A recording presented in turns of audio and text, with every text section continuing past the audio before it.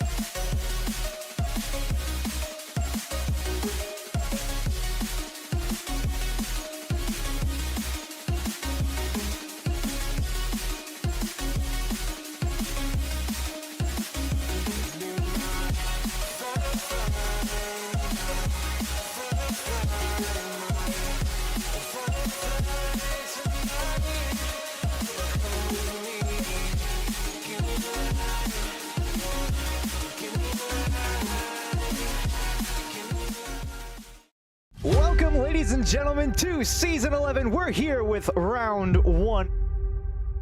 It's a brand new day for the Sim Racing Alliance.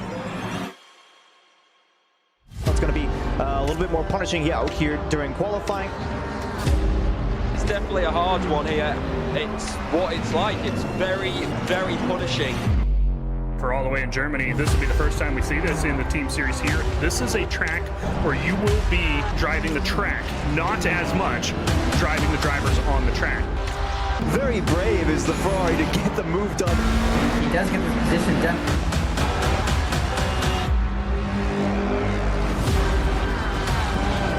Oh, huge contact, and they're both going to go around. It's going to be a huge move up the inside. He's been using every bit of the track. Pedal to the metal, foot to the floor. we're off and away for SRA.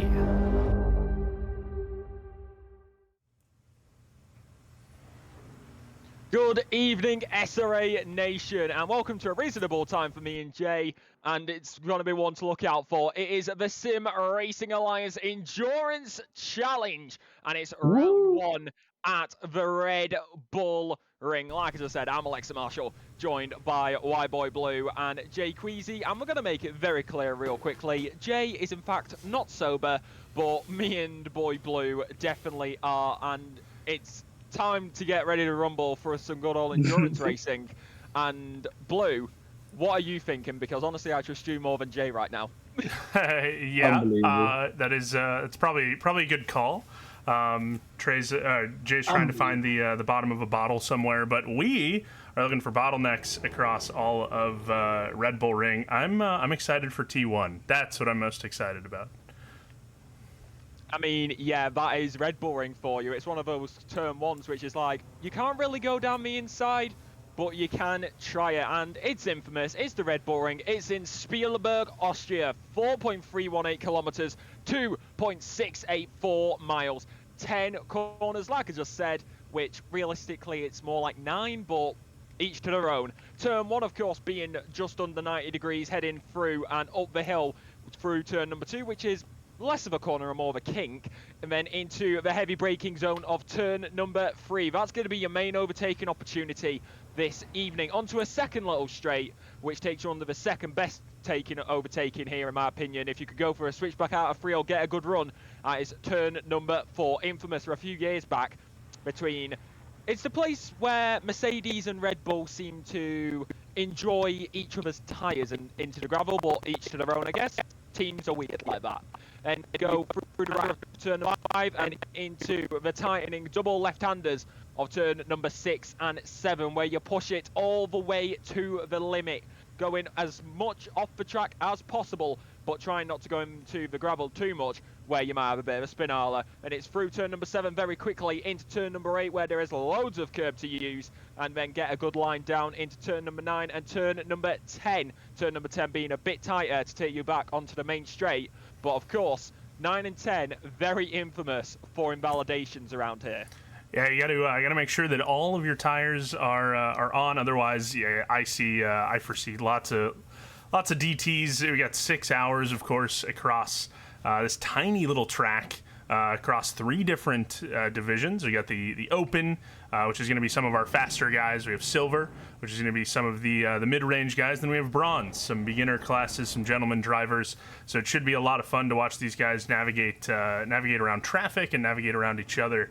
But yeah, I'm excited. It's my first race with SRA commentating. It's not my first race commentating ever, but it's my first race commentating an SRA event, which I'm very glad, very happy that they entrusted me to run this, quote unquote, run it. But I've got a great set of guys here with me, so I'm excited.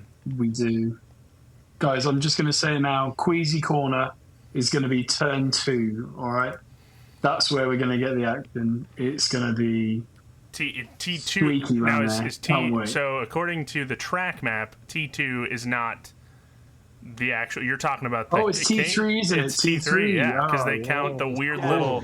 They count the weird little divot. I mean, that's silly, but yes. I mean, okay, T3 is Queasy Corner, guys.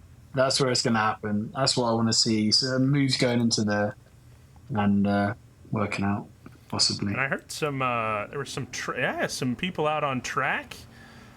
Armed Vestrala and the Get Speed Mercedes.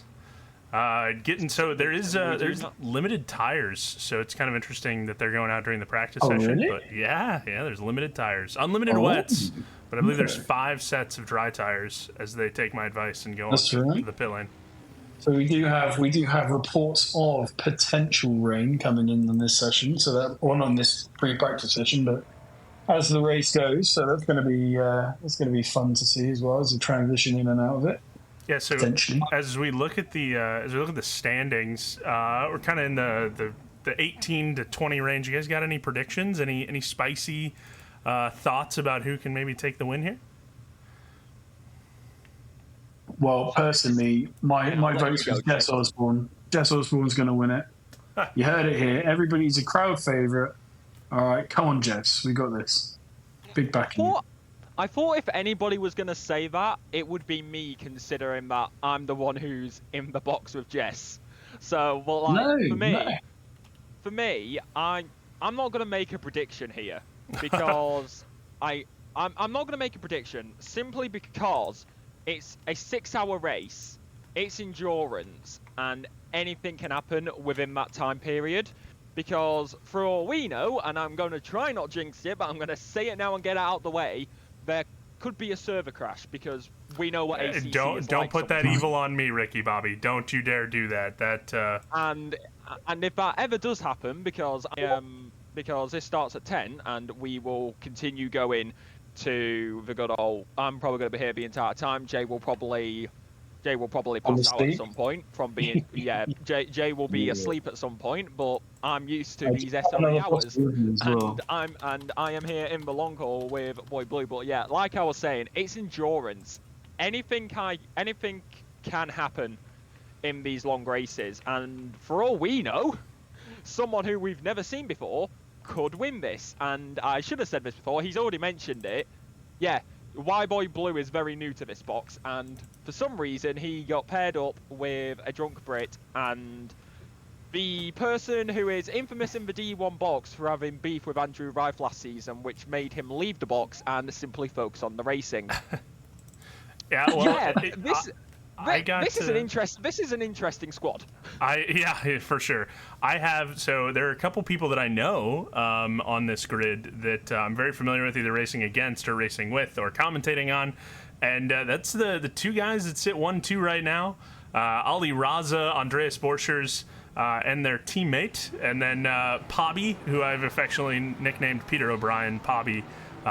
Both very, very fast teams as far as that goes. So I've got, I think those two are going to definitely compete for the win. So most definitely. I mean, this is one of the things that makes it interesting about this circuit as well. At certain tracks, it's hard to stick with other people. Like, I'm trying to think of a track here. Let's go Suzuka, for example. Suzuka is one of those circuits where it's like, yes, you can stick with people, but you don't have very many overtaking opportunities unless you make them. Whereas here, it's like, no, you're sticking with them. You're going to have an opportunity to go down at turn number 3, turn number 4, maybe around the outside at turn number 8 into 9. So, realistically, anything can happen around this circuit, and we can't really deny it. Keep filling. We're doing technical things. Yeah, keep talking. Keep going, Alexa. Keep talking. They're doing technical things. Okay, just keep on talking. Okay, you got your good job. I am good at yapping. Then again, Andrew said this last season. Yapping my ass off. That's what you need.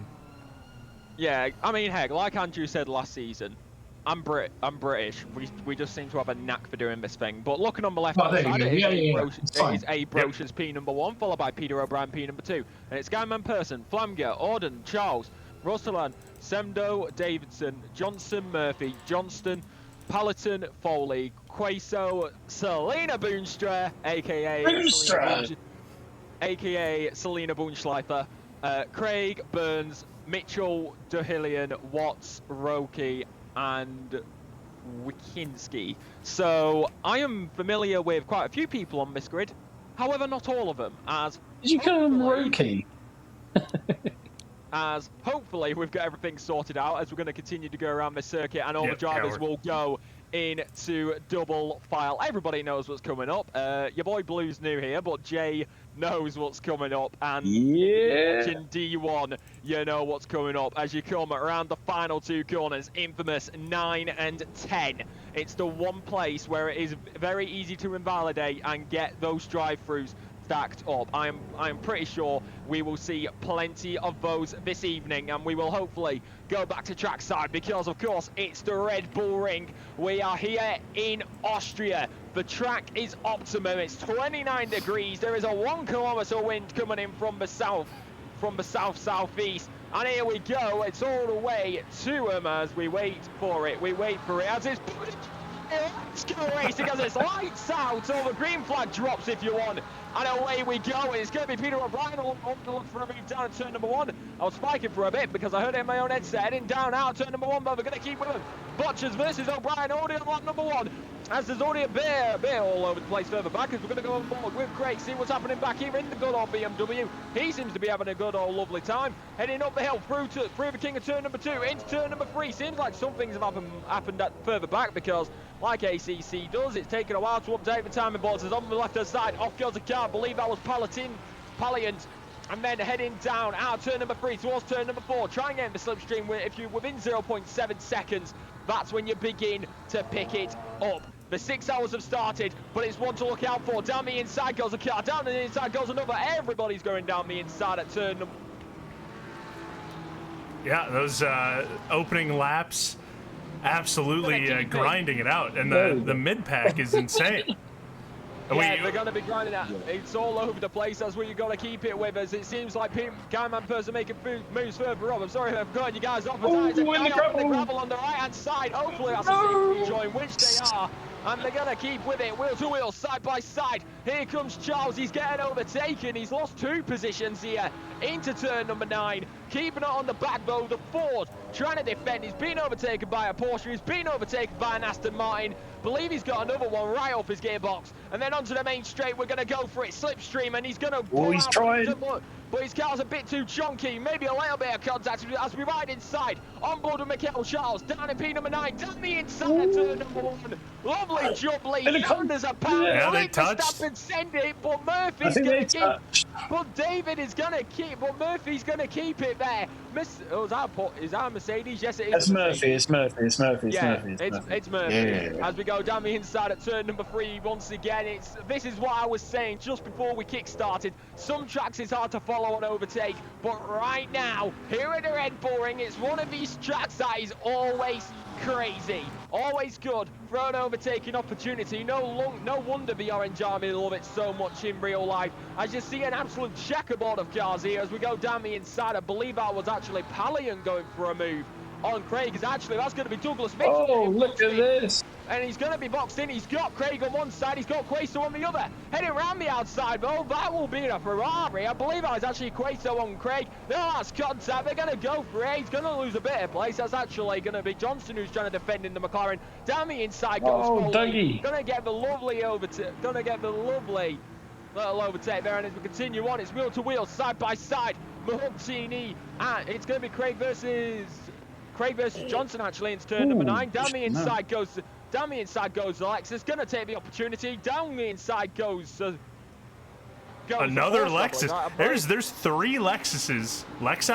Lexuses? Yeah, there's 3 Lexi. Surrounded by the Lexi. Yeah, it's an absolute. I love the Lexus. Is probably arguably my favorite car in the sim. So I'm a little partial to this battle here. But yeah, Dougie got absolutely swarmed there by Justin McKechnie, who. It was just a little bit of a surprise there that Doug was trying to make some overtakes, and there were some contacts up front in 8 and then in 9. So Justin McKechnie looking to hunt down a top 10, I think. Good defending, Justin, and fantastic. Yeah, he's gonna keep it. I was gonna mention he wasn't saying it, but he was looking for it at turn number 3. Like he was here he right goes. With him, but beautiful defense. Oh, there goes Dougie. Was that? Hey, Johnson wants some of it. Is it Jay Johnson? No, it's Doug. Doug Mitchell. Is it part of the Badmins team in that beautiful Vassar Sullivan inspired Lexus? Like I said, we might just spend all 6 hours on these guys. So back up at the lead, Andreas Borchers taking the. I hope right. Go for it. I'm just gonna point this out here. This is a joke, but it's also kind of true. We are under contractual obligation to at least get some Porsche coverage because Jess is our boss.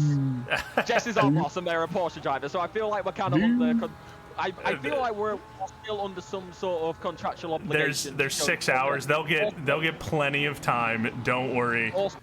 Also, I am totally not biased because I share the same box with Jess and Selena, who both driving the same team. So I am not biased at all. I have no idea what you or Twitch chat is talking about. as we continue on down the main straight, as that is going to be Wasinchi, who's going to be having a move right there, and down the inside actually goes Ravalsa. He got 2 lovely overtakes there, and he's up. He's just got those. Like, this is one of those things, as that is a good old dyno car right in front of him. This is amazing. Like, we can't deny it. This is just amazing. As what's also going to be amazing is down the inside if he can get the move done. But nope, sausage curb, chitty chitty bang bang. Everybody has to take avoiding action. You know what I say to that, good sir? Slow clap. As he's going to keep it there, and I'm going to let Blue talk for a little bit because I have yapped for like the first 10 minutes or so. Yeah, and MLY, Major League Yapper, Alexa Marshall. I appreciate you joining me in the booth, and it's a lot of fun listening. You got it. So that track map. Yeah, no, the up on the side, it's going to be tricky, but yeah, it's all good. I think we'll leave it as it is, and then for the next one, I'll have the map. I'll actually have the physical map up. But yeah, we are missing some added features. But yeah, Andreas, I was talking earlier about Andreas Borchers taking the lead. There's a nice little gap between him and Peter O'Brien. I think it's going to shrink though. I think between the top 3, those guys, Andreas Borchers is trying to push that number 30 BMW as hard as he can for the first stint or so, and then he'll be getting out of the car, handing it over to more than likely Ali Raza, who is the captain of consistency. But these top 3 guys, they're so fast. Andreas Borchers is a machine. That's actually his nickname, no joke, is Die Maschine, which is German for the machine. And he absolutely he practices and puts in tons and tons of work. I don't think there's any lack of effort from Peter O'Brien or Guy Manperson, who I affectionately call Guy. But yeah, they've done a fantastic job, these top 3, just sticking with it. I think this is the most pressure Andreas Borchers has been in an Enduro in a while. So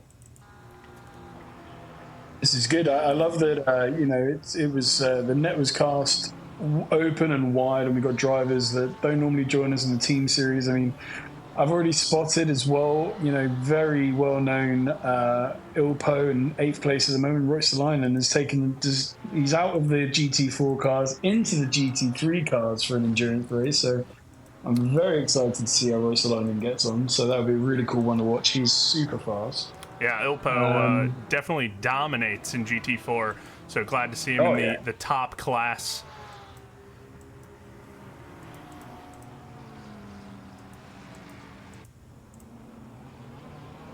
I have no idea. Okay, there we go. Okay, for some reason my Xbox played up for me a sec. One thing I'm going to point out here, which I do not see very often, we've got a Lamborghini P2. We do. That Peter O'Brien Lambo does not slouch. They've ran that quite a bit. The Tier Sim Sports guys, they've really gotten a handle on that car for a while. I think they even drove the Evo, the original Evo, because this is the Evo 2, of course. But yeah, they really like it. They drove a VCO 6-hour endurance series with it as well, and they absolutely just get the knack of the car. So, but having it between a little bit of a BMW sandwich, good bop, good BOP from the Badmans, and then there's that Porsche contractual obligation to the Stuttgarts there. I know it's not Jess and Selena, but we'll count it. Yeah, we'll count it for now. But I give them props for it as well, especially Peter O'Brien and the team, because when I started playing ACC, which this may be a shock to people, I bought the game 2 years ago, but I didn't actually start playing it properly until January. I've only been in the ACC com scene for a few months, and I know it's a shock. I know for some reason people find that shocking. But when I started playing, I now drive the 296 Ferrari, but when I started, I drove the Lamborghini, and I can tell you, that car... We got a couple 296s out there. The leading Ferrari right now is Fire Queso. Oh, indeed. But yeah, like I was saying with the Lamborghini, it's like, no, like that, the front end, the rear end's nice and planted, but the front end is very light. So if you send it in too quickly, it likes to oversteer, whereas the BMWs, they are very chunky, they are very heavy, and obviously we've got BOP, but still, the driving style that the Lamborghinis, the Lambos have to have compared to the BMWs is totally different. Yeah, and of course, totally different setups of the actual engineering of the car, right? So the BMW M4 is, of course, that front engine that, as you're saying, the chunky, the chonkers, as it's known, with those big glaring front teeth that look like a beaver almost. And then the Lambo, which is that nice mid-engine package that I think Peter and his team would consider balanced, but I think you're right. You send it into a little corner a little too hard, and you're spinning. So they've done a great job with that vehicle. Like you said, the setups as well is one of the major differences, because let's be honest, a setup can make the difference, because I feel like even like Guy Manperson may have a different setup to every single Lamborghini, because everybody's different. This is one of the things that we need to also think about. Everybody has their own like different driving styles. Like, it can also depend on what you play on. Like, I don't know if she's got a rig set up, but Selena Boonstra is she is infamous for being a controller driver, but one man who is not having a good time is Ryan Birkins, because he is currently dead last, and I don't think you want to be there, good sir. No, and he's about to get, according to what I was seeing as far as the relative timing goes, that I'm getting in from our stats truck outside the track here. The lapped cars are about to start seeing some fast guys go around them. He's got a little bit of time as they're coming around to the start-finish straight, but I think these guys are going to start seeing some lap traffic really soon. It's one of the disadvantages to being so fast, you know? Yeah, I mean, one thing that can also, like we were saying before, one thing that can also help you go fast is setups. And you know where you can get setups, lads? Where's that? Go Setups! Premium esports setups for everyone. Use our affiliate link on our Discord and take your drive to the next level. You know, that was seamless. Hey, I did it once at Spa last season. I'm going to do it this. I did it at Spa last season, and it was smooth. It was clean, and I thought I'll do it again. I mean, heck, if we're going to talk about GoSelves, we've got to talk about everybody else. And so, a huge thank you to our SRA sponsors and title sponsors for supporting us here at SRA, as well as support from Documise, a modern business solution for product management.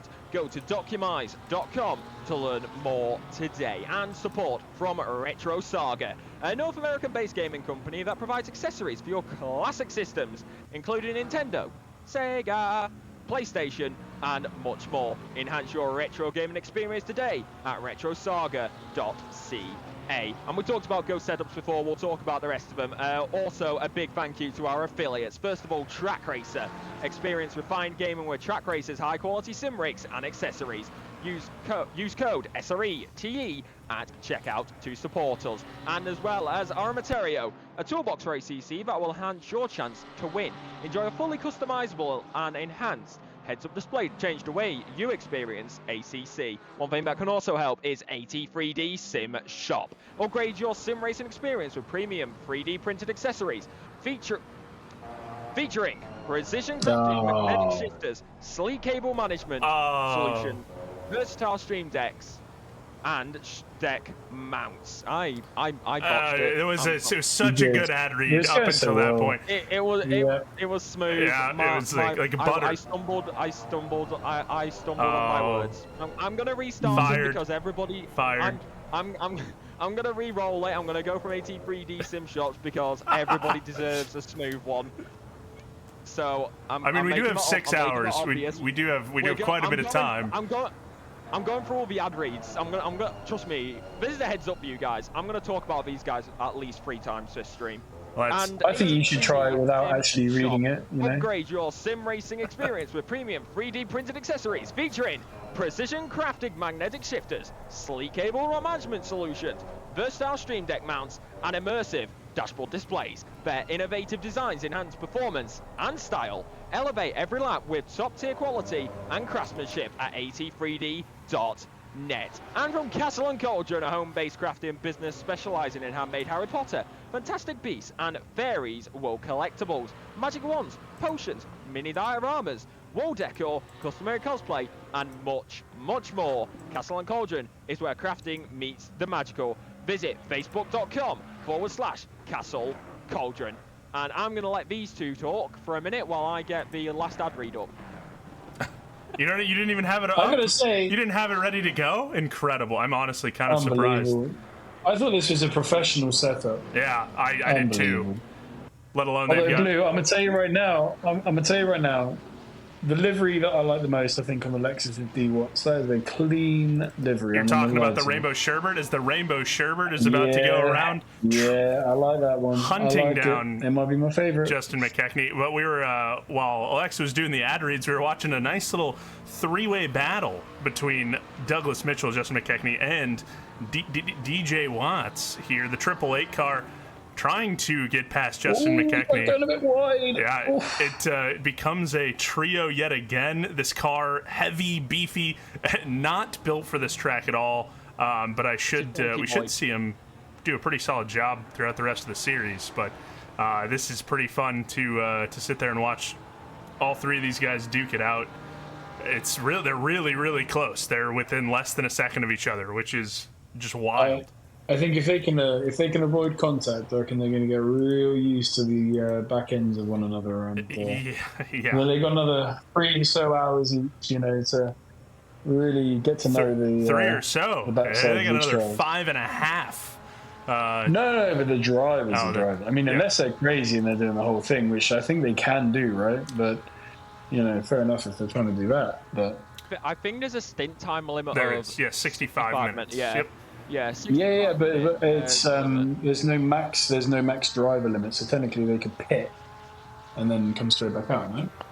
I think so. Can, but you probably want to take tires. Right now, I know for a fact that after talking with some drivers, that the track is chewing through the rubber, that beautiful Pirelli rubber that's put on these cars. Peter O'Brien, our number 2, our P2 right now, setting the fastest time at a 1:28.6, as he's still trying to hunt down Andreas Borchers, who just did a 1:28.7. So these guys cooking. I could only dream of a 1:28.6. I could only dream of it. If I'm dreaming of going faster than that, it's probably a nightmare. Wait, you guys can dream. I'm a controller console player. I absolutely suck at this game, and so it's not a let's game. be honest. That's where you're getting it wrong, Alexa. It's not a game. It is in fact a sim. It's a simulation. Well, yes, very true. But you know what can also help with simulations? Some good old custom design and paints, which real life, in game. It all depends, and that's from KP Concepts. For the last 15 years, KP Concepts has been specialising in custom automotive rendering, turning ideas into visuals. Whether you're building a SEMA project or modifying your daily driver, being able to see the finished product before you build it has many benefits. Not only that, KP Concepts also offers other graphic design and printing services, such as logos, flyers, business cards, signs, flags, and more. Visit KP Concepts at www.kpconcepts.com. Nailed it!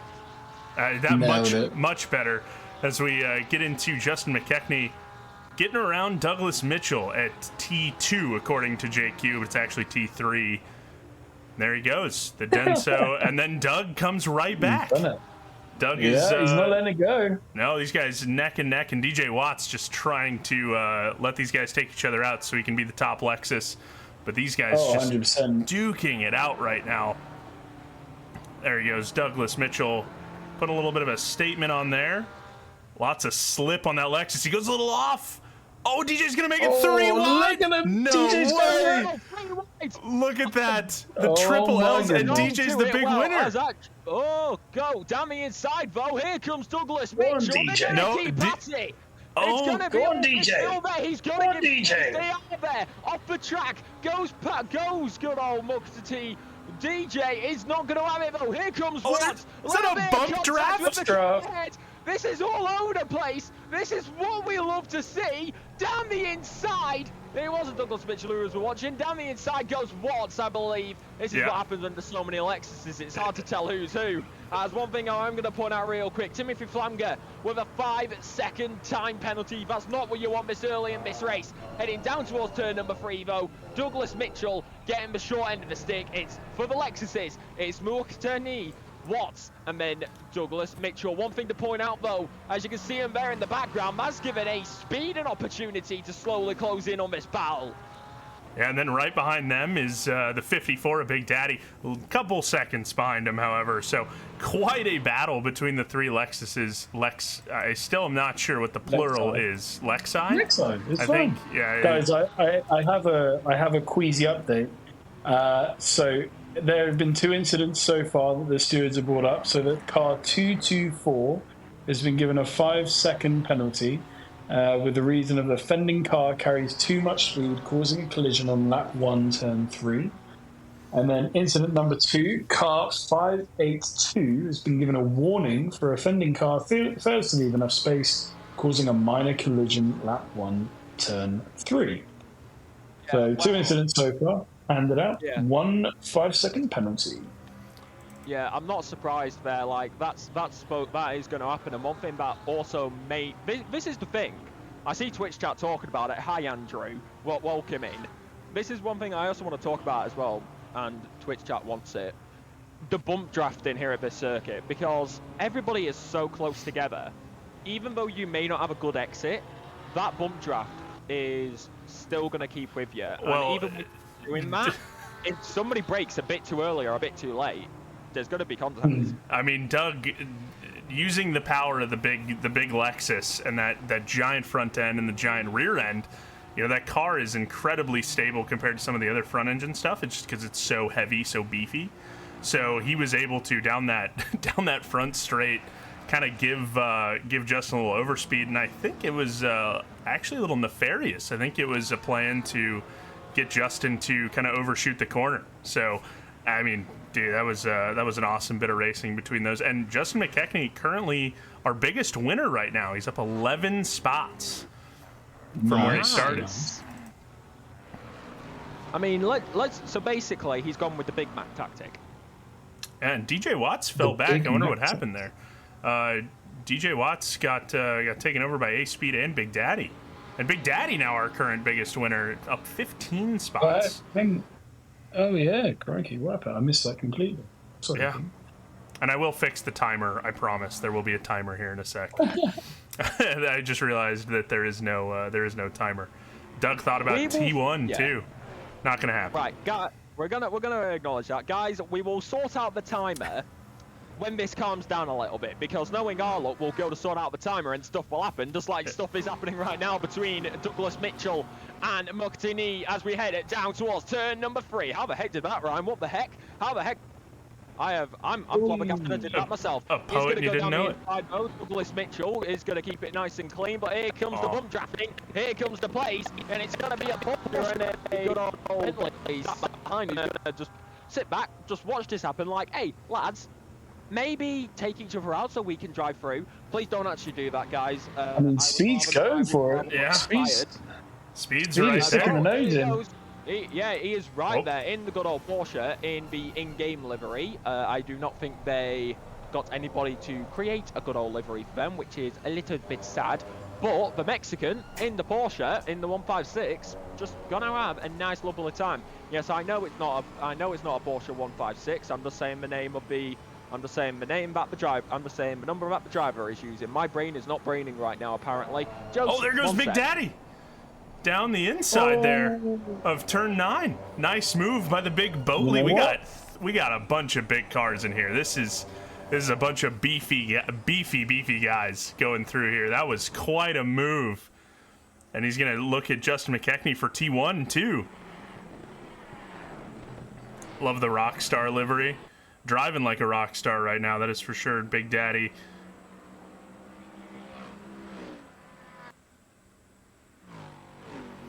Oh, Big Daddy. Oh, Justin getting a defensive here on the OBDA driver. No room there for the big boat. Lots of top-end speed between those three cars. The Lexus definitely can sprint on its legs, as can the Bentley. But that Porsche is so nimble behind them, coming into these twisty bits of the middle sections of Austria. Okay, I'm back. I just had to run downstairs and get a bottle of Pepsi. Get another. I think get another ad read. The sound of Lexus. Yeah, the hills are definitely alive with the sound of beautiful Japanese crafted V8 engines as they come right into your living room there. That was a pretty cool shot. I saw good old just in the background. Does somebody have an off moment? Maybe they did, maybe they didn't. Timmy Flanga still on 5 sec. I think it's DJ Watts just kind of settling into pace right now. Of course, we're sitting about a little over 5 hours left in the event. So I think DJ Watts is just kind of trying to settle into that pace and find a nice little home. Meanwhile, A-Speed thought about T1. Big Daddy thinks about T1, almost commits murder. That is illegal, and we do not condone that. Douglas Mitchell, the big winner, though, he's absolutely galloped away from that battle. Speaking of this battle, I think we may want to move on to another battle. I am moving. That is for sure. They're so close. They're so close. How can I not sit there and glue myself to those three, now 4 cars? Of course, it's not just Lexi, but Matt Devine hunting down Murphy. These guys were duking it out early in the race too. The 904 Mercedes trying to hold off the American United. A couple other guys that I've driven with against and commentated with in other leagues. Matt, our team behind the wheel later. Good pal of mine. But currently trying to send 904, hopefully not to the Shadow Realm, but just behind him a little bit. I mean, isn't he technically already in the Shadow Realm, considering that he's driving a carbon fiber? Oh, there we go. Car. Nice little thought. Oh, there was the T1, the T1 temptation there is so funny for these guys because they think about it and maybe try to. That might have been a little bit of a scare tactic by Devine to get on to Murphy. Guy Manperson's closed the gap up to Borchers too. Also a change for the lead. Oh, yeah. Bobby. Peter Peter O'Brien took over. Lamborghini on a roll. Go on, Lambo. Haven't seen that in ages. Yeah, Guy Manperson. Last time I saw a Lambo up front was when I was driving a full grid of Lamborghinis against AI. I also see Chan, number 17. He's one of our, our rookie driver? Not rookie, it's but one of our, what's the class? Making the bronze class. 23rd. Yeah, B bronze class. One of our, look at it, by miles as well. By 10 positions for Chan. So that's some great driving now. From them. Yeah, they're all bunched up here down in the bottom. Selena Boonstra, B-Chan, Vestrala, and Schwartz. I think Boonstra's trying to hold off a wave of McLarens behind her. Yeah, and then you can do it, Boonstra. A couple Mercedes and then another Lambo in there as well. Hey, all I'm gonna say is, oh yeah, you've got a wave of McLarens behind you. Welcome to ACC on console. I don't know what it like on PC. It seems like there's a bit more of a. It seems like there's a big field of cars, like different cars. No, on console, every new driver, or just any veteran driver, because they just like, oh, McLaren's best car because most console leagues don't use BOP. So you just have, you're just in the car what you like. It's down the inside goes Brandon Chan. Behind you just see a massive wave of McLarens and you're like, huh, it's like that meme. I'm in danger. Yeah. As here we go, we've also got right behind. I just realised Jeff Spangler's in it. Hello, Jeff. Yeah, Hello. Jeff Spangler definitely not. Definitely a little misclassed and going way wide, taking advantage of all of the track. He paid for all of the track as it is a DLC, and he's going to use all of it Maybe a little, little interesting overtake there as he is still trying to hunt down Brandon Chen. Yeah, I mean, that's kind of what you got. This is the thing. We were saying this before. It's an endurance race, so we're in these early stages where everybody's like bunched up. When the pit stops come about, I think that's going to be interesting, as we're seeing JP Johnson right now going around the outside of a good old Ferrari, of a good old Ferrari. I have no idea why I did that, but I guess I did. And he's against Fletcher. They are going to keep on going, but they've also got Johnson right beside him. That's a little bit of contact between the two coming out of turn number 8. Heading down towards turn number 9, they're going to be wheel to wheel, side by side, heading under the Red Bull driving experience board, but it's going to be nice and clean. Down the inside of turn number 9, going to keep it going, going to keep it with each other. No, why do I sound like a goddamn auction person? Down the inside of turn number 10, going to keep it going, but that's going to be Fletcher around the outside, and he's going to get the lovely overtake done. Here comes Johnson Bow on the back. It's Johnston versus Johnson as we head down the main straight. Good old Johns as we head down the inside. Look for the move.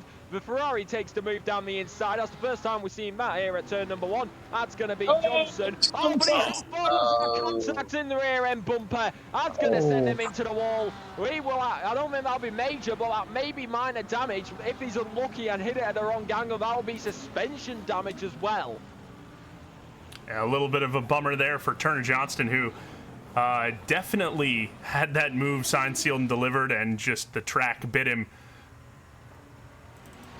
I think there's a little bit of contact with the car behind him, but you know it's difficult when especially as you're coming out of that corner, you know, trying to judge each other's speed and whatnot. So we'll see what the stewards have to say. We'll keep you updated as everything comes through. But yeah, I think that's unlucky. It's really unlucky. Well, when we say we will keep you updated, we mean that Queasy will keep you updated, because he's the one who is not sober. So to keep him in check, we've decided, he's on penalty checking duty. Yeah. Bankers the important later. stuff. The important stuff, guys. And JP Johnson having to battle Rene Oki now, the team one and done. I wonder if that has any... one and done in the beautiful AO Rexy livery, as that AO Rexy is looking to take a bite out of JP Johnston. If it wants a bite, just call in Owen from Jurassic World. He'll tell it how to behave. And no move there. There was definitely room. Oh, there's going to be a move there. Yeah, I think into T3 as they go up into climb the hill. Up into T. If they can handle T2, if they handle T2 well. Yeah, the JP Queasy T2, right? That's the track map, custom track map from Jay Queasy. Yes. Honestly, I'll die on the hill that should be T2, but anyway. And I mean, let's be honest. This track was originally made for Formula 1 cars, and they class any kink as a corner. Imola Turn 1, for example. That is legit. That is technically T1. Uday Dillon getting past Gutter here. Gooter, I believe. Is that how it's pronounced? Gooter. I'm in it. We'll go with it. We'll roll with it. So I'm giving a shout out to some of my D3 guys here. So we've got Zodi Fade in 33rd, which is awesome. We've got Rowdy Burns in 20th. We've got D Watts in 18th. I'd say D3 representing tonight. Come on, the guys. Come on. Yeah, filling out that silver, and some of the pro class too. So, or some of the open, I should say, not pro. And a 5-second time penalty for JP Johnston coming up. We'll have to get some trackside reporting on that. Official. Hey, Jay. Hang on. Whoa. I made a deal with the stewards and they tagged me when there was a report coming out. I didn't get tagged, so I take no responsibility. Oh, it hasn't been written yet. I apologise, Evan. I apologise, steward and team. And the battle, poor stream is getting more Justin McKechnie action. He's probably loving the attention. It's a little much for his ego, but that's absolutely divulged into a bunch of other cars battling out, and a loose BMW there. DJ Watts going a little wide. Hey, can't beat a good old loosey-goosey car. Like, if your rear end's a little bit loosey, probably just put some good old oil on it. Put some good oil on it, it'll be absolutely fine. Heck, have you seen the amount of grease that they put on trucks nowadays where they couple up the trailers? Like, goddamn.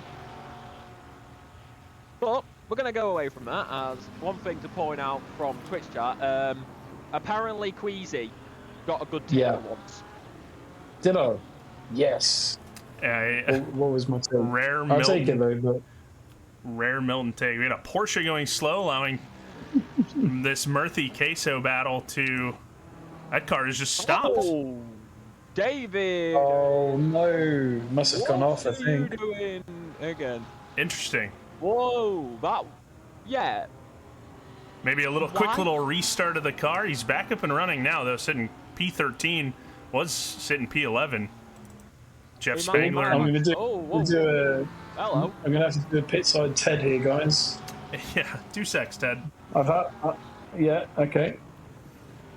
Yeah, two secs, Ted. As we've got Jeff Spangler just going for a move right there. Back down to the pit lane with Ted Kravitz.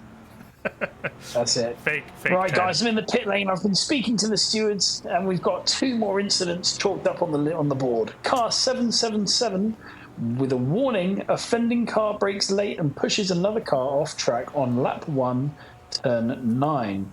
Incident number 4, which is car 743 with a 10-second time penalty, fails to leave racing room, causing a collision on lap 1, turn 1. And car number 9. On the inside goes Jeff Spangler, and it's going to keep on going. Sorry, Ted. As we keep on going down through turn number 10, wheel to wheel, side by side. It's going to be Spangler versus the good old Porsche of Selena Boonstra. And it's going to keep on going, keep on going, keep on going. Keep it together, please, lads. We got Shannon in this battle as well. Freeway fire up Porsche versus 2 McLarens. Jeff Spangler gets through. What about Brandon Chan? As they're going to keep on going down towards turn number 2, Queasy Corner, through to turn number 3. There's no idea why we're still watching Jeff. As we see Selena Boonstra in the background, it's going to be Selena. Going to keep it on the line. Going to go into turn number 3.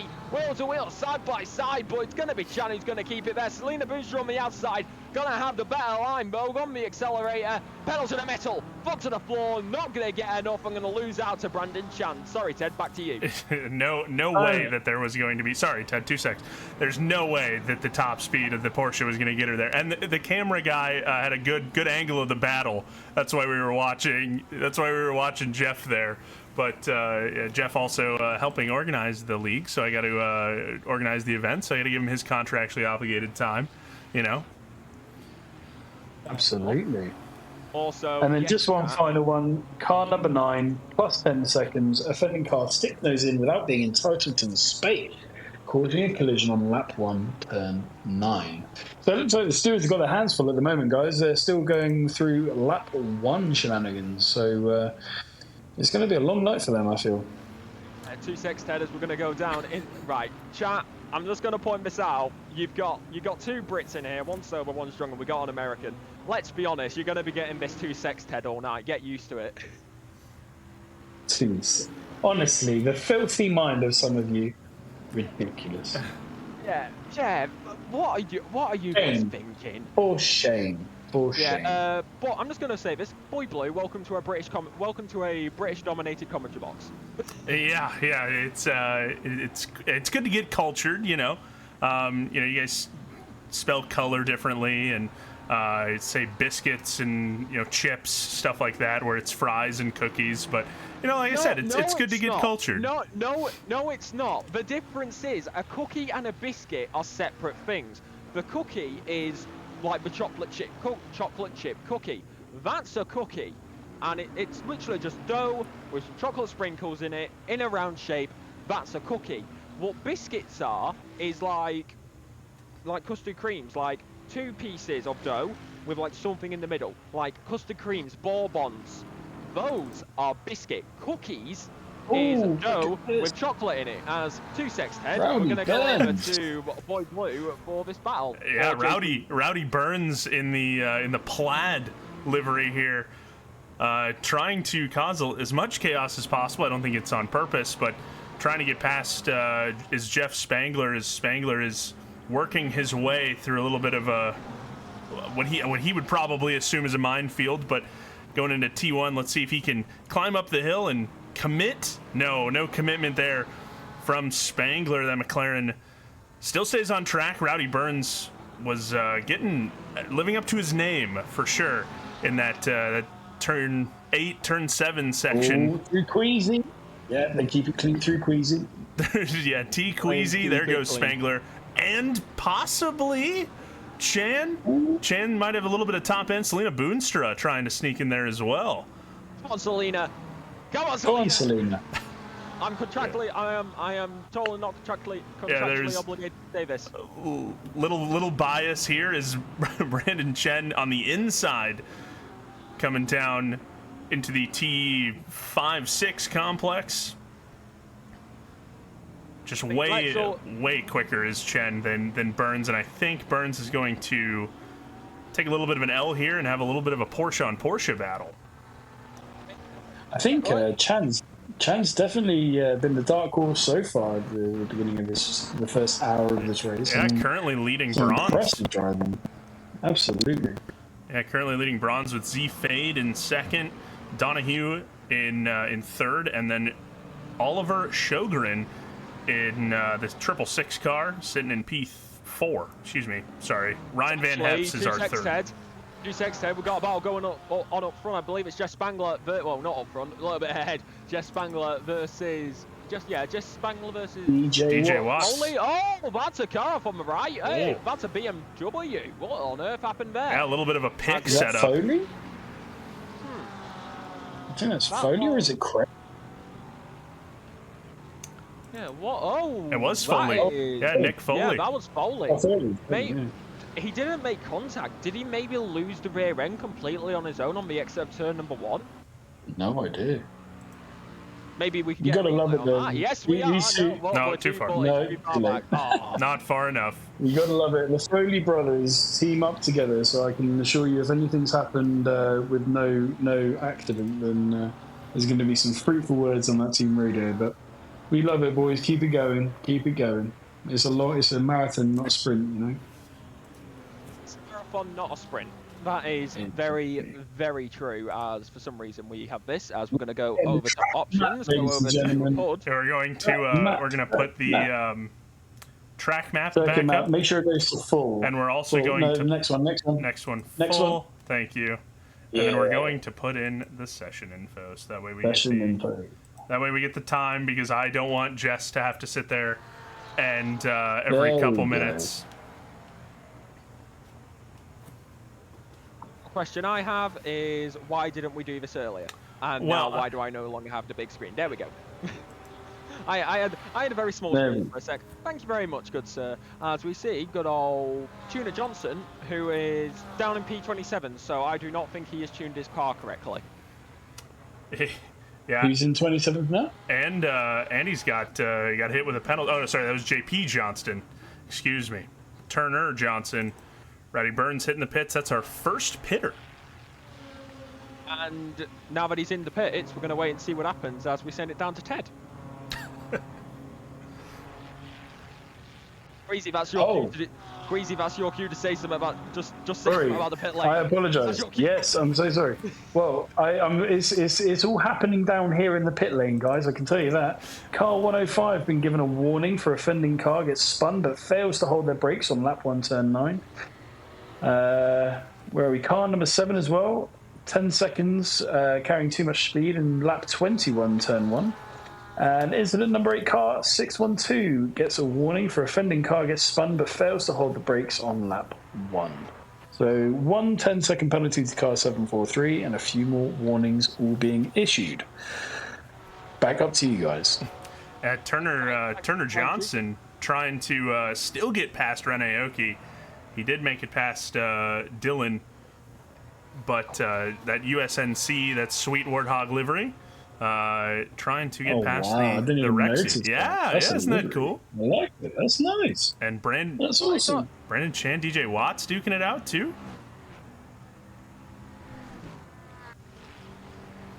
Oh, Spangler and McKechnie is probably a little bit better battle. They go for it. The beans, giving it the beans. Give it the beans. Well, give it you the know, beans. Lovely. with that penalty, Spangler's got to really get their finger out now and get moving. So. Yeah, Jeff is Jeff's a pretty good driver, starting a little low down the grid here, but the man can turn and burn. That's for sure. He's up there with Pobby and Borchers. So I foresee probably a top 10 if he can get rid of this penalty and make a nice gap. Who's on Team Spangler? What's the team name? This is great. It's the Bean House. Okay. And he's a teammate? It's not Trans-Pacific. It's not Trans-Pacific. Bean House? Oh, there's good old Heinz Beans on the front of that car. Yeah, he's giving it. That's what I was saying. He's giving it the beans. Giving it the beans. One man who is also giving it the beans, but in fact does not have the beans, is Peter O'Brien in the Lamborghini. Yeah, he is just trucking along, kind of developing that nice pace. There's a pretty substantial gap between him and Borchers now. Die Machina has fallen back to about almost 3 seconds to Peter O'Brien, and this rivalry runs deep. These guys race each other all the time in these endurance events, so it'll be pretty interesting to see where these guys end up at the end of 6 hours, at 5 hours and 59 minutes. I'm interested to see where they finish between each other. I mean, most definitely, because like we were saying, there's blue. Let's be honest, it's Red Bull Ring. There's blue flags flying all over the circuit right now. Everybody's going to be in their own places. Anything can happen, but these guys, like you said, they battle each other all the time. So that also adds another aspect to it, because the more you battle somebody, the more you understand how they overtake. They defend. We've just had that is over the TED. I was just going to say we've had a return to pit. So what I assume is turn 4. I missed the car number. It was 192. 192. I don't know. Have they left? Have they disconnected? They very well might have, because I'm not seeing them up on the board anymore. 696 in the pits. That is gonna be Dustin Fletcher for Low Fuel Racing. As what has happened here is I think that's just we're over to a lump. Yeah, that's just a reset the pit. That's a weird situation there. It's also a weird situation that I just realised the car number 696 is my number, but I'm assuming then I don't know how he's got that number. But anyway, I'm apparently in the race. Let's go. Yeah, great job by Queasy. Ted's in the race, guys. Blue. Well, I'm in the pits properly. Blue, you're not following the fingers. 2 seconds, Ted. We're right. Yeah. We need. It's right. It's getting on. We need to stop it. As we see, good old Johnson right now. Good old Turner, who hopefully Turner, who can hopefully turn his car as we head through Queasy Corner and up towards turn number 3. Still side by side with the Porsche. He's got one on his left, got one on his right. Gonna have to defend as much as possible. Down the inside is gonna go the second, and they're gonna keep on going for it. But good old Rexy gonna keep on going, and it's gonna be nice and clean. Wheel to wheel, side by side. Porsche versus Ferrari, and it's honestly, Porsche versus Ferrari is stuff we need to see more of. Heading through turn number 4, still gonna keep the front wheels alongside the rears, but it's gonna be a little bit of a drop back, and he's gonna slot in behind the Rex. Yeah, nice driving there by Turner. Definitely wanted to commit a little bit more than I think he did, but that pressure from Dylan behind just kind of made him back out. Turner Johnson, part of the open class, falling a little low in the open class, but trying to get past this line of silvers right now. Yeah, that's the thing. You need to get used to it as we're going to head around the outside at turn number 9 and then down towards turn number 10. That is still on the curb, so within track limit. It's going to keep it with it. Oh, not there. Using as much of the curb as possible, but he goes off, and it's going to definitely not help him out. I believe he may have to back out of that to ensure he doesn't get an automatic in-game warning, because yes, the stewards can give warnings, but so can the game. Yeah, I don't know. And the fun part is 6 hours, and the warnings carry over. The warnings are for the car, not the driver, guys. So don't stick your teammate up with 3 track warnings before they even get in the car. Yeah, it's definitely not some good teammate behaviour, but then again, it happens, things happen. And that's going to be a Porsche off, and here comes the other Porsche. I believe that is actually going to be Aoki, who's going to be looking for a move, maybe, as we head down towards turn number 4. Lovely overtaking opportunity, if you ask me. Just don't become just don't become Lewis Hamilton and Max Verstappen, as that is going to be the McLaren who will gently move out the way, almost blocking the other Porsche, but keeping out the way, just like, yep, I've got blue flags, I'm just going to get out your way. Yes, it's your obligation to get past me nice and safely, but I'd rather not be at fault for an incident here. I'm going to play the safe game and back out. One thing that may not be safe, though, is that in the background, is a BMW versus a BMW, I believe. No, Mercedes versus BMW, I should say. Heading out and through turn number 9 in the background, and here comes Selena Boonstra, though, versus David Watts, and it's going to be going all the way down towards turn number 1. The Porsche is going to stick it there, maybe trying to scare him a little bit, making for a move down into turn number 1. But you can tell by a distance it's not going to happen. Schwartz seems to be having a decent time. There's a McLaren stopped on the track. That is a double off in the background as well. We may want to go and see that. That is the 2-1-1.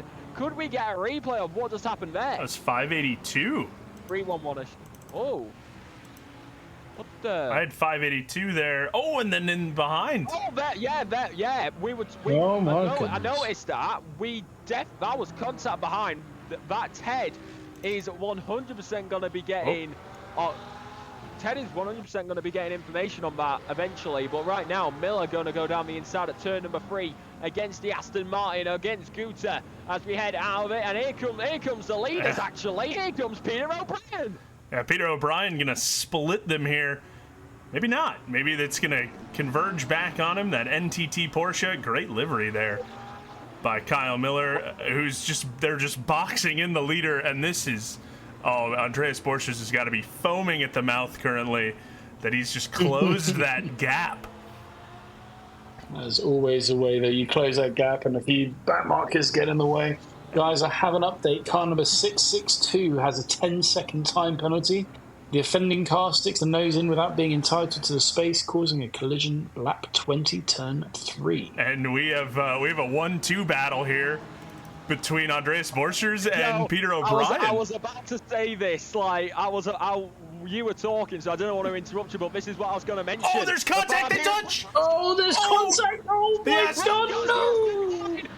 Brian's going to stick it in wow. there, he's going to keep it. Butchers is going to play it nice and clean, but that was Butcher. That was actually Borchers who made contact to send him round. Yeah, I think So that might get reviewed. That was that might be reviewed. man. Yeah, that is definitely going to be reviewed. But what we saw live there was Borchers made contact with Peter O'Brien, who then sent him to the Aston Martin round. Oh yeah, I mean they didn't make contact with each other, so I mean good racing there, but man, that's a rough go for the Aston Martin that just gets Beybladed by Andreas Borchers. Andreas known for being a hard racer, but usually pretty fair. So that was a little rough. Guy Manperson now that 50 BMW now closing in to make the top 3 just ever so slightly closer. Oh, we have somebody off in turn 1. Somebody's off in turn 1. That 107. Yeah, the 107 down on the exit. Over to you, Ted. I'm good. He doesn't have it because I can't find the 107. You know how many numbers I'm staring at over here, guys? Yeah. Oh yeah, he's on his iPhone for once, isn't he? I forgot about that. Yeah, just finding the grass. Oh. That's off in the grass. Was that contact, or did he lose it on himself? No, I think that's the lost out of turn 1. It's easily done there and gone straight over to the grass. But he has hit. Look, he's got damage, so he's hit a barrier somewhere. Yeah. Banana Mobile Team pit crew. I think you might want to get the hammers out, lads. Yeah. Get the hammers out. Hammers and the gaffer tape. Yeah, hammers and the gaffer tape. Hammer it down, put some gaffer on it. Boom, bam, bosh, done. He can go back out. As right now, we're going to be watching Mukhtini and Watts as it now reaches 11 PM, so I'm probably going to be keeping my brother up. Yay! As we continue going on throughout turn number 4 into turn number 5. Selena Boonstra is going to be right there, though. Going to keep an eye on this battle, and they're going to head it down into turn number 6. Wheel to wheel, side by side. Lexus versus Lexus. Watts versus Mur. As Selena Boonstra goes down the inside, gets one. Could she get the double? Selena Boonstra completely through 7 and getting the exit at 8. What a move! It's not over, though. Like I said earlier, those Lexi can stretch their legs on the main straight. McKechnie taken back on Watts there But yeah, this was a battle coming for sure. I mean, we saw it, and Selena is already opening up the gap. Yeah, she's gone. Great team name as well, the Commentator's Curse, which is a fantastic team name. We haven't cursed them yet, so. Yeah. No, we've been good so far. We haven't cursed anyone. In fact, I'm just going to point this out. Hold on. Can Twitch chat remind me of this? Isn't Andrew Rife also driving for this team? Yeah, he certainly is. You don't need Twitch chat. I'm right here. Yes. Yeah, fair point, actually. I'm just so used to asking. But this is the thing. Outside of SRA, this is not even a joke. Outside of SRA, I'm always a solo commentator. So, SRA is the only time I'm in the box with other people. So, yeah. I'm used to kind of going to Twitch chat, like, hey, Twitch chat, can you check this for me because I can't take my eyes off the action? You gotta, I still need to get used to people actually in the box with me. So he's not, so you do need Twitch chat for this because I was incorrect. He is not in this event. So he is on that team, but he's not at Red Bull Ring. Yeah, his work visa to Austria got denied. So a little bit of a bummer there. I don't blame him. I don't blame him, to be honest, Austrians, you know. The work It's visa. not me.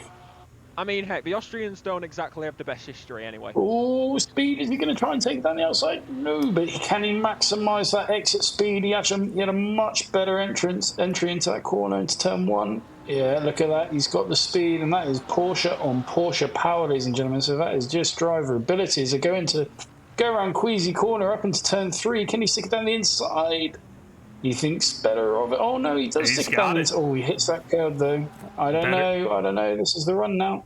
Aston Martin. Is it? No, it's another Porsche. Yeah, it's another Porsche right behind him. So it's another little triple set of manufacturers, identical manufacturers. Oh, is he going to go for it? No, he's backed out. That's a smart move, you know. I don't know. There's no getting weeble wobbly there. There's just no commitment from speed here. You got to if you're gonna send those on those corners, you got to do it. Talk about commitment. Oh. Yeah, jeez, he's got this.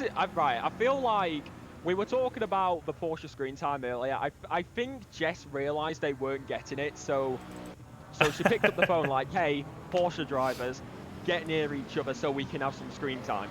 Yeah. Also, I just saw somebody saying, "Oh, just look at sign-ups, you lazy." What do you expect? Me and Jay are doing this at what time is it? Yeah, give him some break. We're doing this at 11:05 in the evening. Yeah, Let's just be lazy. Sir Ribshack, also known as Adam Santana, should probably be blaming me because I'm the one that's doing this at a normal hour of the world. So, thanks to daylight savings time, these guys are doing it at like 5 a.m. So. Appreciate you guys being here. Yeah, this is it's midnight here at the moment now for me. Yeah, it's midnight here at the moment. It's not as early as I would usually be doing D1, which means I'm probably going to be here for the long haul or until Jay's body decides he's had enough alcohol and is going to. No, guys. Update on the alcohol front. I'm on the iced tea now. I'm on the iced tea, just so everybody knows. He's on the iced tea.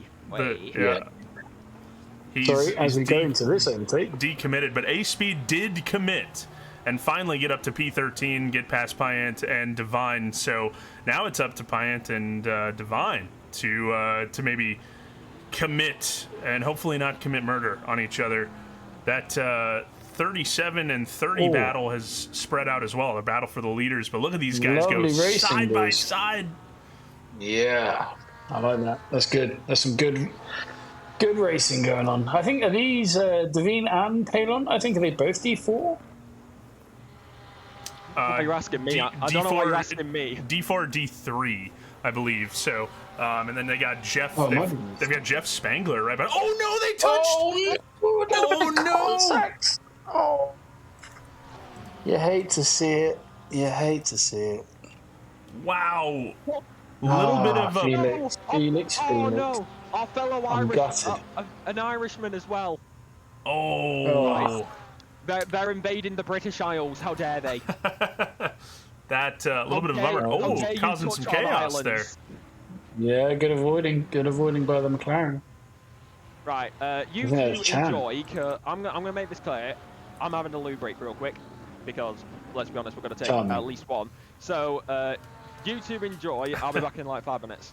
I've got the bottle ready, so we're good. I'm pretty buckled bottle? up. Yeah, the bottle. Oh Lord! You gotta have. Oh, if you're Lord. gonna This man's endurance committed. race, if you're gonna endurance race, you're gonna endurance commentate as well. All right. Have you got like the water system as well? Something's happening to turn one. Turn one. 743. That's JP Johnston. Oh. JP facing all sorts of wrong ways. Oh, big contact into T1. Big contact. That was. No, Jill, hold your brake. Oh my God. Yep. Stay there. Stay there. He had a nice gap. Oh, go.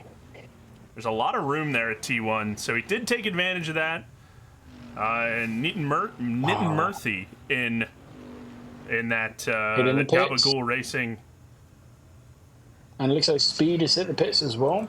Yeah, these are probably look at these. These are scheduled stops. We got Douglas Mitchell coming in, Brandon Chen, and we're an hour now, so this is a stint time coming to an end. We're going to get some fresh new drivers, some fresh new faces. See what they can do. Also got Wysinski coming in the Champion Motorsports Banana Mobile. Easy for me to say, much easier for you guys to read. I wonder if they're going to serve that penalty. Can they serve that penalty while doing the driver's swap? Probably not, right? So I believe you just hold. They just hold. They just hold the car for 5 seconds and then they start working on it. So it's just like. All right. We also got Julian Becon in the pit lane. Becon? Yeah, trying to church it up rather than just saying bacon, you know? Absolutely. No, I'm all for it. We got Frey's coming in. Ryan Frey coming in. One of the bronze drivers. Of course, our leader in bronze, Brandon Chan, in the pit lane as well. Is that a Mia Rose associate as well? And we got a Kiwi as well. Yeah, Stanley Kim out of New Zealand. Oh, careful. Yeah, he was. I thought that was a little dicey there as Roger Rodriguez takes over the Banana Mobile. And it looks like... You'd be absolutely dead, wouldn't you? Brabham. Oh, John Bam. Getting a little... What happened there? I almost said Brabham. I think... Out of just habit. Yeah.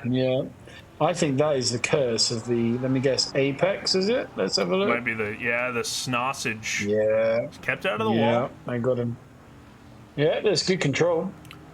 And Pyant in now. It's a strange corner. That little dip on the exit on the exit of the Apex just really does send some people.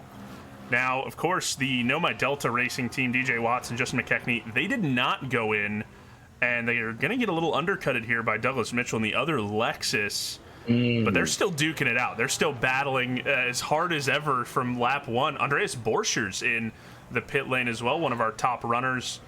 He's going to be coming in, and I think we'll see Ali Raza. It might be Borchers staying in that car. We'll have to keep an eye on that. Joao Semedo coming in, and Ilpo Rotsalainen coming in. Rotsalainen. You love the Finnish name. Crème de la Course in that Aston Martin. Of course, drives the Aston Martin in GT4. We were talking about that earlier. DJ Watts trying to pressure Justin McKechnie still.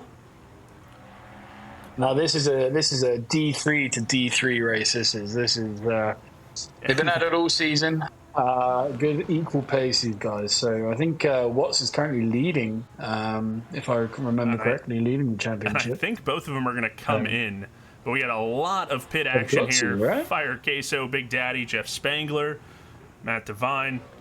Yep, they're both going to come into the pit lane. In they go. Busy pit lane here as we go helicam for this view. Look at all these.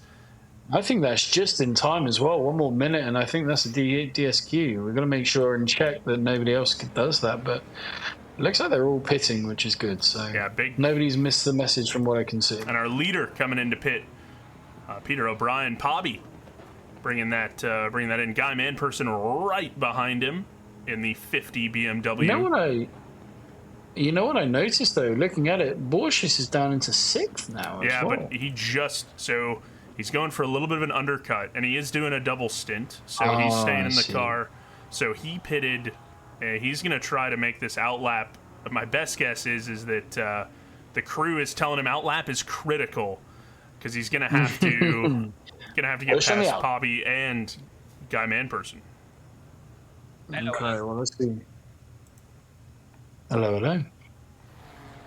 Well, as soon as I left, there was a collision at turn number 1.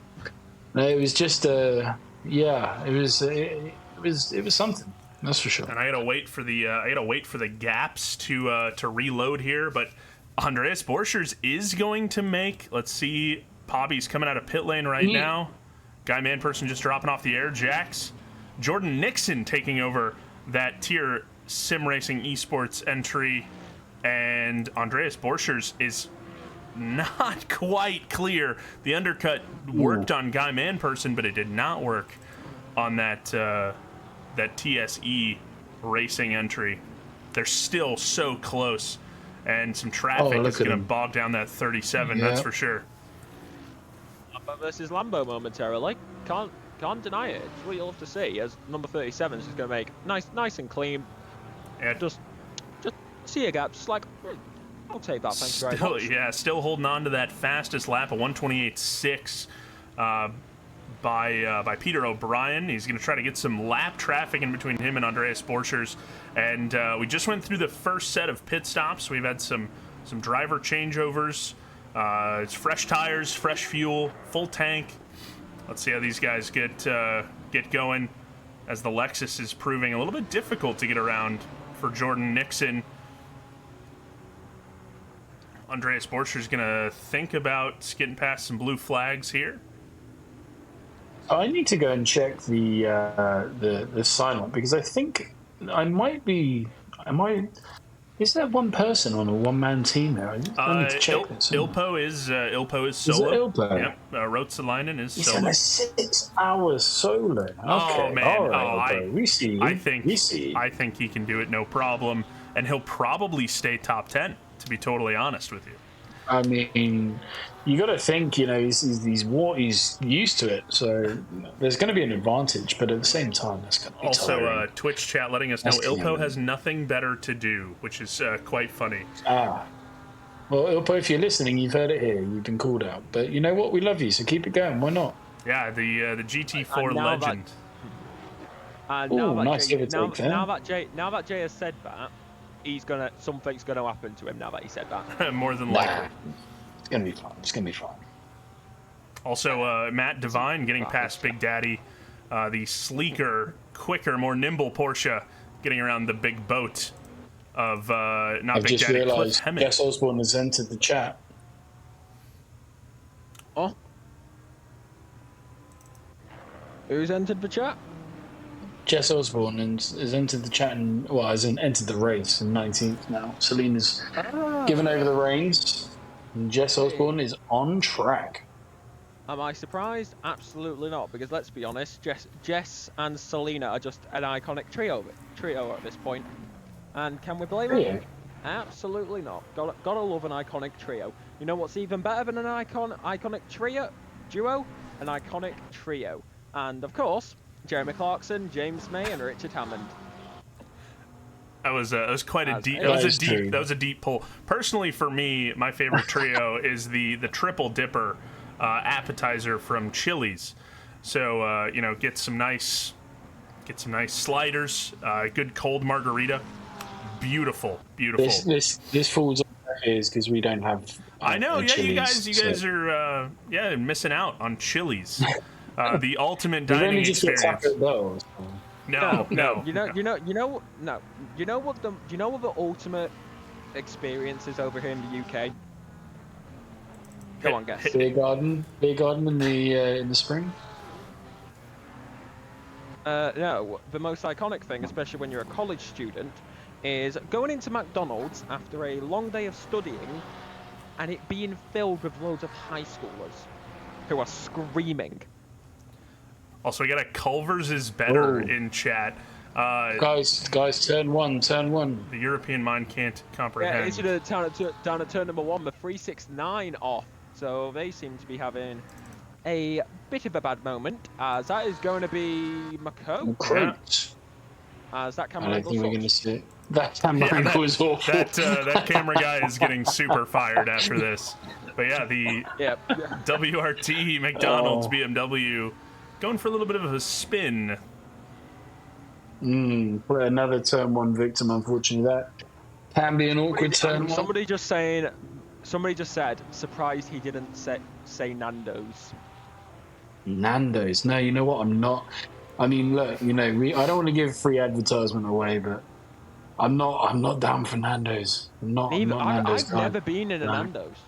No, well, I've been in one. They just, I don't know, man. I like my spice to have flavour, not just burn your mouth off. That's me personally. I mean, I'm sure they do fantastic products, and we'll swiftly move on so we don't get sued. But Nando's, fantastic chicken, but not for Queasy. So yeah.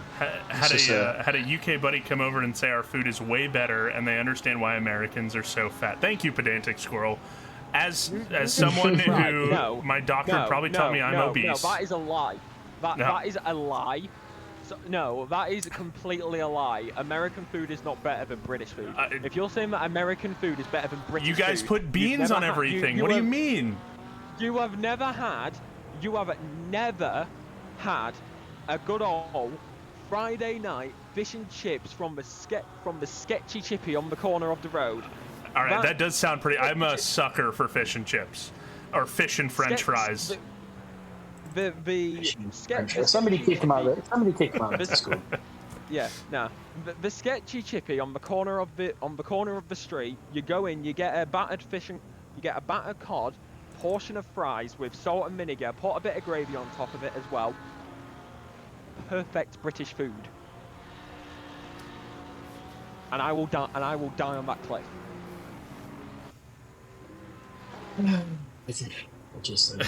See, someone in Twitch chat said, "Who puts beans with their breakfast?" Yeah, see, British people. Look, I'm sorry, right? But no, hang on. There's a car off, by the way, and someone we just went past it. So yeah, there's also going on up there. There's also an argument going on. All right. I'm gonna just say this: Americans, in terms of global dishes, have no right to comment on what is and doesn't constitute a breakfast. Okay, you know it, we know it, everybody knows it. So let's get off the breakfast slander. Okay. Come to the U.S. and we will learn you. Yeah. So who's having a drinks break in turn one then? I think he was just waiting for everybody to get by because he knew that. But I think that car finally got going after a while. But yeah, John Bonham. If anybody can tell me who John Bonham is in chat, I will be incredibly surprised. But John Baham getting back going. Sitting P36. So, I assume at the moment as well, so I don't know, but I know that John Baum's son recently joined the SRA Nation. Love to see that. So I don't know if I believe it's. I think I might get it wrong, but I think it's Rory. So we'll see if they get involved later on in the race as well. I'm not sure if they're on the team or not, but that'd be good to see. And we love our father-son duo. We've got a few of them. We've got the Zipperburn seniors and juniors. We've got the Yarin family, the entire family. The mother, the father, all the brothers Beverleys. and sisters. So yeah, Beverly Senior, Beverly Junior. We do the Beverleys. Yeah. Hey, and then randomly we've got JP, May, and me. So I don't know. Well, this is the funny thing, because I'm the youngest person on the SRA commentary squad. I don't have kids, and I don't plan to have kids. But if I ever do have a kid, I am activating Project 44. So obviously the context there is that we have to ask what Project 44 is. I'll put it simple. It's a project, and which driver uses the number 44? And is it... makes sense. Got it. Activate Project 44, or you can activate Project... You've got Project 33, Project 47, you've got Project number 3, Project number 5. The number correlates to a driver when you're like, oh yeah, Project something. So yeah, if I ever have a kid, because I'm British, it's Project 44. What number was Pastor Maldonado? Yeah, exactly. That's a kid to be proud of. Well, hold on, wasn't he number 13? Oh no, wait. Oh no. I think number 13 was used by Anki, wasn't it? That would be awkward. Or was it? No. Oh, no, that would be awkward. Actually, no, I'm searching this up. So while we swiftly move on to an entirely different topic, is that another Kim that's racing? Or it was Chan and now it's Kim, now it is right? Kim, yep, leading the bronze category in that 17 McLaren, but Absolutely. Kyle Miller and Oliver Sjogren back to racing talk now, of course. Absolutely. The Oliver Sjogren and Kyle Miller battle has spiced up. Miller passed Sjogren and now is trying to hunt down but holding off Nico Suave and previous battler of Kyle Miller, Payant. Now, I think all of these pretty much. I mean, I think there's no blue flags being waved, so this is a train for the ages right now. Indeed, right. This is the last time we're going to mention it. I've just checked it, and Jules Bianchi's number was number 17, and it has since been retired from Formula 1 in the rules and regulations. So no driver is ever allowed to use the number 17, as that is a car off on the right-hand side, and that is going to be plenty of overtakes around them. And blue flag. Sjogren going to lose out big here. That 666 Ford entry going to be the biggest loser. That McLaren, the Champion Motorsports McLaren, getting shown the blue flags there. I believe that's is it the Champion Motorsports? Yeah, I believe that's Champion Motorsports livery. Oh, well, that's what happened to that car? Hello. Is that you can't park there, sir. That is Piechota? Yeah. Piechota? Oh, what happened? We gotta go back a little further. They turned in. I can tell you right now. What happened there is they came into turn number 10, and they just turned in a little bit too early. Hit the barrier on the inside in the rear end, and round they go. Well, look, plenty of time left in the race. Lord knows we've got plenty of time left commentating. So if we can hold it out, you can as well, Piechota. Bring it back. Just get yourself collected again and let's go racing. That's my line, Jay. Huh? That's my line. I didn't say boogity. Yeah, I know, but you said let's go racing and like my tone. Oh. Is it trademarked? Is it trademarked? No, it's not. No, then. It's not trademarked. Now, who is this Porsche that is valiantly holding up the sea of cars behind them? I believe it's Miller, or is it a lapped Porsche? Nico. No, it's not. So it is Miller. Oh yeah, Nico Suave is in the. Nico Suave is in the Warthog car. So Nico Suave is trying to hunt down Miller. Sjogren's right behind them, and then Payant. I will say to Miller's, credit. What do you call it? To Miller's credit, that's the one. He does normally drive the Bentley in the team series, so that is quite a switch. Here comes Sjogren, wheel to wheel, side by side with the Ferrari. Going to go down into turn number 1. Nice and clean though for the time being. Porsche may have an advantage here. Going to be on the better exit line, but also it's a big old chunky car, so it may be harder to get past. He will be in the slipstream, heading down through Creasy Corner and up into turn number 3. Yeah, big. Could have been a really, really big moment there for Sjogren and Nico Suave, as Suave gets a little loose at T3. But yeah, that could have been way worse than it was. That was some pretty solid driving by those guys. This is one of our closest battles on track right now. Brian Anderson in the 888 Lexus is currently trying to hunt down the 420 Rowdy Burns, sitting still in that plaid livery, and Borsch is right behind him. Well, we say that. It's going to be a freeway battle here. Burns versus Undrum versus... There's 3 going to turn 1. That's a change for the lead. Oh, and he goes wide! Porsche moves across. Lambo on the inside. That is going to be the 2 leaders trying to battle here. In between Anderson and Burns. Anderson and Burns, actually. Yeah. Porsche. Here comes Selena Boonstra also in the background. So the 2 leaders caught up in this midfield battle. That's going to be Jordan Nixon, who still leads, followed by Porsches. But the freeway battle between the 2 Porsches and a good old Lexus, or Lexi, or the blah blah blah, or whatever you want to use as plurals, is going to be interesting as leaders are less half a second from one another. Yeah, and that's the we can see that. That's not Jess. That's Jeff. Mr. Jeff Spangler. I saw green and I was like, oh yeah, green being Jess. Nope, it is if if you scroll down on the timetable here, I'm interested as to whether or not D Watts is actually racing those Porsches or not. Who's that? Is D Watts actually racing those Porsches, or are they lapping him? Yes. No, that was a Yeah, race. Yeah, and that wasn't D Watts. Okay. That's now Brian Anderson, who's hunting down Oh. Jess Osborne and Rowdy Burns. So that was a battle for position, whilst also being a battle for position That's for the impressive. leaders, which made things I'm really, going to give really credit hairy. to Anderson. That was some good. He let the leaders go, managed to stay competitive as well, keep it all clean. We love to see it. And there's a solid it's gap good now. to see Anderson's been released.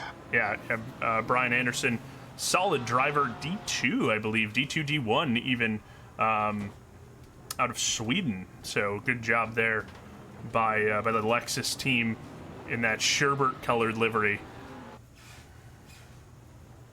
You know what Selena buys? One thing I want to point out there, because we didn't really mention it.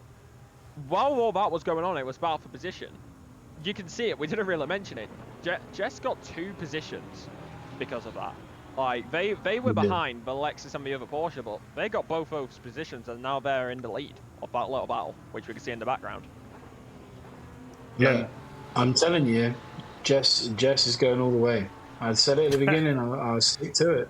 Yeah, the brown nosing is rampant here in the booth.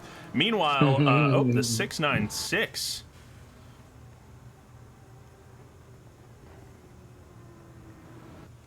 I could have sworn that race control would pop up with yellow flags. Well, we're about to get a good old view of it, and no, I think that was just a reset to pit lane, as that happens sometimes. That's what happened. That's what it is. Yep. Just a little bit of an off there. They had a good old spinella. That turn 10 will do that to you. Yeah, I mean, surprisingly, we are nearly an hour and a half into this race, and there have been no drive-throughs yet. Which is and Queasy's still here. Yet. How lucky are our viewers? Queasy's still here.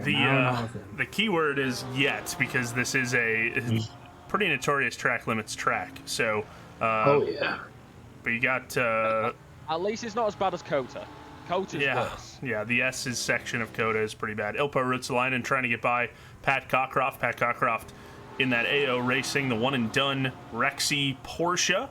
And nice little blue flags there, but Cockcroft is actually trying to hunt down Harville, that 992 Porsche that's just ahead of him. So maybe he's going to try to weaponize Ruotsalainen to gain that position back. Harville. That is his name. Yep. You got it right.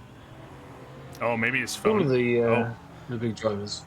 I thought your phone died or something. Oh, did I drop out? No, I thought you did, because you just said Harville and then stopped talking. Oh yeah, no. Oh no. Discord does that. Oh. Yeah, sorry guys. But nah, it happened last season as well. Like Spa last season, I was on a roll last season for like quali, and then Discord kind of was like, yeah, no, you're doing good. I'm gonna back out of it. Sometimes Discord is just Discord's like that. Sometimes it's just like, I see you're doing something interesting here. I'm gonna take that away from you. Look at this. What I was saying is, the battle between P1, P2 are two big giants of sim racing, if you will. Andreas Borchers and Jordan Nixon. 0.2 of a second separate these guys. Actually, probably a little bit less now. My Delta just hasn't updated, but Jordan Nixon has held off Andreas Borchers, but I don't think it's going to be for long. They got past a really easy blue flag that went way wide on them, but they're going to come up to some more traffic here in a sec. That 70 car has been off a couple times. They're going to come up to, so we'll see. Didn't mean to put them on blast like that, but we'll see how they do. I think it's showing though that Borchers obviously staying in for the second stint. Oh, let's see here. No, they're all good. It shows the strength of this tier sim racing esports, because 2 drivers still maintaining the lead, still battling against Borchers. So quite a strong team by the looks of it.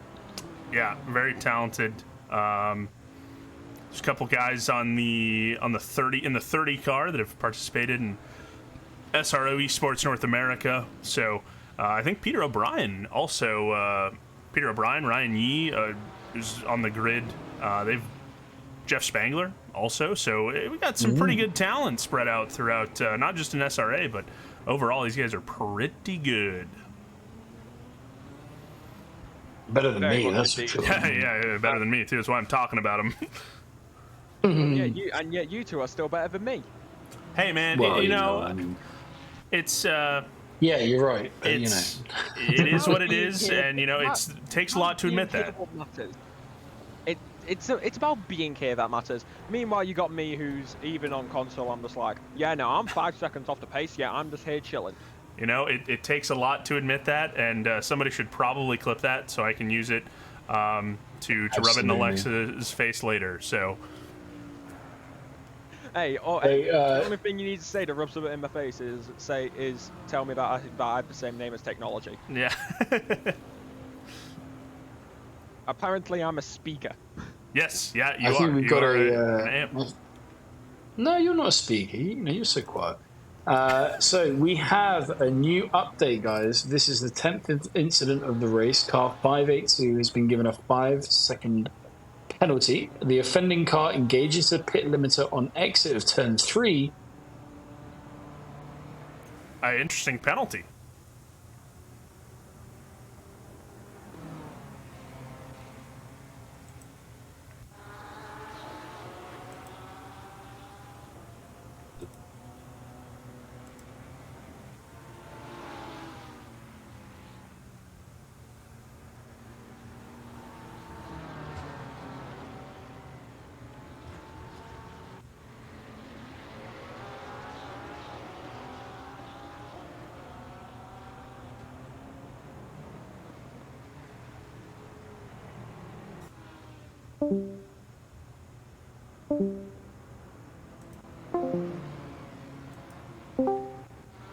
Oh no!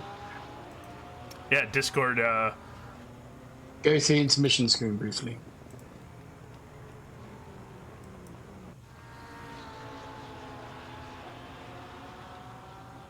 Did you put it on the intermission? Yeah. Yeah, nice one. Cool. So there should be our marks fine.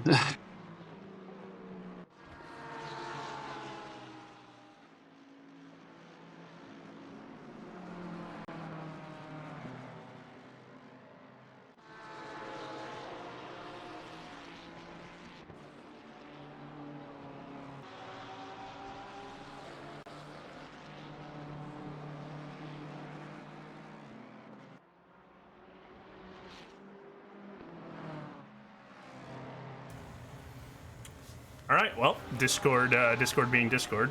Run through We are some back. challenges. Yeah, testing our ability. You got picture, Absolutely. right? Yeah. I've got the main screen, so we are all going. We are minus an Alexa for the time being. I think that maybe hit Alexa the hardest.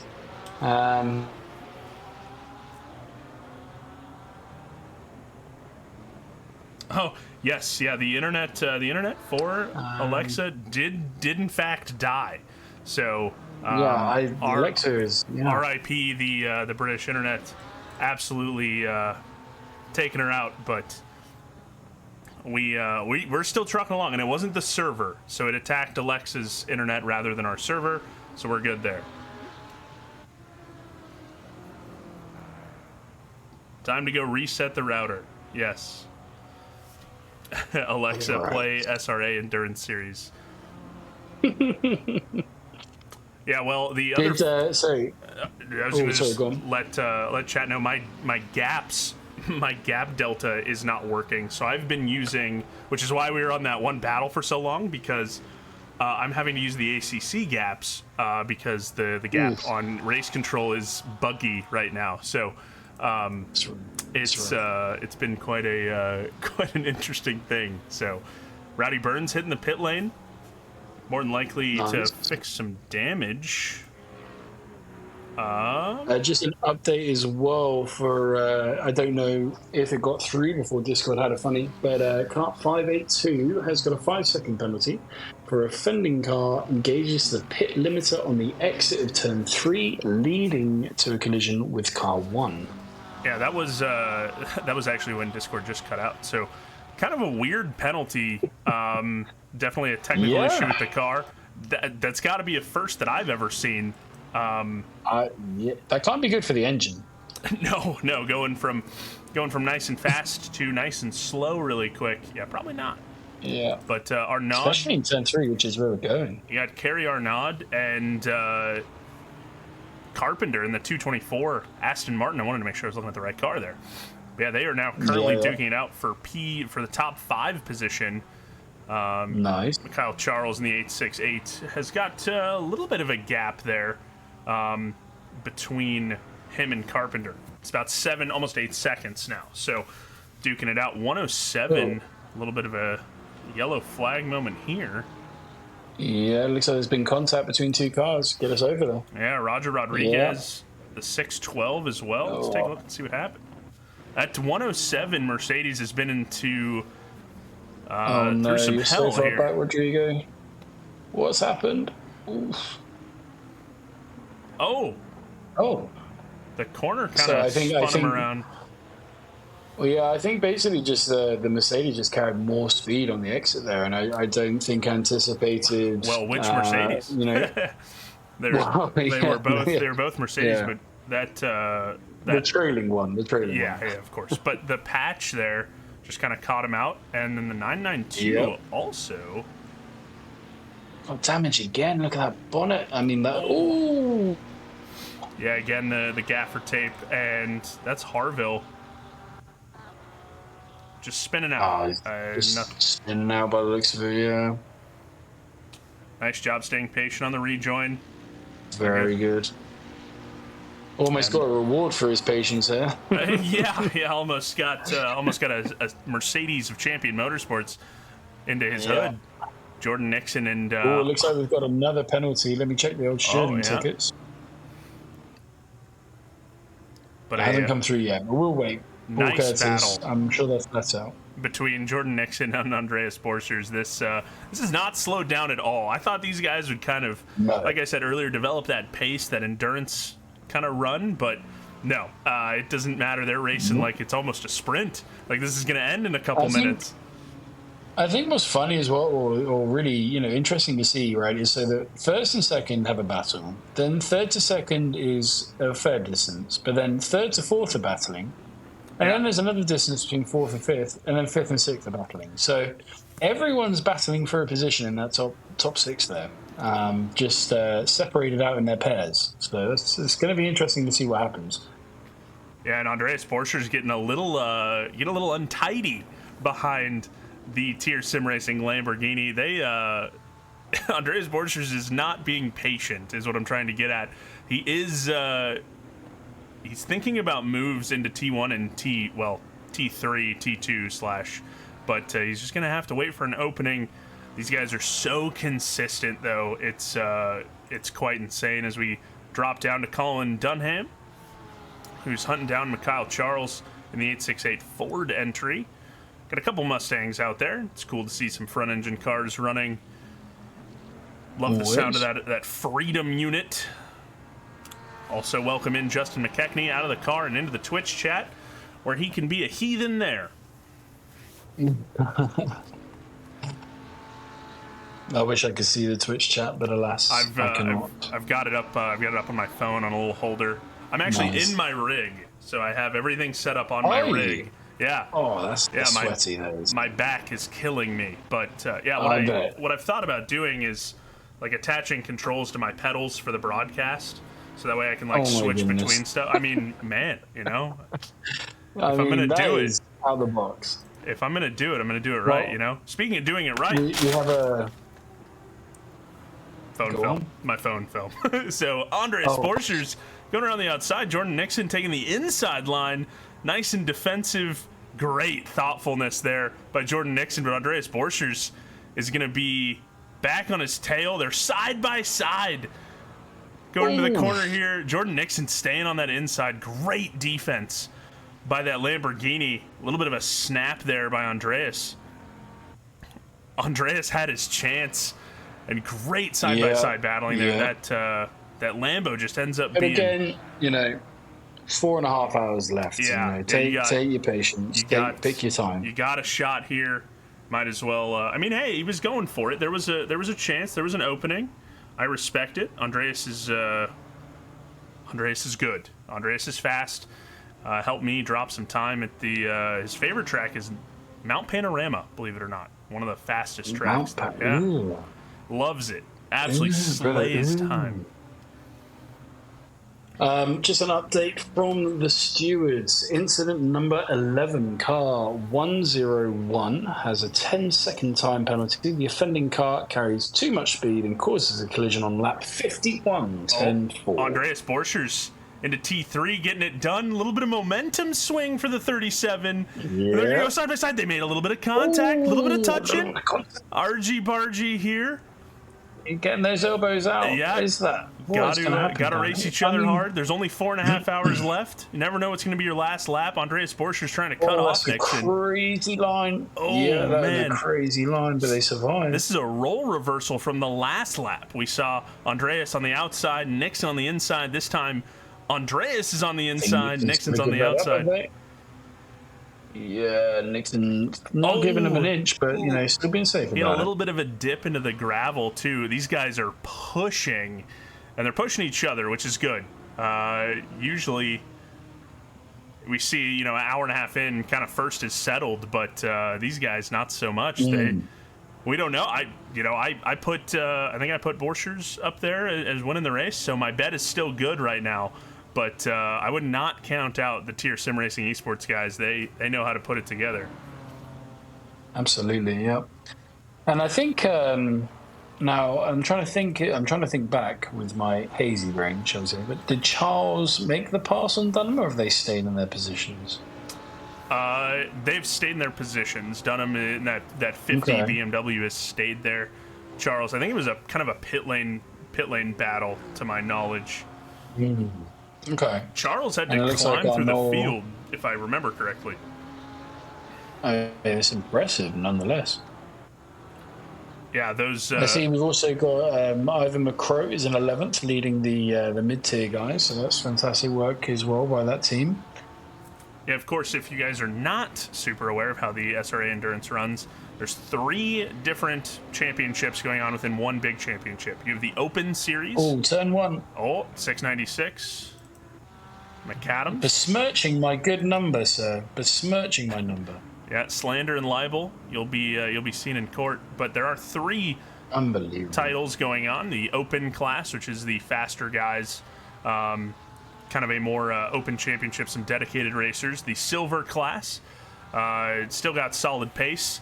And then the Bronze category, some beginners as well as some grizzled veterans who maybe aren't as quick as, say, Andreas and Jordan here. So nice little battles going on amongst all 3 as we look at the P2 sitter of Bronze in the 666, Oliver Sjogren. Sjogren, Chogren. I looked it up, how to say it in Swedish. That's very impressive, sir. Yeah, I mean, that SH makes a cho sound, so, or a CH, I guess, according to Google. I was going to say, you lost me here. I have no idea. Not a clue. And Jeff Spangler giving his boy Ryan Yee races on a Logitech G29. You don't need fancy equipment to be quick, and that is Ryan Yee's claim to fame. So the Bean House getting it done. Currently sitting P13 and P12 amongst the open class with a team that's got quite a bit of talent there. So I called the top 10. I think they might do top 5. I think they can do a top 5. They're certainly looking that way. Jordan Nixon still hot on the tail. Less than a second between the 2 leaders after an hour and 40 minutes has passed over. So great job by the Tracklicious sim racing team in that BMW M4. shout out to Eric Gakassian, good buddy of mine, and Eric Miller and Josh Willis, some friends over there at Trackalicious. Ollie Raza, Quinn Smith as well. Getting my plugs in. Get them in, man. Why not? Yeah. You're on TV. Say hello to mom as well while you're there. Big shout out to my mom.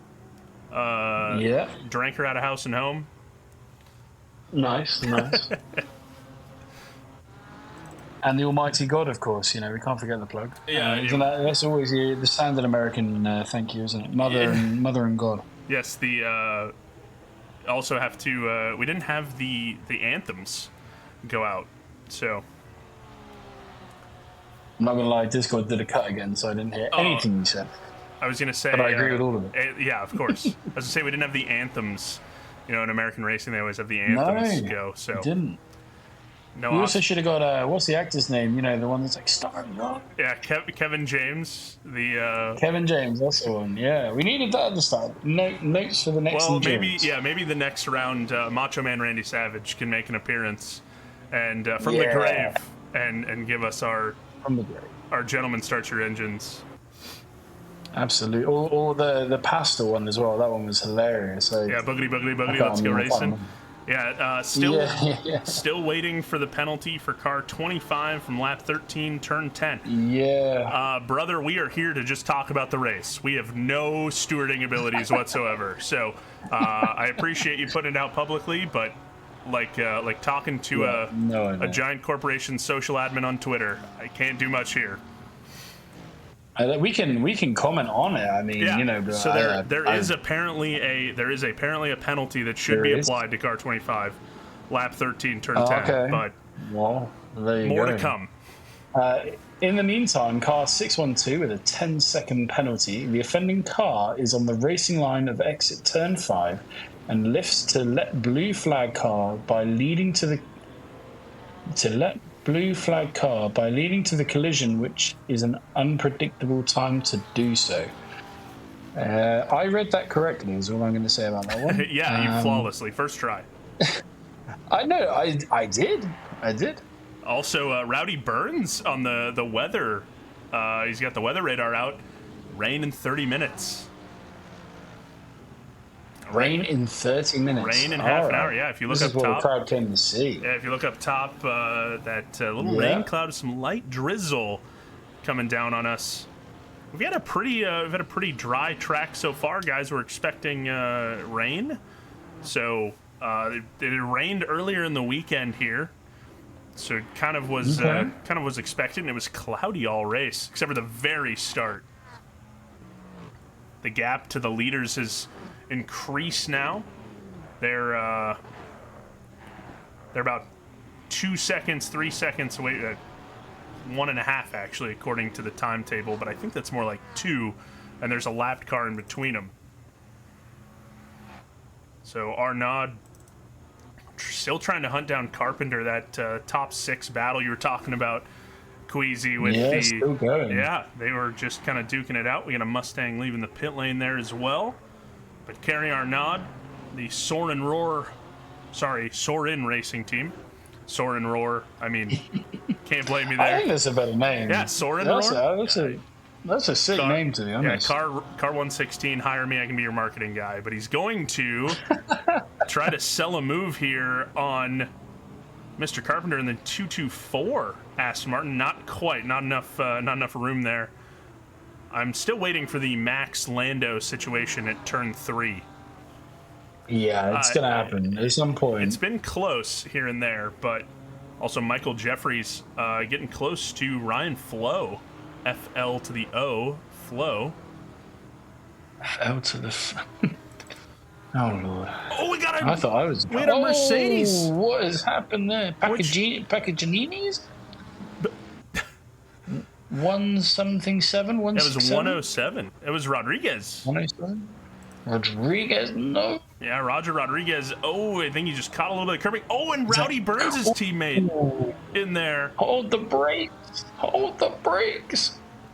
I think he was just a passenger. I think he was holding the brakes, and it just sent him. Probably. JP Johnston. Yeah, that pace. Excuse me. Jorge Riviera, a fellow commentator as well. Jorge Rivera. Jorge Rivera. I said Riviera. My bad. Rivera. Riviera. I was thinking about Queasy's other villa that he has in the French Riviera. Isn't that right? Well, you're off by about 1,000 miles, but for the sakes of the stream, we'll say yes. Yeah.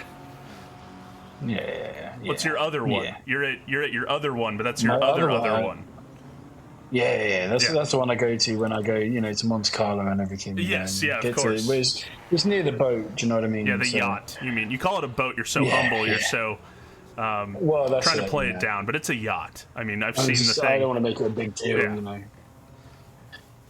to be honest, the yacht is what's in the pool of the boat. So. Oh yeah, that is correct. Yeah, as Nico Suave making it look smooth, a little bit of contact there. We're seeing some rubber develop on these cars. That's the coolest part about ACC, in my opinion. As the 696 is off again at T1, excuse me, T2, 10. Jesus, Lord in heaven, help me. And looks like it was just a little bit of a spin there, coming out of turn 10. See him up top there. Camera guy is absolutely getting fired for that. That's a bad one. Trying to keep it consistent, but Nico Suave. Hey, look, it is what it is. And Nico Suave and Alex Foley still duking it out here, but Suave is gone. I just want to know that was how Cockcroft. Alex... I was wrong. I thought he was battling Foley. He was battling Pat Cockcroft. No, that's a battle. Yeah, they're nice and close there. The gaps have... I just need to point out, right, Alexander Foley or Nick Foley, whoever's listening, but how Alexander did not change their name on SRA to Axel, I don't know. You're missing a gold mine, is all I'm saying. Yeah, Axel I mean, Foley. it's right there. It's teed up for you. It's teed up for you. Come on. And Chance, we got a little bit of a three-way battle here. I think there's Andres Borchers right behind him in the 30 BMW. But Justin Yance and Team Liddy out of Finland. Justin Yance. Out of Finland? Out of Finland, yeah. Key toast to those guys for for really racing. international tonight. Yeah. And Kyle Miller almost setting a pick for his Aston Martin driver, or his opponent, I should say, not driver. But Kyle Miller's had some really some solid battles, even lower down on the grid, P29 out of 40, so he's kind of almost in the middle, sitting. Yeah. As I think fair play is D4 and in the like I said, in a very different car to what they're normally driving. So no comment really. I think they're doing a fantastic job to be in 28th. I don't think I can make that sort of switch and stay competitive. So yeah, and sitting top 10 in silver right now. He's P9 in silver. Exactly. You can't be upset with that, to be honest. And currently the leader of silver class, Ivan McCroat, in that WRT McDonald's livery. We saw them spin. He's actually getting chased down by Ryan Yee right now. Yeah.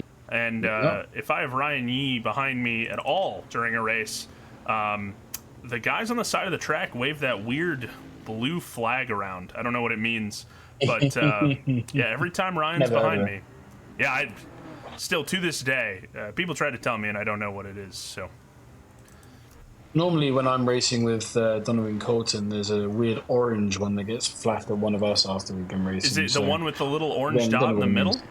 Yeah, it's like a target or something. Yeah, I don't know. It's just really silly. I don't know why those guys are even there. No. Carrie. But I will say now, what do you think? If I was Ivan McCroat right now, well, you just got overtaken by Ryan Yee. So yeah.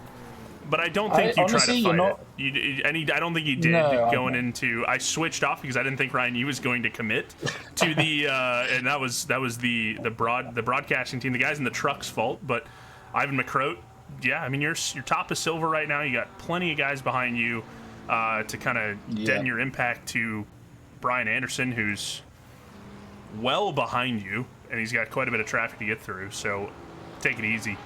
Exactly.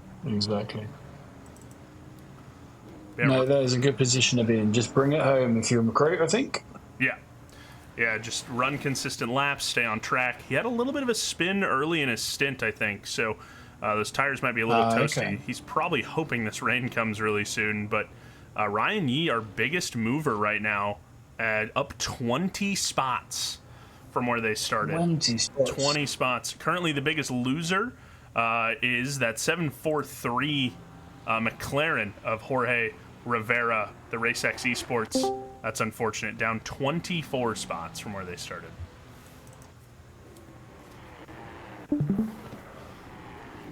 And I think we welcome another of our wonderful commentators into the commentary box. Yeah, Adam Santana, Sir Rib Shack, the very own. Man, ribs sound really good right now. Not gonna lie to you. Dude, I'm starving. I've had a day. Are we going to get some Rib Shack ASMR? Are we on this mic? Ooh. Yeah, a little bit of a mukbang, I think, might happen. So, was supposed to go to IMSA today in Indianapolis, and 2 minutes into my trip from my house, my car threw a code, so did not make it to IMSA today. But it's fixed, so I'll be at the race tomorrow at least. I was going to say that's another thing. There's the Bristol starts half an hour, I think. But we're gonna. I mean, does it I shouldn't really? be saying that. We're going to stick with the. Yeah, I think Bristol is. We can switch over that. No. Yeah, no. You stay stay committed. You stay committed to the SRA 6 hours of Red Bull Ring, brought to you by SRA. Should say. Yeah, SRA Nation. You guys and Alexa have been doing a fantastic job so far, so it's been a very fun watch. Clip it. Adam Santana said something nice about me. I need someone to clip it. Is Koa Droma teamed up with anyone? Koa Drum is teamed up with Pat Cockcroft in the number 1 car that we're sitting on board with right now. Oh. Yeah. Yeah, the only reason I don't say nice things about you is because you never invited me to YCR, and I'm still upset about it. You know what? Crazy. Cows Racing has hit a pause break as far as ACC goes. So, we're a GM manufactured team now. So you got to switch over to the ice skating, renting, whatever you want to call it. Hey, you got to do what you got to do. You got to race in the programs you can race in. Also, apparently there's brake issues for the 426. Which, funny enough, in the actual M4 is a thing. Like in the real life M4, which of course this is real life, but in the IMSA and WEC WRT cars, they have brake issues. So it's kind of interesting that they're actually having brake issues. I wonder if it's a mechanical thing. One of the Foley brothers will have to let me know which one it is. If it's like brake fade, or if it's an actual equipment issue that they're having in the car. Because that's another thing too, is setup wise, your brakes, brake pad 1, brake pad 2, they last for different amounts of time, right? So if he's running into issues, it could be because of brake pad. I'm guessing someone asked in the Discord server how long a brake change takes. So I guess I'm assuming that was them. Oh no, yeah, that's unfortunate. It is brake fade, move the bias forward a lot to manage. Yeah, bias and ABS. You got to adjust that ABS. That's unfortunate. Yeah. It shouldn't have died this fast, though. Oh, unless you were brake pad 1. Brake pad 1 lasts 2 hours. You can get up to 3, but it usually starts fading at an hour and a half. Yeah, I would, and it's, I love the question of how long does a brake change. It's a long time. I think it adds it's a minute and a half. Yeah. It's a minute and a half. I think, to make up your time, what you should really do is select brakes 4. Oh, no, don't do that. Don't you ever do that. Brake pad 4 is the fastest brake setting. Yeah. I mean, strictly speaking, that is true. It's according to Twitch chat, Transpint says it's 2 minutes for a brake change. I think that also with the stop. Full stop. Yeah, I think that's the full time stop is 2 minutes. I think it adds a minute and a half. That would I think as well, though, everyone's changing brakes. You're not going to be the only one, so no one else is going to change brakes. If everybody, 6 hours, unless someone else picked brake pad 1, But Yeah. I've been there, done that. I did a 6-hour race at Kailami, and we picked brake pad 1, and it started to fail. And ABS, cranked the ABS, cranked the bias. It was not fun. Not a good driving experience. So this is funny. I had friends, they did the same thing at Kailami, and then when they realized it before they made their first stop, so they swapped brakes at their first stop and they swapped back onto brake pads 1. So they just ended up doing the same thing over and over and over again. No, they just quit. Yeah, that's fair and valid. Tyler Thompson. Sorry. Nope, you had The Tyler Thompson 35 Lexus just got overtaken again by there's actually trying to hunt down the C. Hemmen 54 Bentley. So we had some big cars. Like I said earlier on in the stream, we had some big cars here. Top Lexus though is Brian Anderson. Excuse me, it's Michael Jeffries, the Badmans. Oh, Yeah, coach. yeah, the The coach. coach is on track. Who, Oh my goodness. Also makes Coach. a mean set of gloves, by the way, if anyone's wondering. Triple stint racing. Triple stint racing. Yeah, I had another set of gloves for another company Oh, I won't mention because we're not 10, giving them anything. 10-3, 10-3. The 35 going 35. to Oh, yeah. 35. The 35 we were just on. Tyler Thompson, this So we is can catch the back end of it on the replay. that's Nico Suave. I Oh, think he no. was just Too caught. Yeah, he was just caught loose. Also could have been ACC being ACC. No, that bonnet's damaged. I mean, hood. You guys say hood, we say bonnet. Bonnet. That hood is damaged. Bonnet, that's the word for it. I don't know. They're Is coming it? around to our living rooms here, and I Is it didn't just see anything. I think it's something? just the livery. Ah, okay. Smart tactic on livery, make your car look damaged. I never suspected. I had a friend of Big mine brain. made a bunch of rust liveries, so that way his car, you could never tell if it was Oh, damaged that's or cool. not. That's cool. I think next time I'm just going to put like a bunch of cracks over the back or something, you know, like just really make it look damaged and think they have the opportunity on me, but nah. So the Soren, as I've coined them, the Soren Roar Racing Team, still trying to hunt down that 224. There's been a lot of opportunity for Arnaud to get it done, but Carpenter stayed nice and defensive as they even close in on Dunham. And we're also, you know, for Arnaud, that has been pretty much the entire stint, and they're now coming up to the 4-hour mark, so we're going to start seeing some pits, some driver changes again, And some brake changes for some see if teams. the partners and some brake changes, yes. But you know what lessons have been learned tonight? That's what, I wonder. you know, if you can Sorry, keep going. No, I was going to say if you can come away from every race learning something new, then you know it's never a bad race. I full agree. I wonder if we're gonna maybe see some splash and dashers because of the rain Well, on this that's stop. the question. They hold out. With the trouble that people were having trying to double stint in practice, I wonder if anyone would risk it. You know, you have the other option too. When do you put on wet tires? So, like, Sure. do you throw them on during your pit coming up here, or do you maybe try to wait it out, try to go in, you know, when the rain does get really bad? It is. We got 2 little sprinkles of rain on the graphic now. Versus, of course, we don't have radar right up here in the booth. So, it'll be interesting. Was the last icon different? It was the light rain. It was one set of lines. So and yeah. Okay, so yeah. So I assume I don't think anyone will go on their stops then, because they can go another roughly 11 and a half minutes if they left it to the very last second. But I don't think anyone's going to sweats this early. But yeah, it'll be interesting to see what people try and do. So I'm not I'm not an endurance racer. So you guys tell me. Now, if they run over their stint time, is that an automatic DSQ? It's a penalty. drive-through penalty. Yeah. A drive-through. Okay.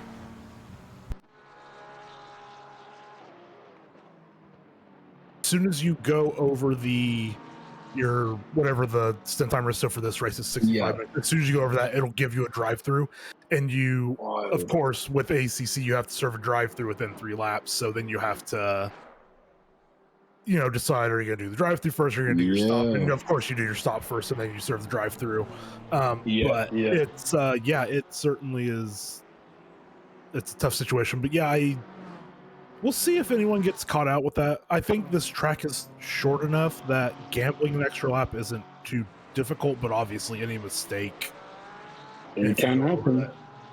Yeah, and of course, with people that are maybe, I know we saw some cars were off sequence, so and our weather just changed again for light rain. So I think we're gonna have. It's heavy. No, that's light rain. The heavy rain is long lines. It's 3 long lines heavy. Okay. Yeah, so light rain in 20, medium rain in 10, and then light rain again after that. So I think our teams are gonna have to go on wet tires. But you could see some teams maybe chance it and stay out. But for the sake of the pit change, you're going to lose more by staying out. I think. If I know ACC like I know ACC, you're going to lose time. So personally, my camp is in there. Just get the pit done, get the tires on, and go from there. But we'll see. Yeah, and it's interesting. Because the next weather that would be 10 minutes after this light rain, it could be dry or it could be more rain. So I think that's probably the deciding factor is what comes after this. But I think that with 30 minutes, even 30 minutes of light rain, I mean, we have 40 cars on track. It's tough. They could possibly keep it dry enough that dry tires are okay, but that's a gamble. They seem pretty spread out as well. So it's not, it's going to get the track's going to get equally dried up, so we'll see. It'll be an interesting one to see. And I don't know how this track really reacts to rain, really, because it's so new. But I feel like I did it once in another series, and it was slippery. But that was heavy rain though. So, and it looks like we just got an update as well on the weather. So it is going to go back to dry after that. So I think maybe some of the top teams might gamble on it to try and save a pit stop. Well, they are much more talented drivers than I. So yes, if anyone can do it, these guys can do it. Yeah, every time I think I have a handle on what a team should do in an endurance race for their strategy, especially when the rain gets factored in, I learn something new. I'm just like, no, my understanding is incorrect. Yeah. Humbled every time. That's so queasy. Well, yeah, you say a lot of nonsense, so. I do. I pride myself on it, to be honest. My hot takes are hot takes, I'm not saying what they're hot takes of, but, Hey, I agree with your hot take on this track is that the kink on this straight that we're on right now, that is not a corner. No, that's not a corner. No. It's not a I'm glad to get it back up. The only reason it is called a corner is so they can have 10 corners on the track. That is the only reason why. Yeah, just bureaucratic. It's because it would be silly to be like, oh, F1's racing, there's 9 corners. Well, that's dumb. I love this track, but that corner it's not a corner. That's not a corner. As we're currently watching it's pretty much one of the closest races on track, to be fair. We've got, let's have a look as far as we can see. We've got Pat Cockcroft's moving up on Thompson, and a little bit further down Packer Giannini. That is a name, by the way. Just behind the coach as well. So things are all going, and we see as well we've got a few pitters as well at this point. So some people are taking the opportunity as we cross over. So we'll be at the 64th minute mark, so I'm assuming we're going to see some people pitting soon. Yeah, it depends. I think with the weather now, people are probably going to go at least as far as they can instead of just dipping in. And even with at this point now, the dry tire limit's probably not going to be a concern. This will take away the half stint that would have had to have been done on the same set of tires. So I think everyone's relieved for that because from what people were saying from their practice that even doing 90 minutes on a set of tires here was rough. Oh yeah. Yeah. So yeah, yeah. That So I've got Dunham another- Carpenter that we've been on. I mean, this battle is tight. It's been tight for a while. I mean, 3 cars. It's the entire stint. Arnaud is very familiar with the back of Carpenter's car now. Yeah, between this and the battle for the lead with Borchers and Nixon, I mean, this stint's been electric. It has. Battles up and down, especially within the top 6. So. Yeah, Kelvin Lau in the pits. Yep. So that's our highest car that has taken their second stop. Now, who is so it's Lau and Jeffries? Oh, Jeffries. I thought Jeffries had just come out, but maybe I missed it. Back at Nini, yeah. Yeah, Oh, so, looks like somebody's car 101 and car. Gosh, I'm on a small screen trying to see the numbers, but it looks like there's been a little touch there in Sector 2. I did not catch that. No, it's 117. It was Nico Suave and I think T. Thompson. Yep, they are close to each other. Yeah, oh man, now I totally see what Boy was saying about race control. Yeah, the gaps are jumpy. Yeah, my gaps are at 0 right now. I cannot. Yeah, mine aren't even. You have no gap. I have no gap at all. So mine are fluctuating insanely, and anytime that like the leader crosses or the person in front of someone crosses the start finish line, it'll jump their gap like up to like 2 minutes or something like that. Whatever the race. I think you can change more lap time. Can you not change the screen? Because I think there's a specific endurance screen in there, because I think that's to do with all the cars out of position.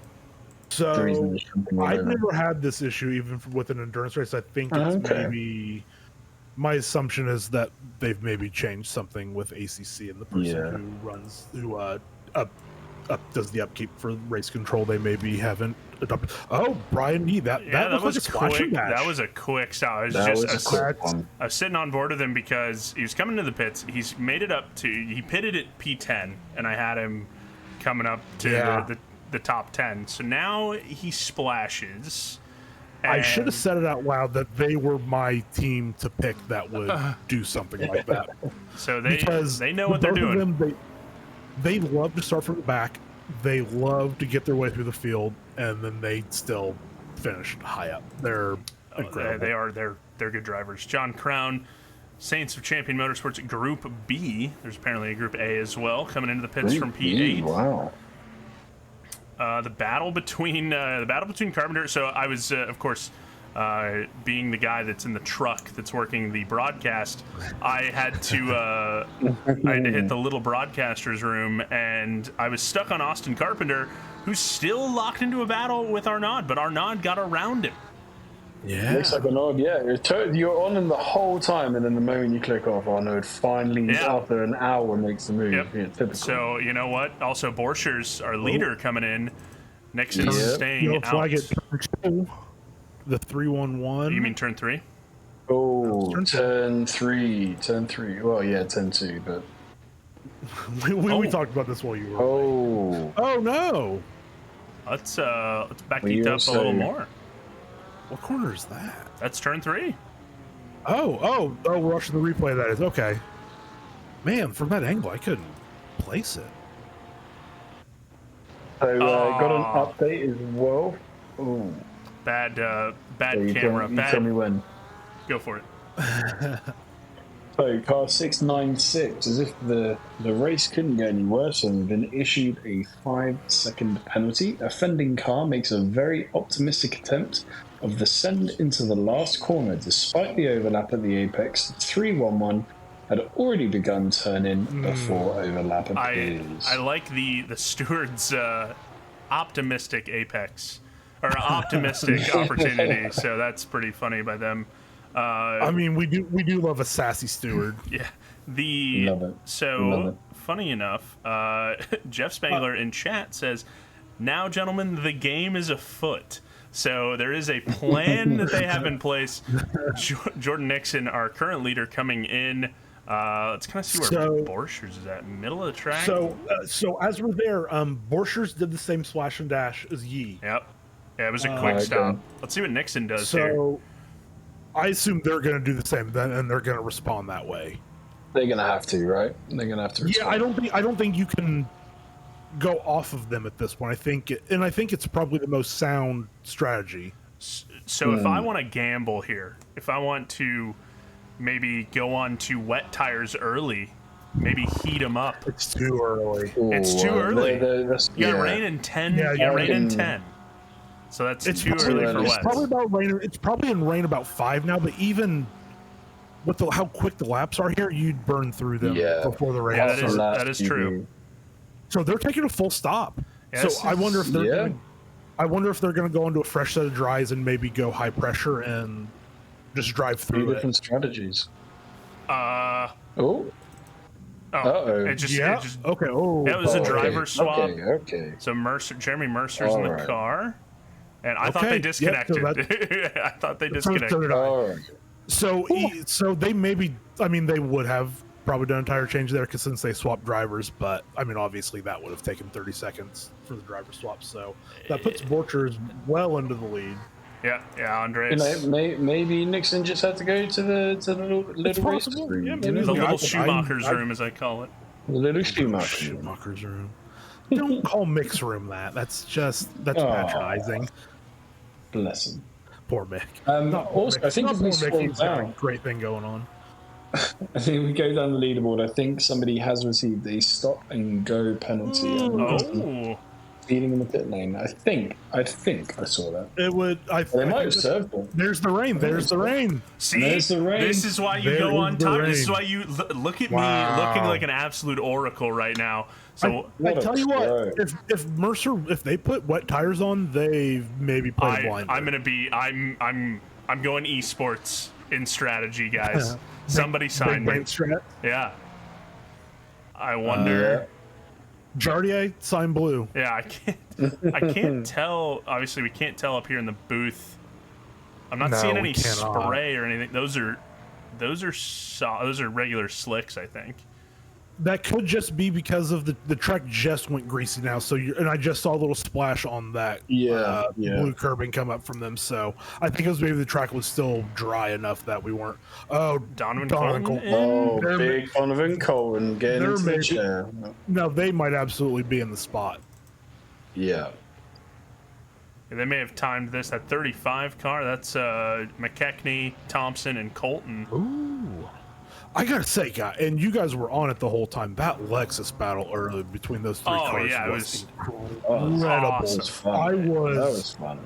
I was. Guys, we had a turn one. Oh, accident in turn 101. Yeah. That is the 37 P37 at the moment. So I wonder if they maybe too much sausage on the inside, or maybe just the wet track caught him out. Oh, camera guy's fired. I think it was too much curb and too much damp curb, and they hit the wall. Oh no! Ouchie! And I think on replays it defaults to that. So I think that's why they've been bad. Yeah, the TV1 setting around here is not good. So Keaton, Olsen, we got some bronze drivers coming in. Payen's coming in, and Borchers, our leader, has hit the pit lane. So they're going wets. They're going wets. They're gonna go wet. Yeah, and it's heavy plus rain coming up. I was gonna say that forecast has changed. That's not heavy. That's medium. Well, what's the plus? It means it's gonna rain. So the medium is just a step up on the medium. So when it's one full line that is long, not the little shorties like the light rain is, that's the heavy rain. But this, that is obvious. Then 10 minutes, it's gonna be harder. So yeah, I think it's gonna be wet. So Jeff Spanky Spangler, man who can't look at a calendar, what are you guys gonna do? Get back in the comments. Yeah, Jeff Spanky Spangler. Pat just calls him Spanky. I think that's a pit lane violation as well there by Borchers, but No way, You know, really? I'm keeping it trackside. I'm keeping it pit side. I'm keeping it pit side. Keeping it pit side. Yeah. Go still in there. Olsen in the pit lane. Eagle Yeah. eyes. Oh, Yee also in. Yee's come back in. Yep, so he's in. So did the splash and dash pay off, guys? What are we thinking at this point? I think it was probably necessary because if they could have stretched it another couple laps, then they could have. But I mean, it's so hard to tell because you just don't know exactly when the rain's going to start. It's the biggest sin for ACC is just not being able to tell the weather. iRacing does a much better job, in my opinion. Yeah. We're not here to discuss the better sim. No. Well, I'm not saying which one is better. I think they both do a lot great, and I enjoy them both a lot.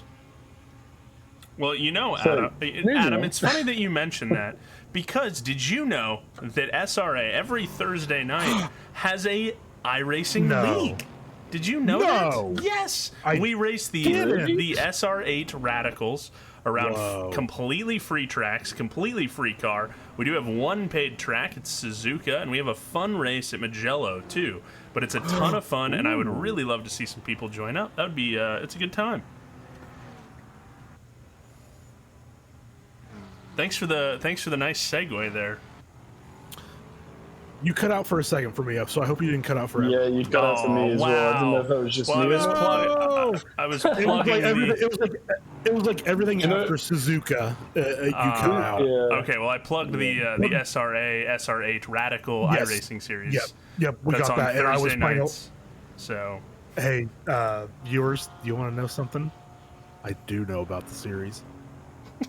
I lied. No. He lied.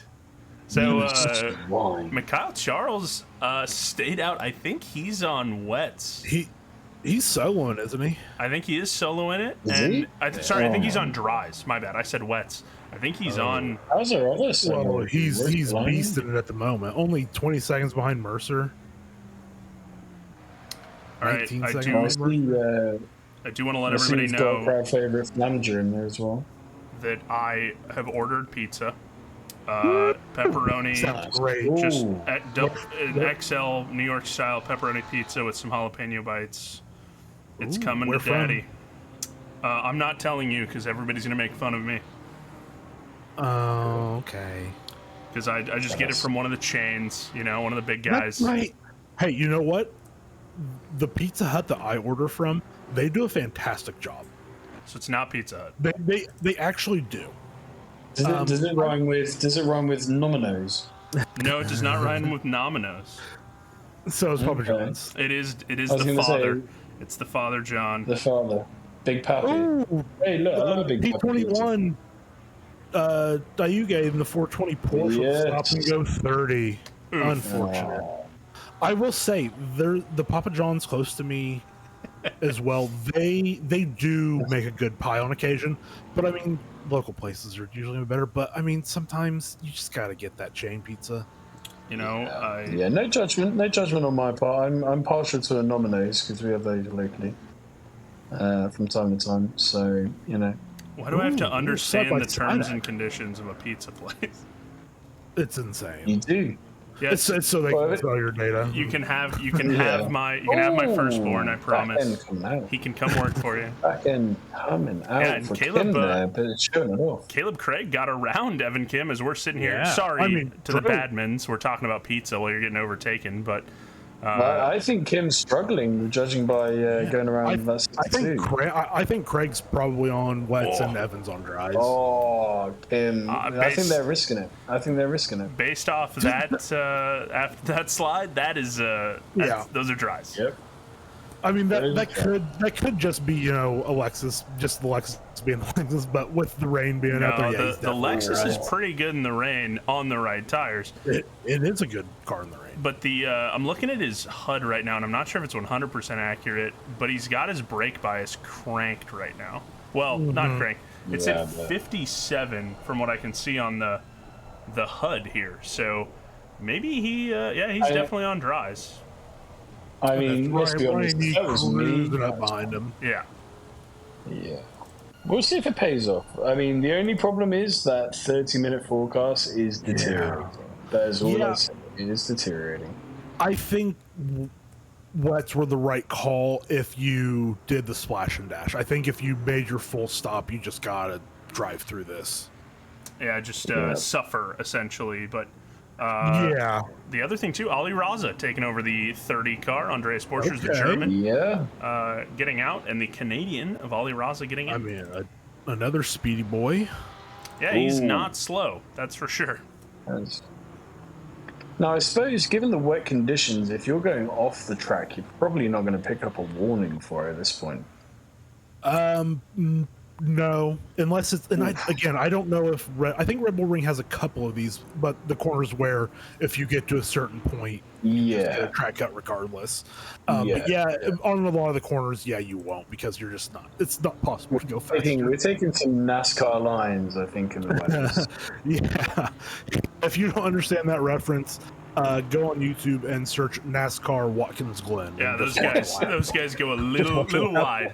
Also, Kerry Arnaud getting by Guy Manperson. Guy Manperson. Yeah, up in the top 5 here. Wow, Arnaud moving up.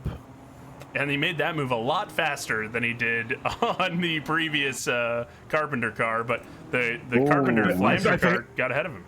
We've got... sorry, go on. I was going to say, I think the Arnaud Manperson, I think that was a tire offset. I think that's what's on dries. Because that gap ballooned quickly. Evan Kim in the Badman's Lexus. It was too much. It's raining so hard now. I know that Doug Mitchell is having a great time with the wet innuendos and the so hard innuendos right now. Who's off there? Is that the 101? They've collected. They're moving again. So 101, 10-second penalty. Offending car fails to brake early enough, causing a collision on lap 80, turn 3. Insult to injury. Yep. And car 904 has been given a 10-second penalty.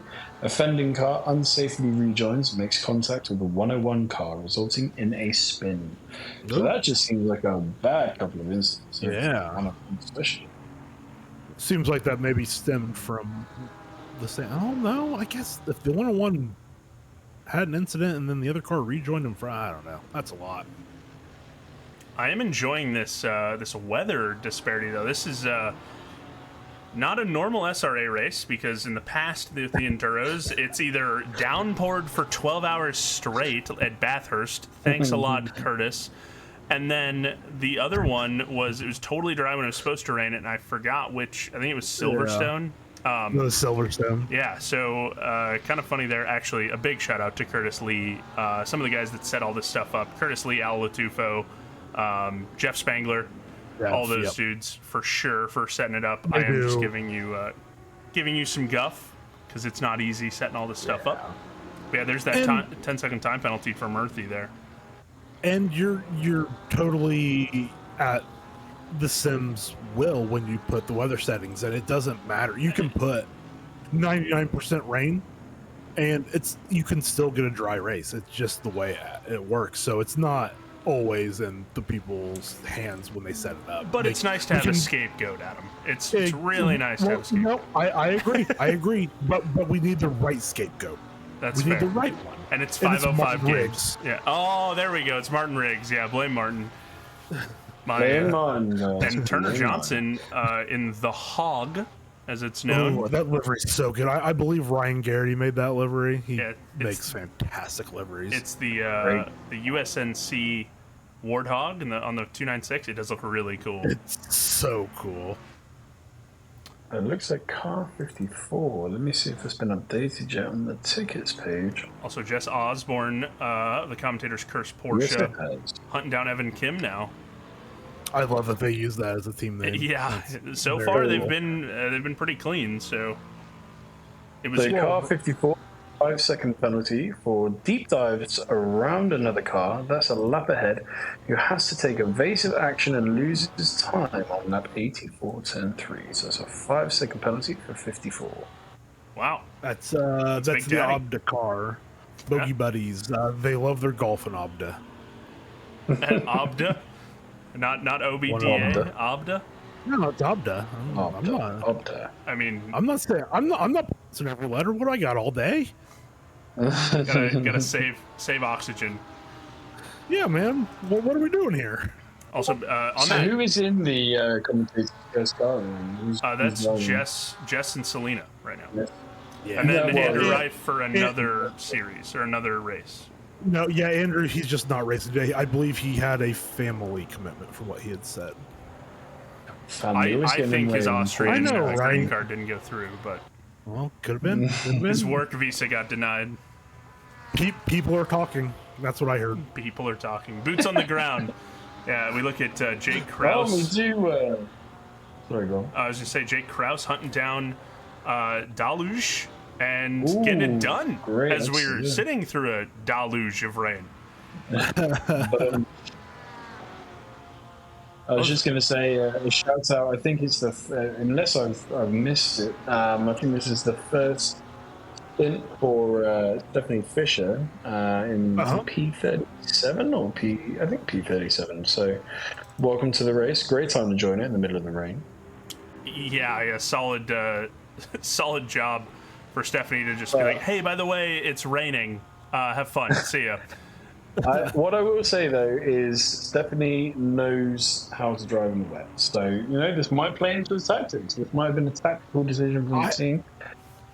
And another thing, I mean, Stephanie made a huge jump from, I think the last time she was in the team series, went from D5 to D3, I think she took a D3, couple yeah. seasons off. So, I mean, a huge jump, and yeah, she's totally on it. And in the Mercedes as well. So in the team series, she's currently racing alongside Burke in the Aston Martin. So another change of cars. So it's good to see that a lot of people in the team series are choosing to try out different cars. And it's a good portion. I have to wonder, and this isn't about their team, but I think just from the comments and discussion, we've seen people asking about swapping cars in between races. I wonder how many teams are gonna swap cars every round. I hope not a lot. I kind of wonder. I kind of wonder how Curtis is gonna. So the admin team that runs this, I kind of wonder if that's been nipped. Like you have to keep this car, or you lose all your points. No, you lose all your points. If you swap cars, you lose all your points because you essentially create a new entry. Yeah, so then why would you want to switch cars? I think maybe some people aren't seeing it as a series and just seeing it as a 6 endurance races instead of as a series. It is and a great segue here, Adam. It is a series of races. Our next event comes up on November 2nd. November 2nd. You almost you're right. Second. You almost done it. I almost had it. Second guess I yourself. ruined it. Yeah, November How did you 2nd. sell? November 2nd, we will be.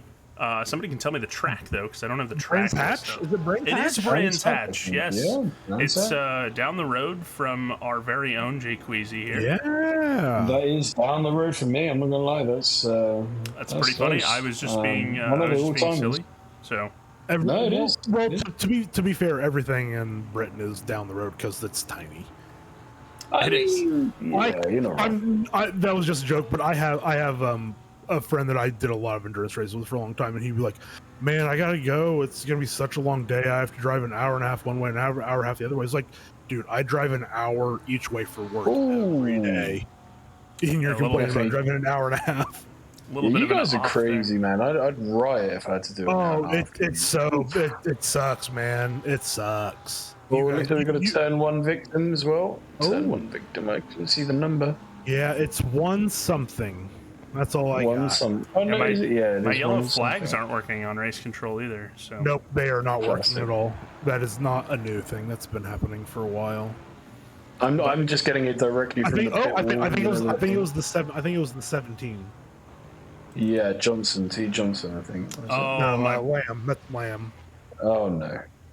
That's the 117. So yeah, the 17 is just Oh, yeah, now. there we I think go. getting through turn 3. So that is, That's the Bronze Brandon leader. Chan.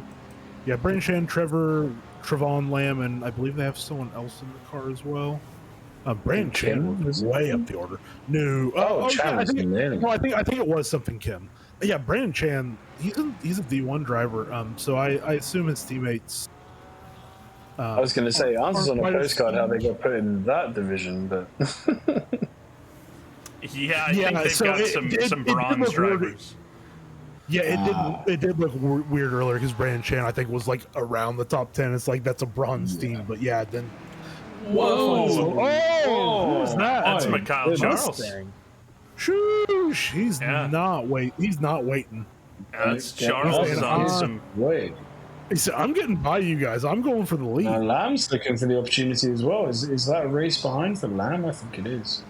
I want to see this gap that For Charles Barkins, no, it is not a race for Barkins. No, next car up is about 30 seconds between him and Lamb. So yeah, it is now. Really? You know, Lamb is. No, Lamb. Oh. And then Steven Sarver is take that route so. if you need to. Yeah, but make sure. Yep, I was gonna say make sure you don't run into Mr. Flamger there. That would have been awkward. That would have been straight to the gulag for you, I think, if that happened. But you didn't, so that's fine. And now the gaps are really split up. Rene Aoki here in the number 1 car, trying to hunt down Jess Osborne. Actually, just got around Jess Osborne. Let's see if we can get that on the replay. Nope, a little too far behind, but. So Rene Aoki is a normal GTR driver, so again a different car. Yeah, signed D4? up. No joke. Got into the car on Friday morning. Crazy. Yep. That's impressive. With Koa Dromo and Pat Cockcroft. So we're going to see a really fast guy in there in a sec in Koa Dromo. Koa Dromo's quite quick, so... Well, I think Aoki's given a good account of himself. Yeah. Definitely good. Yeah, good driver in the rain, too. I've raced him in the rain previously, so... So what's that, P4, I think. So P4 with 2 seconds? Although, to be fair, they've got a 5-second penalty. Yeah, so he's actually on a podium in silver right now. So that's a solid job there by a guy who hopped in, literally didn't know he was getting the drive until Thursday night, got in the car Friday morning. So, well, hey, I mean, that's impressive. You can race on a contract, you gotta wait for the contract. Yeah, exactly. I don't but Bren, get that bag. But the lawyers took a minute to work everything out. But yeah, we do have the rain has definitely given us some serious gaps. T1. Yeah, and the rain has stopped as well when we're talking about the rain. Also, chat, I see you. I'm just not talking about you. Okay? Okay, I'm reading. 101 looks like. Oh, that's it. Wow, that was a... Also, oh no, in the wet. Yeah. Come on. You did better than I would. I'd have probably spun about 3 times trying to get out of it. I would have been around and around. Who's that going wide as well there? Well off. That's the other Ferrari. It's the Red Bull Ferrari. Not Barkins. So. Barkins has made quite a climb because when we were talking about him early, he was P40. He's P31 right now. Yeah. The other Ferrari, like there's only 2. Yeah, are there only 2? Sorry. No, there are a lot of Ferraris. No, there's 5. Okay, that's not too many. That's not too many. I'm trying to think. I was like, should I know who the other Ferrari is? No, there are a bunch. We do have a pretty good choice of cars. A lot of Porsches, naturally. SRA loves their Porsche. It was also a lot of Mercedes too. That's all I'm saying. It's all about the 296. The 296 is an incredible endurance car, in my opinion. It's so nice on the tires, and it's very easy to get into a rhythm in it. Also, to talk to chat because they're getting lonely. Rowdy Burns saying, I guess we'll talk to amongst ourselves. First off, I was making sure that I was tracking my pizza order for a lot of that, so that's why I didn't have chat up. Important. It's the most important thing. Yeah. Is your pizza. Yeah, my pepperoni, my XL New York style pepperoni. Also, shout out to WGS 247 for Sauce and SRA a follow. We really appreciate that. Ooh, love to see it. 3-hour Red Bull race by myself 2 hours ago in VR. Racing in VR would give me sickness. Lots and lots of sickness. Yeah. I've never used this, so I don't know if I would, but I know I would. My face would be very hot and sweaty. And another shout out. Thank you for following Jessup16. Appreciate it. Love it. Love it. I am, of course, you're my boy Blue, tuned in with Adam Santana and Jay Queasy. We have the GT3 Team Series every Tuesday and Wednesday. You can figure all that out if you go to the simracingalliance.com. We have our very own website that goes through all of our championships. This is currently round 1 of our brand new endurance series at Red Bull Ring. We got 6 hours. We're about halfway, a little bit under halfway through the race. So we will be going into the night here. 7:42 local time for me. So we go into about 11 o'clock. What time is it for you, Jay? Yeah. What time is it over there? Last in European at 1:43 a.m. Oh, you got plenty of time. You got plenty of time. Yeah. It'll only be like 5 o'clock when the race ends. You'll be fine. I was gonna stay up for the NASCAR anyway, so it's all good. Also, I mean, another shout out to who's driving in this, Alex Foley 96 for the follow. 10. What car? He's had an incident from 696. they got back up to speed. He might be the 696 again. So if we notice, one thing that we haven't mentioned that Adam had sauced around was the rain has lightened and now it is gone. Ooh. the track is wet though. Track is still wet. It is. It's declared wet. Do I hear us joined by a commentator? It's gonna No, take goodbye.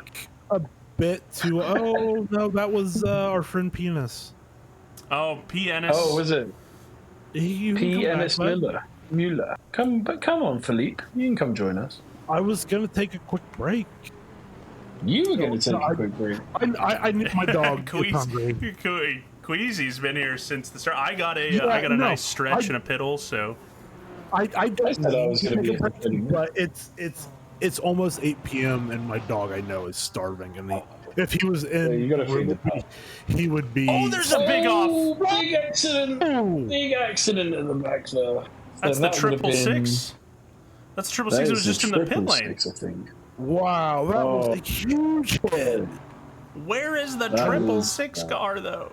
Oh man. No, is it or is it 156? I think it was 156. No, it was the 666. The No, Mustang. 666. Yeah, there's only 2 Mustangs. It's the 868 and the. Oh, gee, And man, a 666. stop go. Oh, is- it's Jess. Oh, he got hooked. Oh, it was Jess. Oh, shame. Yes. I don't know if that was so quick. I don't know if Jess moved or the Oh. Mustang moved. That Yeah. car is so. Oh man, that car is not in a good. That's not factory ready. That's not showroom best. That's unfortunate. We need the big guys in their big overalls to start jumping on that hood and see them coming into the pits. flat Gonna on mash that. Still that up. one down. I wonder too. They came into the pit. I wonder if they had switched to dries, maybe. I would assume they had, but there was definitely contact there. Oh, yeah. It's just a matter of who is at fault at this point. And the insult to injury was stop go 30. Well, I mean, Oh, Yeesh. did they really? yeah. Oh no. That's just. It's just It's unfortunate. a It's unfortunate. morale killer. Yeah, that's yeah. Oh, I just watched the replay and I think that one is on Jess, unfortunately. Oh yikes! I think It's, the stewards will be busy with that one at least. Yeah. It The is. 666 is in the pits, by the way. Gosh, I gotta say, never mind. I went back further and I think it's on May. Oh. Jess was there alongside and May just faded over and Jess was literally could not have been further over to the left. Just was existing. I retract my first statement. That one's on May, I believe. Well, somebody already Well, clipped that it was we'll have to Jeff's say. fault, so. Oh no, no! I'm gonna get fired, guys. This is you can't. That's My you boss. You can't say relegated, that. mate. Relegated, man. Well, in my defense, I'm not calling any races this season, so I can't get demoted any further. Well, true. Not because I'm in trouble, but just because I have a very weird schedule going on. Wouldn't that be funny if we like got in trouble and got benched and stuff like that? Can you imagine? You know, we get like a full report as well each week of the benching. Exactly. So or you got like What team waiver, is Osborne putting on the pitch? yeah, waiver wire kind of deal. You're gonna get picked up. Yeah. We should have like those intros as well. You know, where they like fold their arms and look into the camera. They should Yes. Yeah. I was gonna Weir say- is just now. Of course, we're talking absolute nonsense, but we are just as important as these athletes that are on the track right now. So we deserve our own intros. We deserve our own divisions, things like that.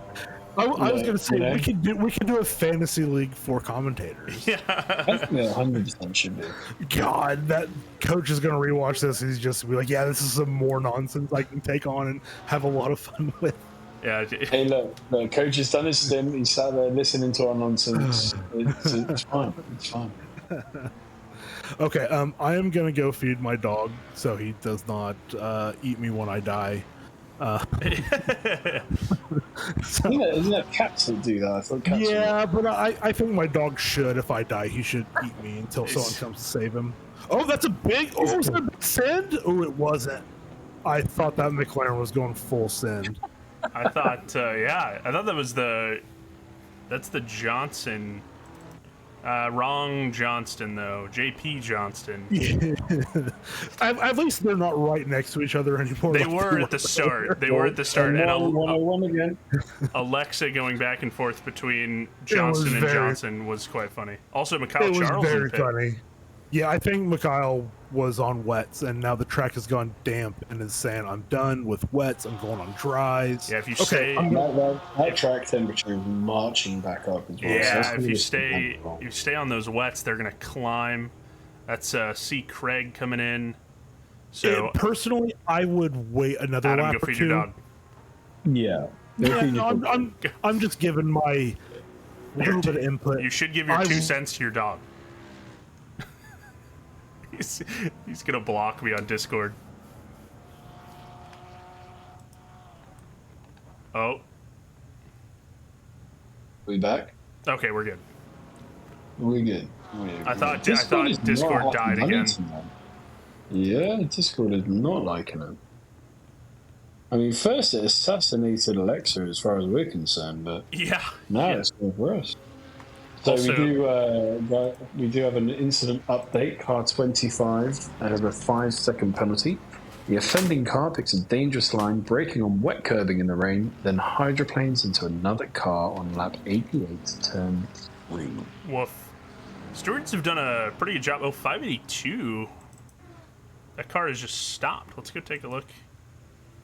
Oh, decent rejoin. Okay rejoin, I should say. I spilled water on myself. Whoops. Lovely. Yeah, you still see the spray coming off the track here. So it is still Oh, a little... Rampart. Yeah. There's that curb, accelerating on that curb. yeah. Keep it on the wall, keep it on the wall, keep it on the wall. Oh, just a slight touch. I mean, it's gentle. It's gentle. Yeah, it was It's okay. gentle. It was a nice little letdown. That's a... Well, that's a lethal angle on the rejoin there. Yeah, that was. That is, I know Doug in the driver's briefing says rejoin perpendicular to the track. Never rejoin perpendicular to track, rejoin parallel as possible. That was pretty perpendicular. Yeah. But Nick Foley taking over the Foley Racing 31, or excuse me, the 426 car. Currently sitting in 31st there in the pit lane. Car's dropped, car is fixed. Still trying to kill us again. There we go. And Jay Mercer. Did I notice there was another 10-second penalty somewhere down the line there? JP May serving his stop go 30. Oh man, he was hauling into the pits too. He might have gotten another penalty. Oh no, Pichota. JP, don't do it to us. Pichota, the 662, hitting the pit lane. We're gonna see some gaps here. Turner Johnson El Sharon, the Mercedes or the McLaren that we just saw hit the wall. They're in the pit lane now. Turner Johnson getting some pressure from, that's Fire Queso behind, but that's not his race. His race is actually Schwartz in front of him in that 11 Lambo. Let's see if he can maybe make a decisive idea here. Nothing there. The grip levels are very mid right now for these guys. Still getting some sprays. Yeah, they're getting there. They're getting there, but I think some of those heavier braking areas certainly still have a bit of dampness to them, so definitely going to need to be managed. Also, update from TransPint. There is a penalty for car 25 from lap 13, which, again, like I said earlier, we didn't have anything to do with, and we couldn't help him out. So yeah. we did get that done for them. Yeah, that was all us, guys. So Yeah. car 13 has a 10-second penalty. The offending car takes a dangerous line that takes them across the sausage curb, sending them into car 3, 2, 1. So that's that Team Liddy. That Team Liddy Aston Martin. Right on board with Troy Guter right now. What a look a... he holds it. He holds it. Oh, Joa Semedo and Ryan Yee, of course, getting some race direction here from our very own Jeff Spangler, and not much of a battle there, Jeff, as Semedo lets Ryan Yee cruise on by. So thank you for the update, but unbelievable. Can't believe that. How dare you? If you're gonna do that, you gotta get in. You gotta get in the Discord if you're gonna be doing that. Yeah, you gotta hop in the commentators booth. We need more of the drivers that aren't on their sims. We need more joining the doing their interviews in the Discord. You know, so, I could grab I think he's a McCutney. We should grab him. I could grab Mr. Michael Jeffries of Triple Stint Racing. I could grab Curtis Lee, who's not in the car. Oof. I think Curtis Lee might be on admin duty, steward duty. Oh, you are right. You are right. Or maybe one of the juicy gossip. Get him in. I'm joking. Yeah, juicy gossip. Who's not in the other Lexus? Let's see. I reckon we just extend an open invitation. You guys can come and interview with us and have your 5 minutes so you can flip and send a month. 5 minutes of fame. We'll make it sound real professional as well. Oh, that does remind me though. Oh, as Donovan Colton goes in, I wanted to try and get Donovan on. You know, Donovan does have a very loyal fan base. I was actually about to grab DJ Watts' teammate, which is very funny. DJ Watts just hitting the pit lane, so I think it's going to be Brian Anderson. So maybe we'll grab. That's so funny. There goes Donovan Colton. As Queasy said, he's got quite a fan base out there. Turner Johnson. He does. The most important fan in SRA. No offense to the rest of you, but there is Grandma Colton watching. So Let's we got to make sure that Donovan gets some screen time just for Grandma Colton there. Love the family support. Of course, it's always a family affair here at SRA. We were talking about the family members earlier that had joined in. Also, Ali Raza pitting. He was our P2 driver at one point, leading the race. Well, you know, Timothy's arrived on the scene. We know he's a fast driver. He's making it. He's doing well. He's doing well. So let's see what he can do here. That is a tight 1 and 2. That's what I'll say. Yeah. You're not gonna. There's not much time in between those two drivers. I don't think so. So Ali Raza comes out P6, Ruotsalainen in P4 as it stands right now, hunting down some wet. Yeah, he's looking for wet asphalt. Trying to keep those tires. Yeah. I think Mercer's doing the same thing here, and so is Flamger. I mean, it looks like there's plenty of it at the moment, though. You know, there should be, especially there. Look, coming out through Queasy Corner, it looks like there's plenty of dampness to cool those tires down a bit. I'm going to give credit to Kunos 505, the whole sort of team there. I mean, the attention to detail in the simulation is fantastic. Exactly, the simulation. Every day I learn a level. The simulation, not the game, the simulation. Also, no, I just the environmental effects is very impressive. Connor Farrell taking over the 321 car. Farrell? Connor Farrell? Fellow commentator. So we've got another who we got? So we've got Farrell, Osborne. We've got Rivera, Osborne, Colton. Got a McLaren behind them, but not for a position. Martin Smith coming in. Rautzalainen coming in from P5. Creme de la Course, Aston Martin. The GT4 Merchant. Get this man a coffee. Somebody, please, get this man a coffee. I mean, he's doing a fantastic job. The Finish Flash Part 2. Steven Sarver in for Ryan Van Epps. Ryan Van Epps taking over for Slow Boys Racing. Yeah. The 612 AMG. Slow Boys. The Boys. Deluge in for the 420 Porsche. Barkins in for the 105 Ferrari. And I believe that was Turner Johnson. From that perspective. Slow Boys, though, you're second place. You're second. Don't beat yourself down. Yeah, second place in bronze here.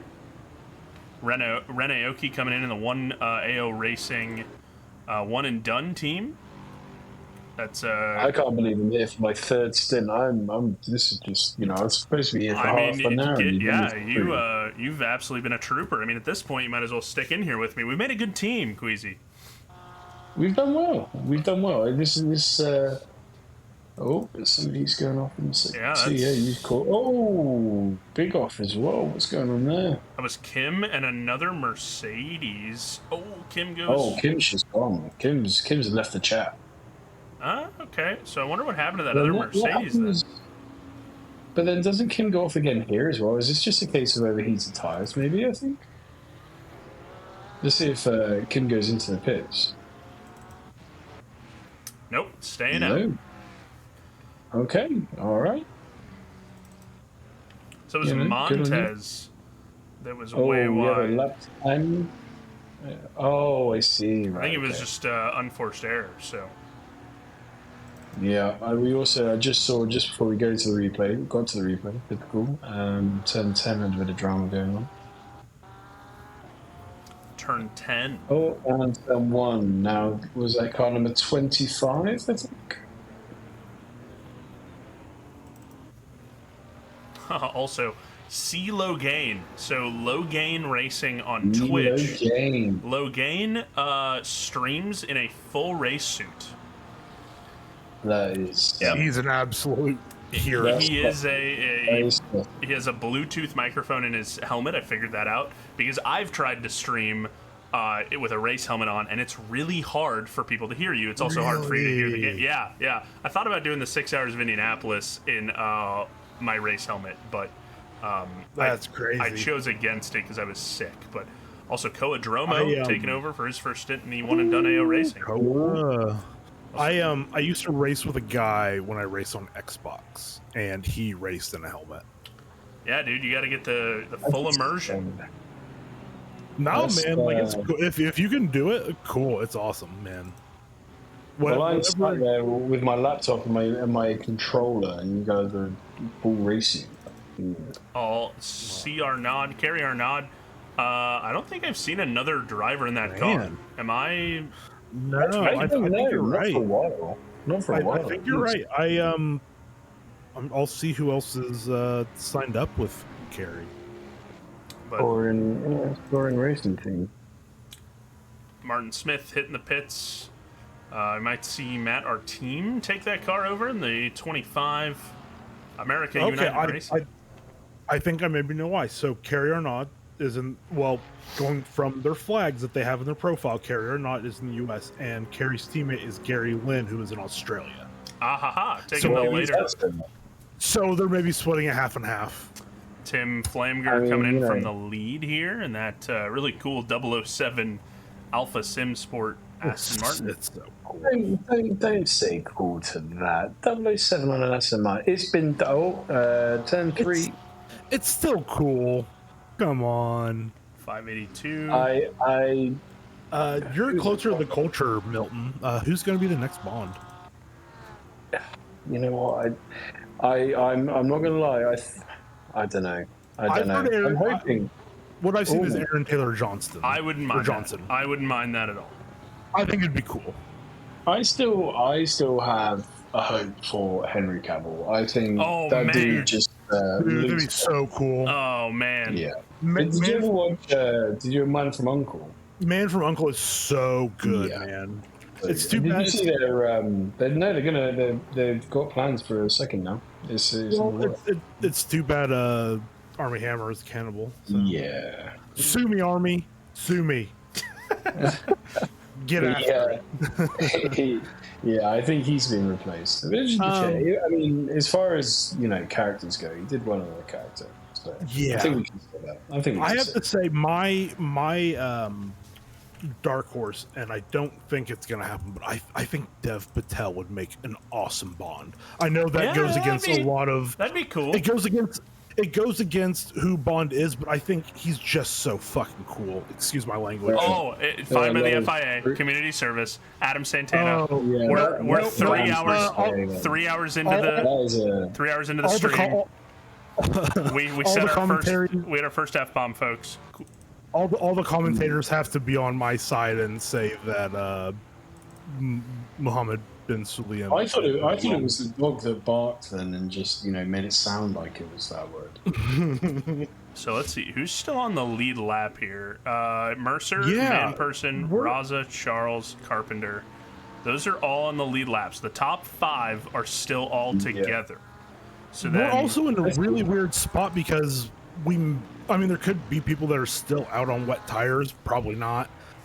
Or people that drove through that in the dries and they're just kind of suffering. So it's going to be interesting to see the way this race unfolds the next 3 hours. So then Yoa Semedo, Ruotsalainen, Lynn, Manperson, and let's see here. I actually think Lynn is the last. I think it goes up to Ruotsalainen. I think. Lynn. Trying to see here, trying to read the relative, which is going about as well as my normal reading right now. I think it ends with Ruotsalainen. That's my intent. So race control so jumpy for me right now. I can't. No. Okay, so Ruotsalainen is 204. Lynn was. No, Lynn's done his Spangler as well, maybe. No, so yes, Spangler is 9. Ooh, and they are okay. Spangler has been lapped, so it is down. Okay. It is to Lynn. It is to Lynn, yeah. That's an impressive race from this. And Lynn's not too far ahead of Mercer. No. Half the second straight, so not an insignificant gap, but not super close. Whilst we are looking at one car, last lap ended at 29.8 and Mercer at 29.3, so not making a huge inroads into the gap either. So that's we see that. I know Blue isn't here, but I think we got. I think Doug was summoned when we were talking about rejoin. Car 101 has got a 20-second penalty. Oh no! Car unsafely rejoins and causes a collision of 116. Yikes! That's a big penalty. That's punishing. So whose car is car 101? No, I remember this now. So that is JP. I think it's that JP May. Was that right now? C-Law is in the car in P39. So I think that is. I think that may be from that incident with Jess. I think potentially it makes sense if it was, but the one going into turn 3 that was with the 666. Yeah. Oh, was it? Oh, okay. Yeah, so the 101... Oh, no. Grandma Colton, look away now. Grandma Colton, don't look. Oh. Oh, That was that's nice. Oh, and then just you know what? Oh, the power, the power. couldn't Oh, contain the power of that Lexi. I thought that was beautifully done. Okay, the 101. It's Ryan Frey, Joven Go, I think, Cameron Law, and Abdul Right. Raham Ahmed. I did Sorry. also see I we have a apologize if I first said any of variety. those names wrong. We have I think I said three. I think I said three of them Elon. wrong. Oh yeah, I mean, you know, these things happen. It's fine. Yeah. So yeah, you were saying the drive-through for the 992. Yep. Ude Gilon. That's In the your first division, one. I believe, in the team series. They most certainly are. Most certainly are. But it's a new division for me as well, so I'm still trying to remember names. Ooh, So, Pierce Hanley with a send. Nicely done. Ooh. That Mercedes went a little bit wide, but Yeah, I don't know if that Aston's going to lose out, unfortunately, taking that narrow line in. Oh, the Aston Power looks like he's coming back. Yeah, I I haven't said that. depending on That's how they can handle turn four. Oh, well ahead. And I think Wow. the BMW's going to get by as well, and I think that's maybe not Ooh. position. Hey, Alexa's back. Oh. What happened, Alexa? Blame my internet. That's what. We will. With Discord, so we do blame you. That's fine. We blame the internet. Wait, right, what have I missed? Anybody crashed? Well, about an hour and a half. I spent like, as soon as it happened, I spent like 20 minutes trying to reset my router. Nothing happened, so I was like, oh god, I'm gonna have to give up here, aren't I? Then five minutes ago, my internet finally came back. So Nice. nice. I have to say, I did for about a year and a half with a guy from the UK where I did 3 endurance races a month with this guy. He had one outage the entire time that we did races together, and it was a 24-hour spa where we had lapped the field. and we were 14 hours in the race, and he disconnected twice in the car. Oh god. It was brutal. Do me a favor, that's to say, you guys have great uptime on your internet. Guys who are looking at the leaderboard while I'm in the pit, who's car number 1? That's Codromo. So Codromo, the car number 1 has a 10-second penalty. Offending car squeezes car 54 and initiates contact, resulting in a spin. Ooh, so that would be Big Daddy and the Boatley. Indeed, getting the squeezy information from the Queasy. Hey, look, that squeezy's information has it's been a safe and reliable source of all the juicy gossip in the pit lane. Indeed, as there was a battle, and we're gonna get a replay here for some unknown reason, but that is going to be a McLaren making his way out the pit lane. There's no idea what happened there, as that is going to be a lovely good old Bentley or an Aston Martin. I can never really tell the difference between the two nowadays. Go ahead and out of the pit lane. That will be a Bentley. Looking at good old Big Daddy. As go heading up towards turn number 3. It looks like there's a battle going on between Smith and Jeromo as well, possibly with Schwartz currently defending from Big Daddy, heading down into turn number 3. And that'll be a lovely move down the inside, but that will actually be the Lamborghini who goes off track. These two will keep on going at it. Big Daddy versus Schwartz. He was wheel to wheel. They're still going to be there. They are still side by side, even if it is minuscule. But coming down into turn number 4, he is going to have to slot. Oh my goodness. Looks like he had to take evasive action right there, as otherwise he may have gone straight into the back, and we may have had to go to good old Ted Queasy Kravitz. Oh yeah. I think that maybe looked worse than it was. I think Big Daddy had a big enough gap to make that move over in the braking zone, but oof. That's to be fair, like, this is the thing with like stewarding as well. Like, I don't know what it's like for GT because I don't do it, but over in the F1 scene, which is my main. Like, yes, I do my GT in SRA and 2 console leagues. A 3rd coming up now, actually. But with F1, which is my main side and where I do stewarding sometimes, we always ask for 2 angles because Yep. One angle can tell you one story, like, oh, like Exactly. I'm gonna take an example here from when I was doing comms in FOR. Heading into the Singapore sling, there was We've contact got to between. cut off and turn 10, by the way, just for the Yes, cameraman. that is 612 off. But like I was Yeah, saying, and they're there was a Yeah. contact in the Singapore sling, and it was a McLaren going down the inside of a kick Sauber, and it looked like the McLaren completely put his nose in, and it's his fault and it's the Sauber's fault that he cut him off, sending both of them round. However, when you look at the onboards, you can see that he's made the move into the braking zone for the Singapore sling, and isn't alongside into the braking zone. So he went for a move that would. So he went for the move on a space that he knew was going to be closing.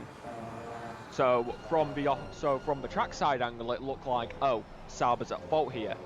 But when you look on both of the drivers' POV, it's the McLaren at fault, and that's the key difference in camera angle. Like, every single angle can give a different perspective. Yeah, I think SRA has a really good handle on that issue with, obviously for these races, the stewards are in the server so they can go to the replay and check whatever angle they want.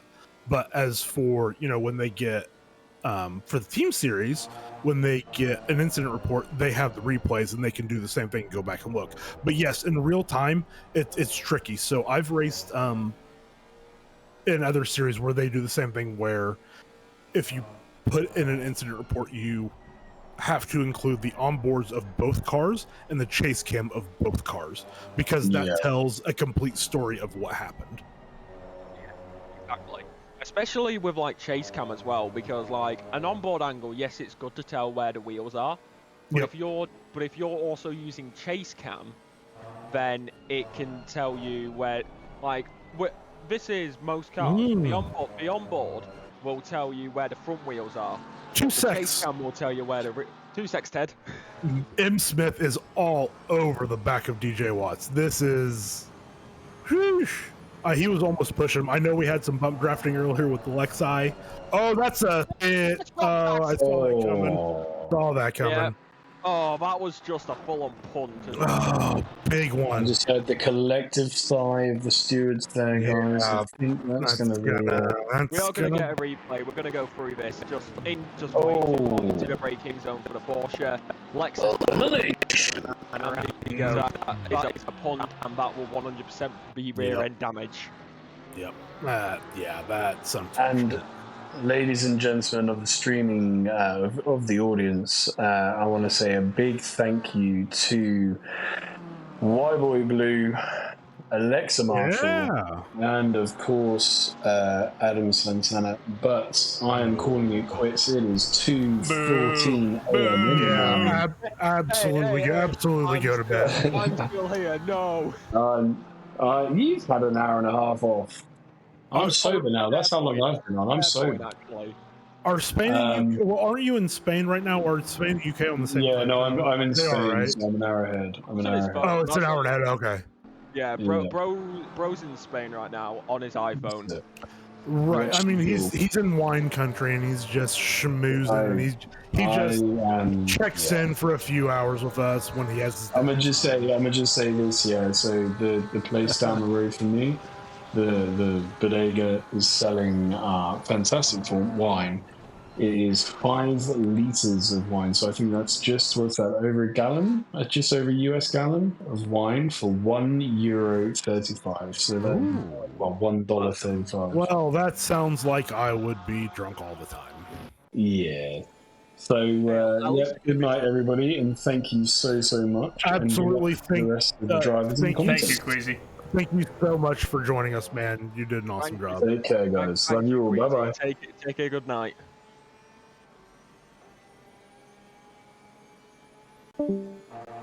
Looks like I have to redo the intro then. Ladies and gentlemen, welcome back to the Sim Racing Alliance and 2v6. And I accidentally just clicked something on my Xbox because I dropped my controller. because yes, I'm on Xbox for Discord because it makes my mic quality sound good. Well, As round at the least- outside, we'll go to Porsche actually. 2-6 Ted. We're going to see Jess Osborne versus Smith, and that's going to be a lovely move around the outside. Easy peasy, sound as a pound. That was a lovely move right there. Now back to At the intro, least- ladies and gentlemen. Welcome back to the Sim Racing Alliance, and we are here for good old Red Bull Ring, and I'm going to make this quick. I'm Alexa Marshall, joined by White Boy Blue, and now Adam Santana. How we doing? How we doing tonight, folks? I'm doing good now. You had unfortunately had your internet issues. I was supposed to be at IMSA in Indianapolis today, but my car had some issues. Oh my god! I thought Jess was gonna rear end that car.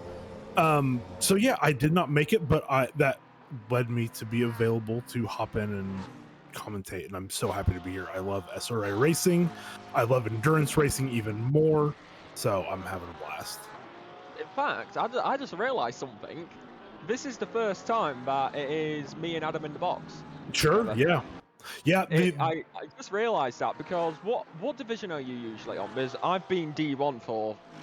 I was on D1 last season and this season. So this season I haven't been commentating because I have had a very weird schedule, so I didn't want to commit and not be able to make races.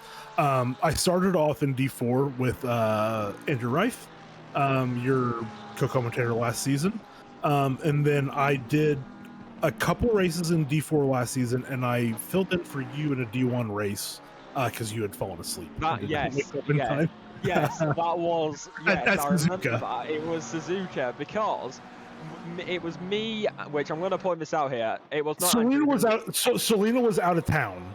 Yeah, So we'll actually go through this story because last season you said Andrew was my co-commentator. No, me and Selena were Andrew's co-commentators. And Andrew Reif, yes, I get told by people I'm a good commentator, but I am not as good.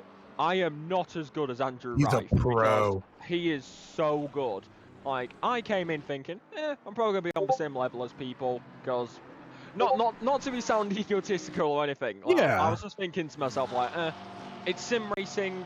It's my first time doing a GT League. I'm probably going to be on the same level as most other people. You do good commentary, by the way. You're very good. Thank you. You're very good. Thank you. As Andrew Rive said last season, you Brits just have a knack for motorsport commentary. Mm-hmm. But no, and I came in. I'm like. I wasn't even mad about it.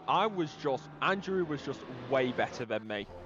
He is incredible. He is so good. To be fair, he's a former, he didn't get into the big leagues of it, but he was a high level Rocket League commentator in the past.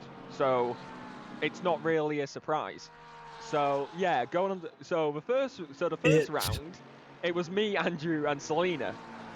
Second round, it was me, Andrew, and Selena, but then Selena was out of town for Suzuka, and I had college, and because of because it's technically a Wednesday morning for me, on that day before Suzuka, but technically the day of Suzuka because time zones are weird. So technically on the same day as Suzuka for you, but the day before for me, I had college, and then I was at work after. But I was just completely shattered, and I didn't realize I fell asleep. So I caught up on it, and that's when, you hopped in the box, and I was like, that's where I recognise your voice from. I'm like, I swear I've heard this guy before. Yeah, That's where. Yeah, we were firing up to get ready to go. So last season for D4, it was myself, Ian Byron, and Jeremy Reeder, who is. Left us in the community at this point, which is sad. I hope he comes back. I hope he's watching. Jeremy, please come back. So it was funny. I had to skip the first race of the season, so it was just Ian and Jeremy, and then the second race, Jeremy had to skip it. So then I think Suzuka was round 3, and all 3 of us were there together, and we were so excited. And then Rife jumps into our voice chat, and he was like, "Hey, Selena's out of town. Alexa's not responding. Would one of you jump in with D1?" I was like, "Well, yeah, I'll jump in with you." We did 4 or 5 races, or no, not more than that. We did 7 races the season before. of D4, him and I together. So like we knew each other pretty well. And yeah, so I hopped in and it went pretty well, I think, in my opinion. But yeah, he is so incredible. It was so funny when like we first started doing the races. Everyone was like, "You guys are doing so awesome. These streams are so good. They're really professional." It's like, dude, I'm doing nothing. It's all Andrew. I'm just drafting off of him. That's all that's happening. He is doing magic, and I am just like saying like 6 words every minute, and he's so good. He's incredible. I hope he's watching. He's going to be so happy that we're pumping him up. But he deserves it. Yeah, like we said, Andrew is just one of those people, and I see him in chat now, and I do see Jess, and that's where I'm going to lead it onto here, actually. As like you said, Andrew was the main commentator in D1 last season. Me and Selena as co. More, no offense to Selena, more mainly me, because Selena was out of town for most of the season. But so it was like me and Andrew for most of the season, with Selena in a few of the races, apart from me in the last one, because it was in my exam, because this is gonna sound crazy, I was resitting English. I was resitting my English exam, because this is the thing, I am good at talking English, I suck at writing. Like if I'm talking, I'm absolutely fine, I'm perfect with it. But when it comes to actually writing, like if it's on a computer, I'm fine. But you know, when it comes to writing words on paper, like I just absolutely suck about it. So I was resitting English at that time. So for the last race of the season, it was Andrew and Selena. And then we came into this season, and Andrew was like, "Oh, I'm taking this season off. I can't do comps this season." So I don't know if you saw it. I don't know if you saw what was happening, Adam. But me and Selena were like, do we become a duo? Do we keep us as a duo for D1? We were like, yeah. And then you may have seen this. Me and Selena were like scrambling, like, yeah. Oh wait, neither of us can host. Selena. Hey, move by Selena Boonstra, just as we were talking about her. I don't know if that was for position, but that was a big move. Yeah, that was a lovely move down the inside at 6. No, well, like me and Selena, we were like, wait. Selena was like, hold up, my PC isn't powerful enough to host. Yeah. And I was here like, I can't host at all because I'm not on PC. So we were like scrambling for that. And then it was like, Jess popped up, like, which I can see in Jess' chat. Hi, Jess. Yeah. Jess popped up, like, Jess was like, do I come out of retirement? Me and Selena were like, for the love of God, yes, please come out of retirement. Like, Jess just came out of nowhere, like, do I come out of retirement? Me and Selena were just like, you bet. You know what, I'm going to exaggerate this, screw it. Me and Selena were just like, you're coming out of retirement whether you like it or not. And Jess is so good as well. And yeah, especially with the camera. Oh, so good. Yeah, back in my racing days when I was in D1, not anymore. I'm not that fast. Jess called D1 races, and I loved it so much watching those races back. And when I was in D2 as well, I think Jess and Selena did when I was in D2 as well, did the races. So I mean, they're a duo in everything, and they're so great. I joked. I don't know if anybody watched the first D1 stream of the season, but even I was like, "Hi, I'm Alexa Marshall, joined by the teammates of." They truly are. And Selena Boonstra, so I'm kind of outnumbered here. My favorite thing about them is that they are always so close to each other on track. Always. Oh yeah. It's incredible. I was watching the D2 race this week, and I think they finished next to each other. But like, I tuned into the race, and I had missed the start, and I was watching. I was like, "Oh, Jess and Selena are next to each other." Huge shock. Rain in 30. We have rain in 30. Medium rain in 30. That's gonna make it interesting. Yeah, back to talking about the commentators. Get your umbrellas out, folks. Yeah, you know what? Let's pump each other up a little bit more and feed our egos and. Yeah.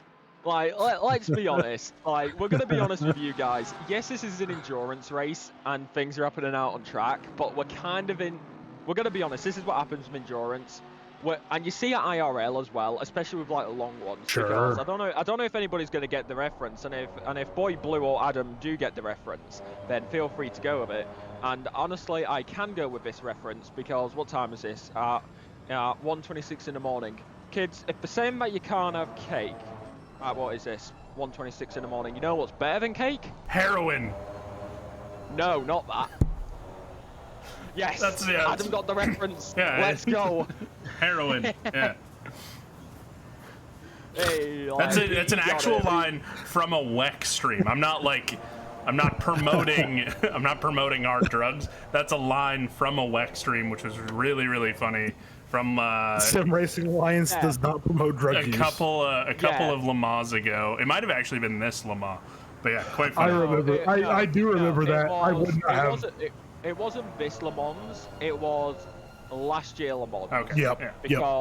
Because this year, the iconic one from this year was the French commentators going Le Mans. Yeah.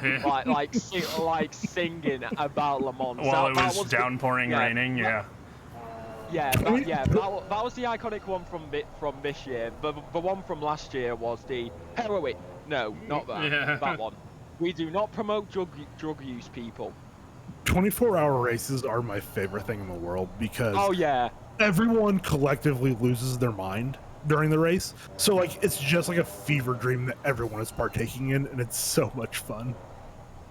I mean, even not night races, like I think one of the most iconic races, which wasn't even a race, it was 3 laps behind the safety car, but one that created so many memes.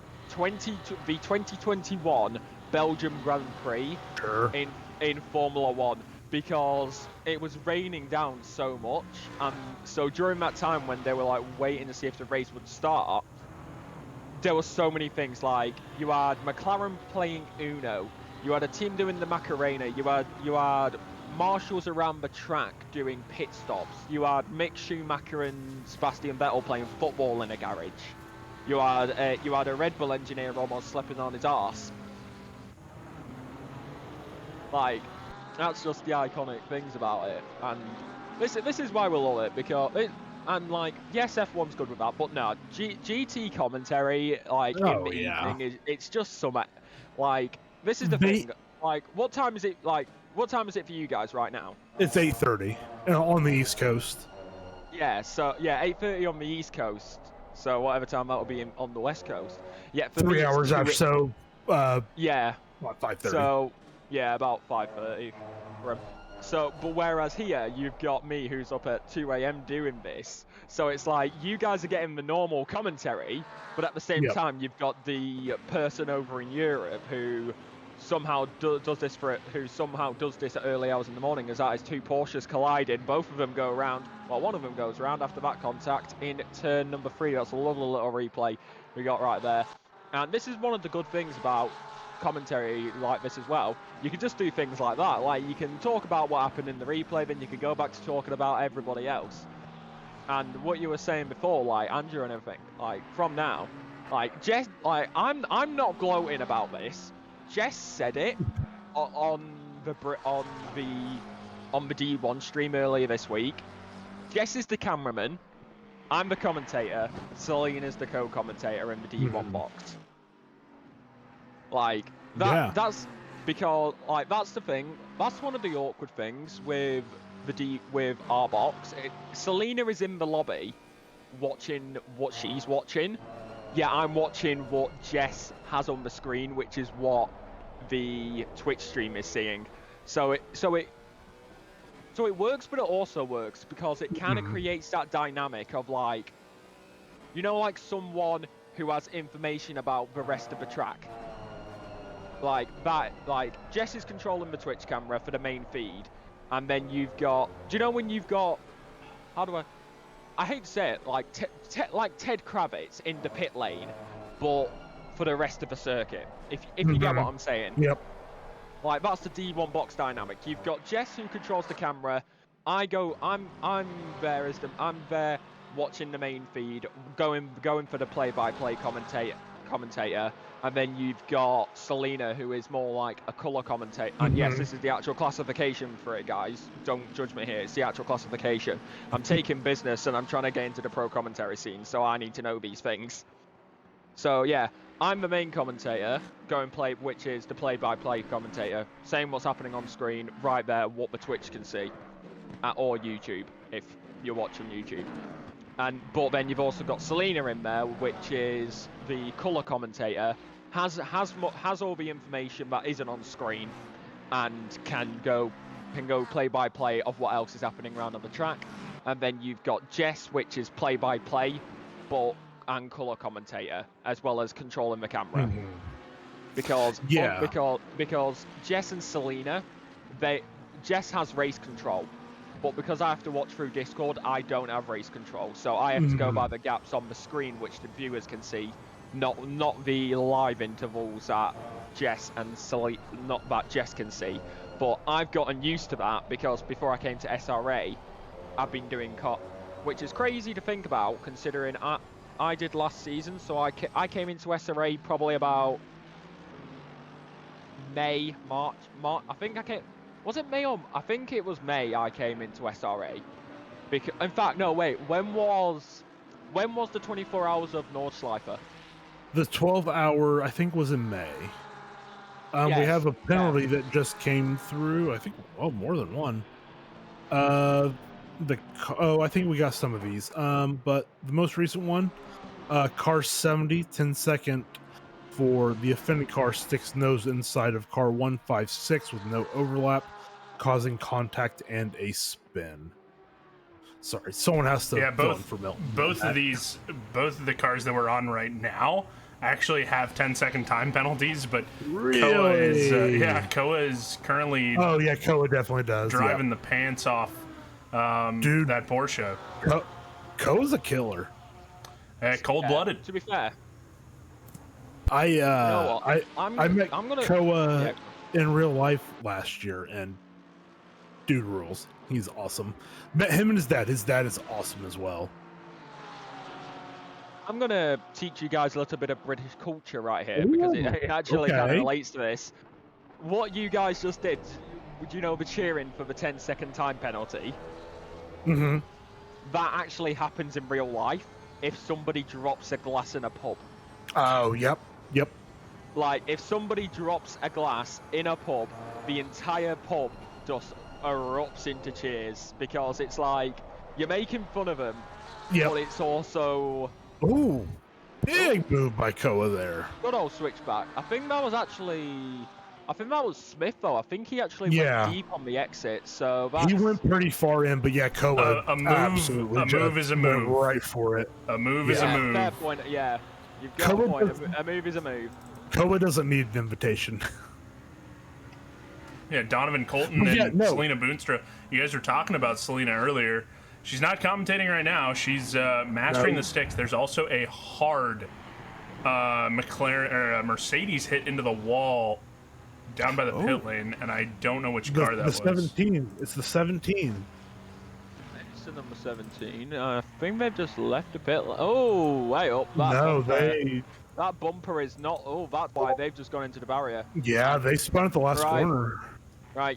Well, I think it's safe to say he's going to be straight on the radio to the pit wall saying, "Hey, my car's damaged. Get the hammer and grapher tape out."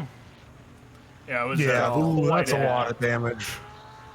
Yeah, you're going to need a hammer and grapher tape on that. In fact, he was talking. In fact, it was. Oh, Miguel Charles was sub Go 30. Oh, he was up in the top 5. He was a top 3 contender. Yeah, he was second, I think, for a little bit. He is. Yeah, he was actually.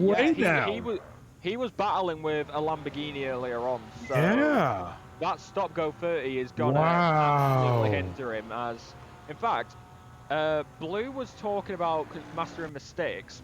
Jess is in chat right now. So Jess, can you provide us information?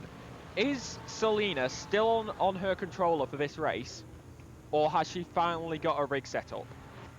That is the question. I think she's still in her controller. Yeah, that's what I don't know.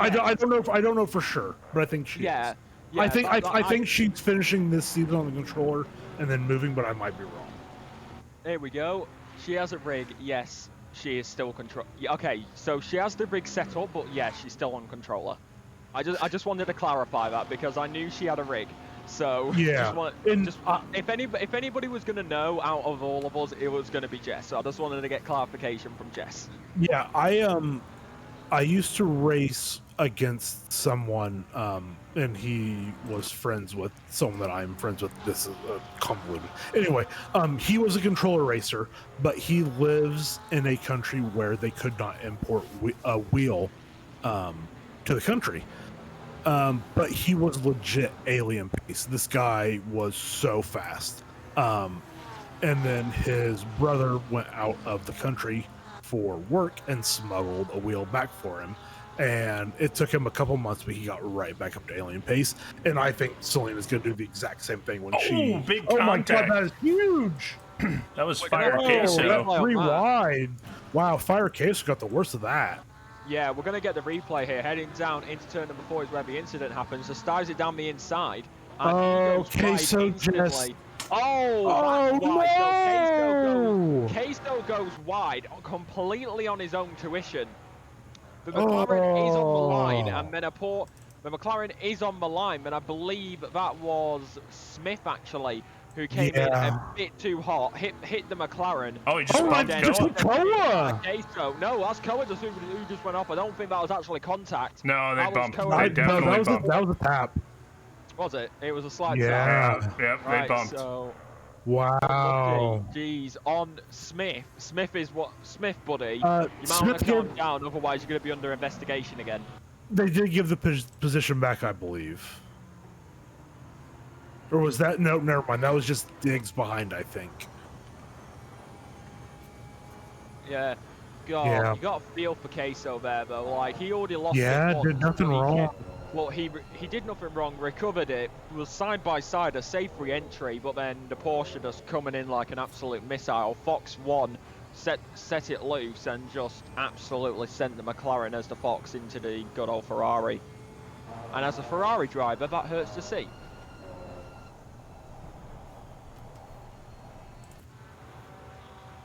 But going on throughout the rest of this then, as it seems like everybody went quiet momentarily, as we're going to continue on going down, as that is the 612 for a yellow flag actually. I wonder if we can get cameraman and see if that car has any damage.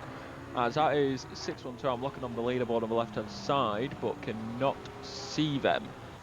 As that is really, really interesting, as actually we have a three-way fight for P number 18 at the moment. So I wonder if we'll be able to get eyes on that. That's going to be Big Daddy Lloyd, and that's going to be Lloyd, Colton, and Selena Boonstra. As, that's Colton. Lloyd, Colton, Selena Boonstra. As I can hear people in the background, and it went really quiet. So I have no idea if Discord played up for a second. They would let me do my thing. No, I didn't realize that my mic was muted. I was typing and I didn't want it to be coming through when you were talking. Oh yeah. Like I was like, okay, I'm finished talking now. It's really silent for 5 seconds. So I was like, yeah, it's tough. It was really quiet. So I was like, okay, nobody else is gonna hop in. Okay, I'm just gonna keep on talking and hope that something happens. Then I'm gonna pop in the background. I'm like, okay, is everybody back, or was that an issue on my end? No, it was me popping back in, and I had something to say, and then I quickly didn't because I realized I made a typo, so I muted again. Yeah, I have a mechanical keyboard, so I just don't want everyone to hear the clicky clackies because no one wants to hear that. Nobody wants to hear the clicky clackies. I mean, heck, at least you don't have to use 2 accounts like I do. Well, that's true. That is very true. Yeah, this is actually a fun fact for people. I'm having to use 2 accounts because, guess what? All my technology sucks. So I'm currently connected and talking through my headset on my Xbox, and I'm watching on my spectator account. I was wondering what the bot was in there. Evan Kim into the pits, but Selena Boonstra pressuring Donovan Colton hard. Also Gooder and Blasini Rivera duking it out. Blasini Rivera getting past Gooder. Oh, that's a good livery. Yeah, it makes you want a cold one, right, Adam? King of beers. And Looks like that battle is pretty much going to be over. That's a Budweiser, right? They're King of Beers, right? I think so. You might be Yeah, right. they gotta be. It's a crown. Bro, that is. The fact that you guys talk about beer the way that you guys do, I'm sat over here being British, and it's like I hear this thing online all the time where American people are like, oh, we can drink the Brits under the table. Have you been to? I'm sort of just like, I don't think so, unless you're from like Milwaukee, probably. Yeah, yeah. No, not even Milwaukee. No, you don't mess with Wisconsinites because they absolutely will drink you under the table. Okay, go. Oh, okay. It is their. It's what they do. But yeah, honestly, I would say most people in the U.S. don't give a thought about the UK. So anyone who says anything like that is like perpetually online. I mean, and that's just a weird thing. But yeah, I mean, most people in the U.S. like. I'm not saying we hate people in the UK or anything like that. It's just kind of we have enough going on here that we can't necessarily worry about other people. Don't worry. That just shows how much nicer that just shows how less inconvenient you guys are, because over here in Britain, we're struggling. We're the second most depressing in the country, and we just take pride in absolutely laughing at whatever is happening in other countries at the same time, and just completely ignoring what is happening in ours. I mean, heck, there is legit a song about the terms and conditions of living in the UK. First abandon kindness, it's a fool's game. Shame you went to state school in the first place. I'll keep you 2 steps down in the rat race. You need to learn to hate America, Russia, climate change, China, rich, poor, whoever in the tax rate. Telling you to isolate Labour and the Liberals and the Greens and the Tory state feminism, snowflakes, the EDL. Yeah, yada yada yada. If you want to listen to it, it's made by Seb Lowe, and it is 100% correct. If you couldn't tell, the reason I went quiet sometimes is because there is a lot of swearing in it, like us Brits do, and I would rather not get the stream demonetized. Well, Adam already dropped an F-bomb, but Selena Boonstra still pressuring Donovan Colton. Poor Donovan Colton is probably very sick of those Porsche headlights in his rear view, but this has been quite a stint.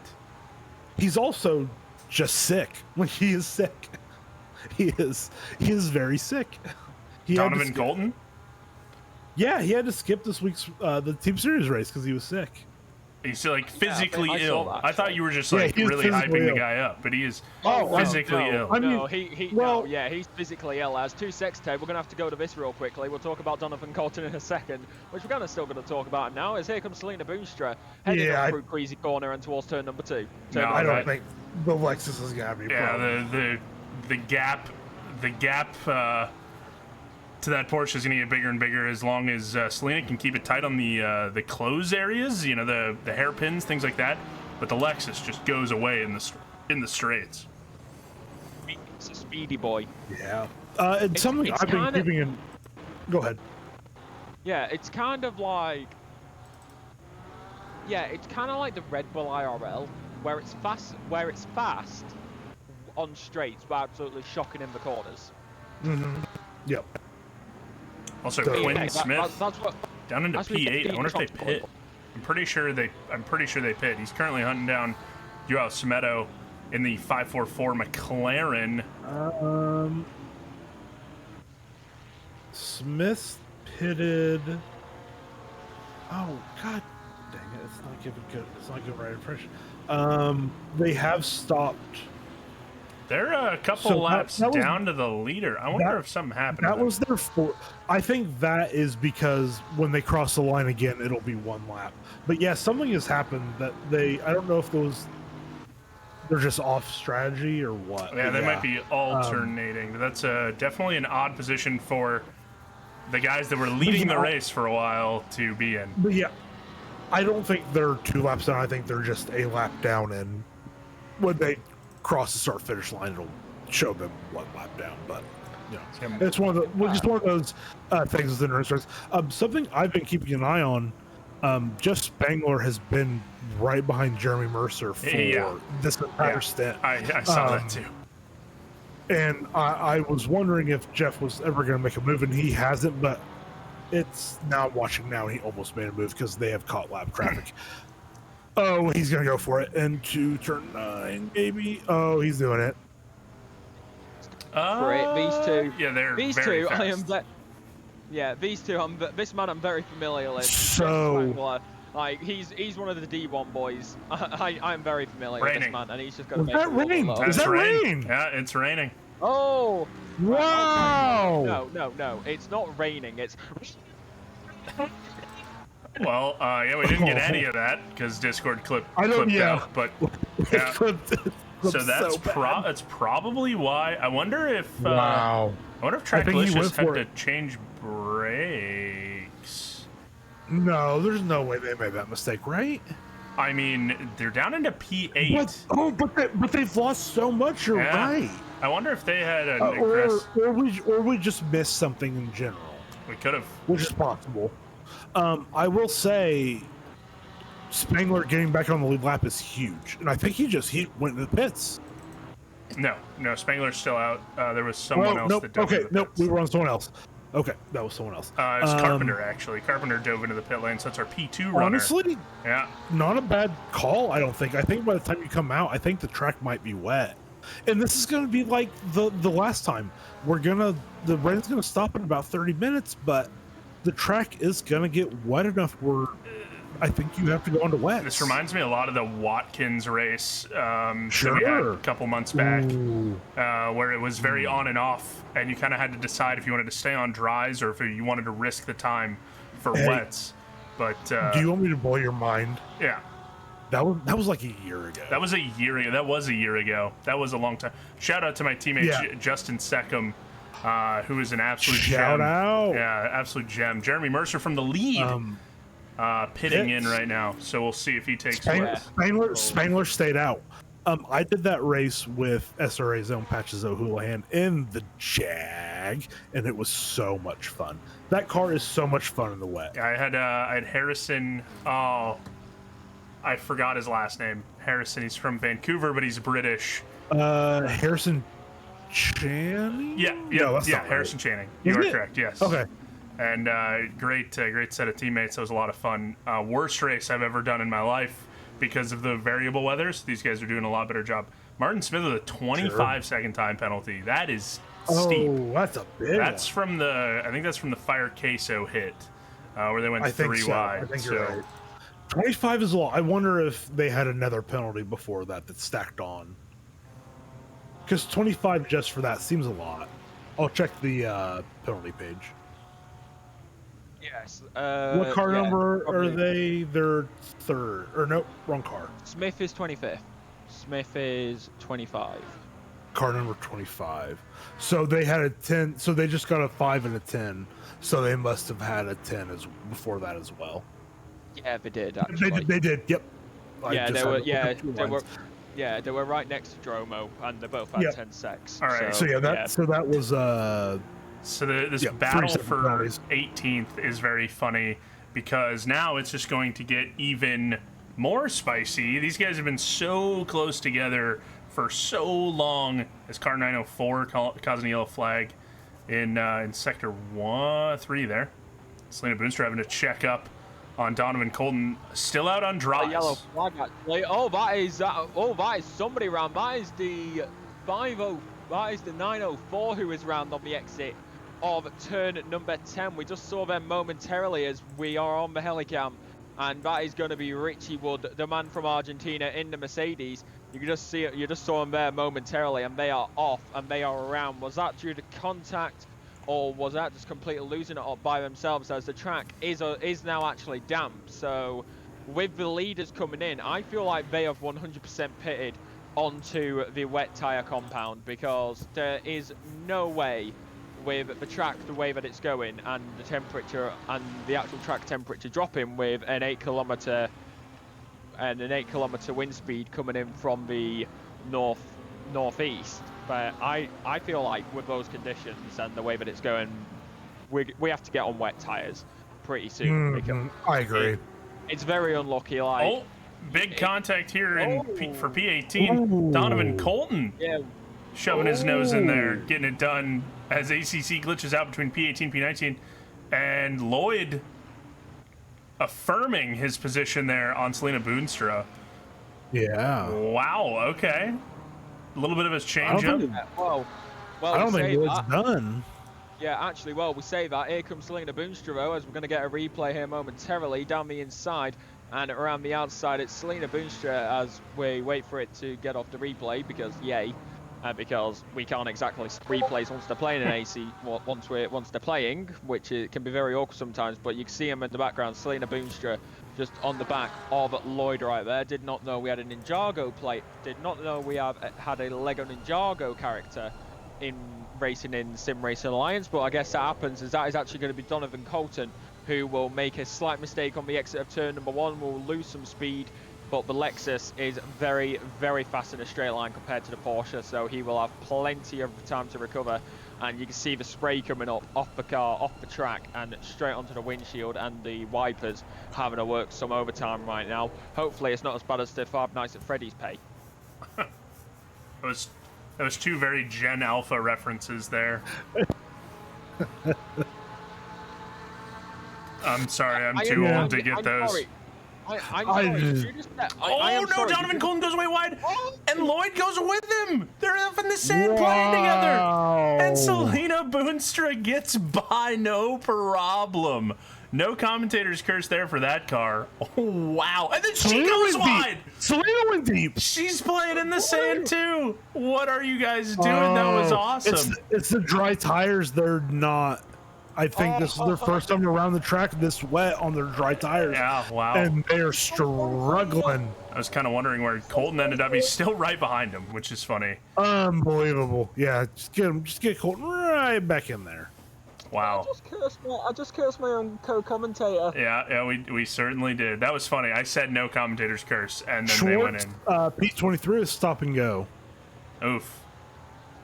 Ooh, that's gonna hurt. That's stop go 30. That's track limits. Yeah. I am just gonna say this. No, that'd be pit lane. Oh You yeah. said that is. I'm just going to point this out. You just said that is the most Gen Alpha reference ever. It is not a Gen Alpha reference. It is a Gen Z reference. Okay, I sincerely apologize. Even worse. Yeah. We do have a team. We have a Skibibbity Riz toilet team here, which is very funny. That's a Gen Alpha. No. That's a Gen Alpha joke. That's Gen Alpha. Gen Z is internet that's actually decent. So Dan TVM, Five Nights at Freddy's, yada yada yada. None of that like. None of it's weird at all. Yeah, no, of course, no. Yeah, there's not a generation alive that I understand less than Gen Z. Y'all don't make sense. I maybe it's just the natural progression of things. I feel like I'm pretty decently. Oh, Peter O'Brien trying to get Spangler again. Yeah, and he's actually about to lap Dunham. The weather has caught out Spangler and getting Dunham. Yeah. Yeah, the weather's caught these top 10 out pretty good. That is Ryan Yee. I'm just gonna say this. I am not surprised the weather's caught people out because I don't know if you guys are looking on the top right, but the track conditions are wet. Yeah. Like, I feel like we should.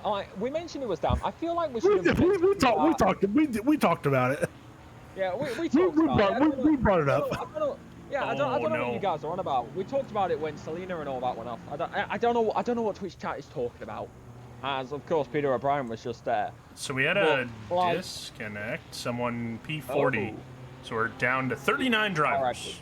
No. That is. Oh, Ryan Yee. What a move! 696 is off on the exit on turn number 8, by the way, as I felt like we were going to try catch that, but nope, going over to this. It's going to be Jeff Spangler right there. It's going to be a big move. On the exit of turn number 8, lovely, jubbly, sound as a pound, lick the stamp and send it. As the 696 was off, as we go down into turn number 1, that's going to be Peter O'Brien. Just going to play it safe, going to play it nice and clean. Going to have a lovely little time. As Ilpo, where are you going, buddy? You're just there chilling. You're just there chilling in the middle of no man's land. You've got a gap in front of you and behind you. Can I blame you? Absolutely not. You're honestly just chill there, mate. You're having a great race. He's having a banger. This is where he crashes 2 laps later, in it. Oh, I hope not. He is an absolute soldier. I think he took part in an event where it was only solo entries for a 24-hour race at Spa. And I think he made it like 22 hours in or something like that. And I think the server actually crashed. I don't think he gave up. I think the server crashed. So he is an absolute madman. 6 hours is nothing for him. This is a Sunday drive. He's having a blast. Yeah, to be honest, that's a Sunday drive. That's also a drive across the UK. Yeah, Right. which we talked about with Milton earlier, which is nothing. Like, you guys complain about it. It's like a normal thing we do here. Yeah, like, yeah, people are like, oh my god, like driving for 6 hours online, it's so hard.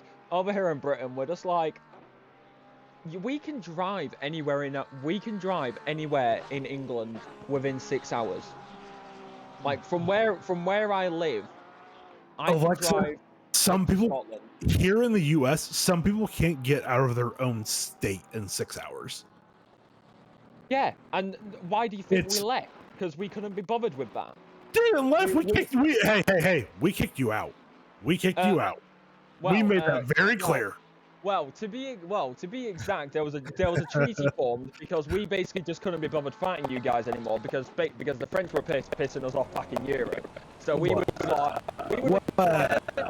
just like, you know what, we're gonna keep Canada because they My eyes have gone cross. I'm not gonna lie to you. I mean, good move keeping Canada, to be honest. Yeah, Canada's I mean, fair. Love Canada. Love Canadians.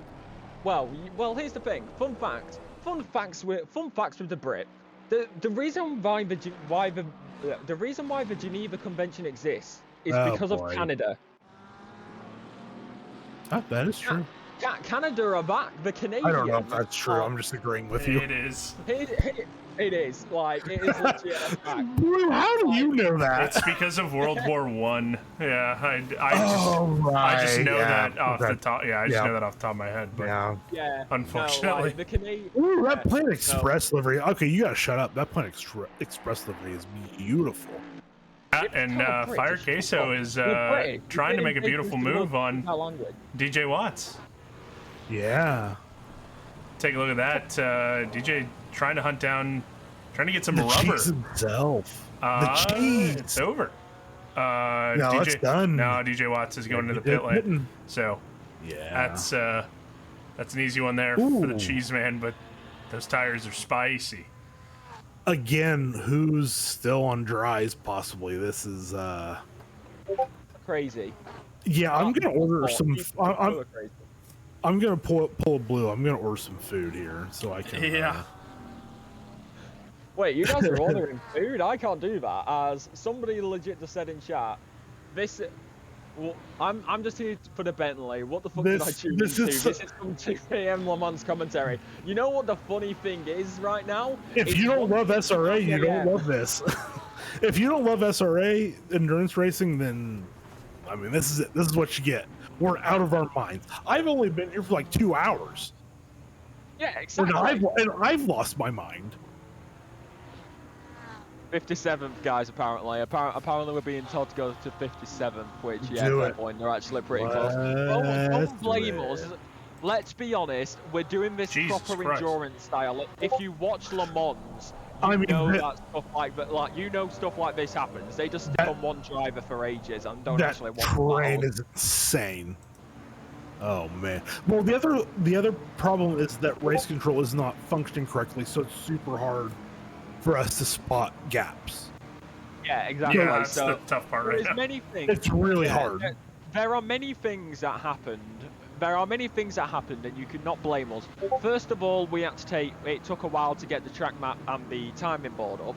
Then my internet decided to absolutely throw itself out the window for about an hour and a half. And then race control also stopped working. So things are. Yeah. This is insert. This is fine. Meme here. Yeah. So don't go off of this. Stay there. But if I'm seeing this correctly, Flomger is now within 1.2 seconds of Salina for P2. I'm going to hop on that. It's actually even closer. And oh my god, it is so much closer. And Flamer's going to get it done into T1? Yeah, wow. Go on, Timmy. Well, just call me a psychic, because I saw that coming.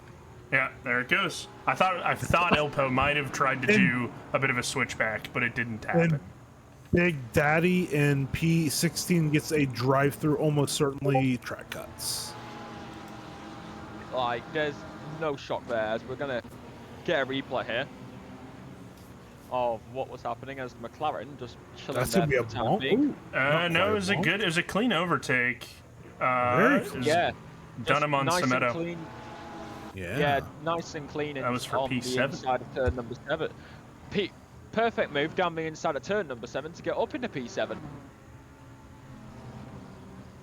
I did not even mean to make that joke, yet it worked perfectly. How the heck do we do this? Oh wait, I know, because we're going Le Mans style. Do not judge us, please. we are not even joking.